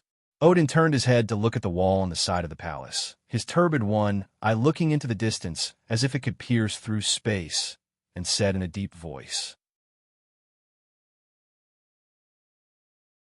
After about half a minute, a huge bell rang in the sky above the palaces. Hearing the alarm, all the Asgard warriors were stunned and immediately stopped their entertainment activities, put on their equipment, and gathered in the main hall of the royal family, where Odin was. A moment later, all the Protoss appeared in the main hall, and their eyes fell on Odin, who was sitting on the throne. What's going on? Why did you sound the bell? At this moment, Odin's graceful wife, Freyja, asked. The enemy is here, Odin said calmly.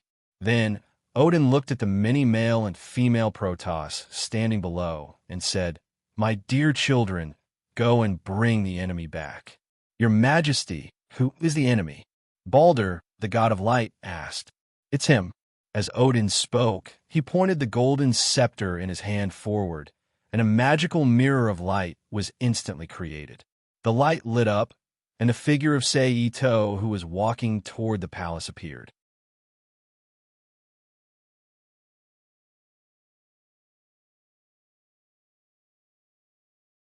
Chapter 22-25. A human. A human? Looking at the Ito that appeared on the screen, the Protoss members present whispered in unison. They really did not expect that there was only one enemy who could make Odin order to ring the bell, and it looked like an ordinary human. "Your Majesty, who is he?" the honest Balder asked. "His name is Chun, a human from Earth," Odin replied calmly. "It's really a human.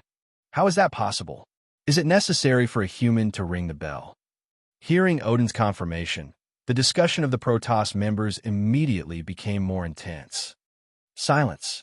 Odin shouted in a deep voice. Although they were full of doubts about today's events, Odin's majesty had long been deeply rooted in their hearts. Therefore, after Odin's voice fell, all the Protoss members immediately quieted down and their eyes fell on Odin. "Are you wondering why I would ring the bell for a mere human?" Odin said calmly. "Then I'll tell you." Odin suddenly stood up from the throne and said, "It's this person who captured Saul and Heave. Not long ago, he destroyed the entire Vanir Protoss. How is that possible?" As soon as these words came out, all the Protoss members' faces showed a look of disbelief. Heimdall saw it with his own eyes. Odin said in a deep voice. In an instant, the expressions of the Protoss members present froze, and the scene suddenly quieted down. However, it was also clear that the name Heimdall was important in the hearts of the Asgard members present. Heimdall, the god of light and the god of dawn in Norse mythology.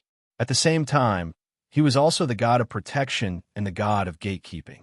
He specialized in guarding the gate of Asgard and preventing evil from invading the world of Asgard. His origin was very mysterious. Some legends said that he was the son of Odin, but others said that he was the child of Angel, the god of the sea, and the goddess of the nine waves. He had clairvoyance, and his strength was so strong that even if he stood in front of the Bifrost Rainbow Bridge, the real entrance of Asgard, he could still hear the sounds and scenes from any place in the Nine Realms. In terms of strength, he was on par with Saul, or even stronger. Most importantly, he was loyal and honest to Odin. His level of integrity was comparable to that of Balder, the god of light. Therefore, he had a very high reputation and prestige among the Askans. "Now, in the name of the King of Gods, I command you to capture the enemy." Odin commanded again when he saw that the gods had fallen silent. "Yes, sir," the Protoss members replied in unison. Then, all the gods turned around and left the hall, disappearing into the corridor behind the hall door. Odin, who had watched the gods retreat, sat back on his throne and sighed deeply. Freyja walked to Odin's side and reached out to hold his hand, comforting him silently. "Everything will be fine." Odin turned his head when he felt his hand being grabbed. Looking at his concerned wife, Freyja said softly, "And he will pay the price for his reckless behavior." After saying that, Odin shifted his gaze back to the light transmitting magic mirror. "I know," Freyja said softly. "Have I been discovered?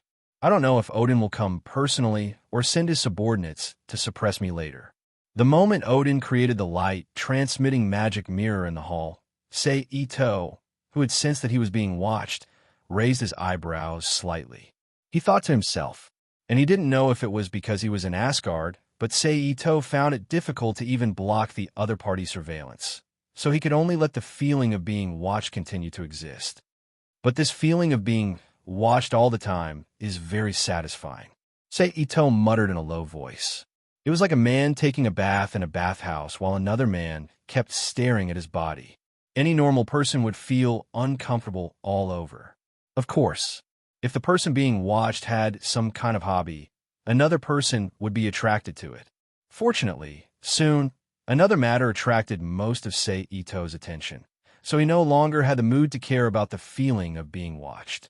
In front of him, in front of the gate of the divine city where the ass gods lived, a group of well-trained soldiers suddenly galloped out of the city on Pegasi. Under the lead of several male gods, they quickly galloped towards Sei Ito. And because the Pegasi were mounted on Pegasi, the need for the opposite side's grip when running was very low. So even though the number of knights was quite large, they still didn't raise any dust. It looked very environmentally friendly. Are you going to use a large force to suppress me? Aren't you looking down on me too much? Sei Ito sneered as he looked at the Pegasus cavalry rushing towards him. Then, without seeing him do anything, dozens of flat-headed cylinders as thick as a person's thighs suddenly burst out from the ground under the Pegasus cavalry and hit the Pegasi's soft abdomen and raised legs, sending the Pegasi and their riders into the air and making them fall heavily to the ground. Rattle off. People flew, horses flipped over, and the horses and people screamed in pain together. In just one moment, the cavalry team, which originally had as many as 100 people, lost more than half of its members under the attack of the cylinders, leaving only a few lucky people with complete men and horses. But before these people could rejoice, a dense thunder and lightning appeared out of thin air above the heads of the knights. With a crackling sound, it fell on the knights like rain. Then, more intense screams echoed in the sky outside the city of Asgard, making the gods and warriors who came out of the city behind them timid and lose their initial momentum. At this time, Sei Ito flashed forward and suddenly appeared above the knights. With a thought, he put the Pegasi who couldn't resist and the knights who were numb with electricity into the Rubik's Cube world and imprisoned them. Human, go to hell. Among the surviving knights, a muscular man who looked like a god jumped up from the ground and shouted while waving the big sword in his hand towards Sei Ito's body. In the face of this sudden attack, Sei Ito did not panic. His right hand clenched into a fist and punched in the air. A faintly visible air ball flew out in front of his fist and landed on the attacker's chest. Boom! The mass of chi exploded, releasing a majestic force that instantly sent the attacker flying. On the side, another handsome man with long, soft golden hair and deep facial features that seemed to have been carved by a sculptor waved one hand and created a high-speed flying tornado out of thin air, which quickly shrouded Sei Ito's body. Itosei, who was in the middle of the tornado, was continuously cut by the blade-like wind blades inside the tornado. His body shook, and a powerful energy burst out from his body. With a bang sound, the tornado exploded, forming a shock wave that rushed out in all directions. Then Sei Ito stretched out his hand, and the man's body flew uncontrollably in front of Sei Ito. However, after the initial shock, the man quickly calmed down and rushed forward. His fists were wrapped in a powerful tornado as he punched towards Sei Ito's chest. Sei Ito's figure flashed and appeared behind the man. He raised his right foot high and smashed down hard on the man's back. Boom! The golden-haired man's body shook violently. He crashed into the ground like a meteor with a painful expression on his face, creating a 3-meter crater on the ground and stirring up a cloud of dust. At this time, the sword-wielding man who was sent flying by Sei Ito rushed back to Sei Ito's side. He waved the big sword in his hand again and again, creating a cold light that enveloped Sei Ito's vital parts. The timing was very accurate. It happened to be the moment when Sei Ito completed his attack and changed his movement. If it was an ordinary person, it would be very difficult for them to dodge his fierce attack at this time. Unfortunately, his opponent was Sei Ito. In midair, Sei Ito's figure flashed and left an illusion for the man to destroy. Sei Ito himself appeared behind the sword-wielding man. He stretched out his palms and pressed them against the sword-wielding man's back. The force of his palms shot out and instantly affected the sword-wielding man's body. Then, the sword-wielding man felt a tightness in his chest, and his body staggered forward and fell forward. At this time, the golden-haired man's figure reappeared. Wrapped in a whirlwind, he appeared in front of Sei Ito in an instant. He opened his mouth and his arms tightly wrapped around Sei Ito's body like a bunch of big pliers. He flew with him towards the city of ADH, ready to mix with the other members of the Protoss who were rushing over from behind. But this way, his body was exposed to Sei Ito's sight. And Sei Ito did not let him down. He used his fingers like knives and slashed the golden-haired man's neck on both sides. Bang! The golden-haired man felt a shock in his head, and his consciousness became dizzy. Sei Ito, who realized that the golden-haired man was not knocked out, covered his ears with his palms. The force of his palms shot out again, and another force blasted into the golden-haired man's head. This time, the golden-haired man was not lucky and completely fainted. The golden-haired man's arms loosened slightly and gradually fell to the ground. But Sei Ito immediately grabbed his collar and put him into the Rubik's Cube world. But at this time, Sei Ito was also pushed by the golden-haired man into the midst of the other Protoss who had rushed out of the city of AEH. Seeing that there was a chance to attack, the Protoss did not hesitate. They used magic, close combat, or arrows to attack Sei Ito. Sei Ito, who could not dodge for the time being, was not nervous. With a thought, he supported a telekinetic barrier outside his body and blocked the attacks of the Protoss. You're tuning in to the Warrior Lore YouTube channel. Don't forget to subscribe and join us on this journey to catch the most captivating stories.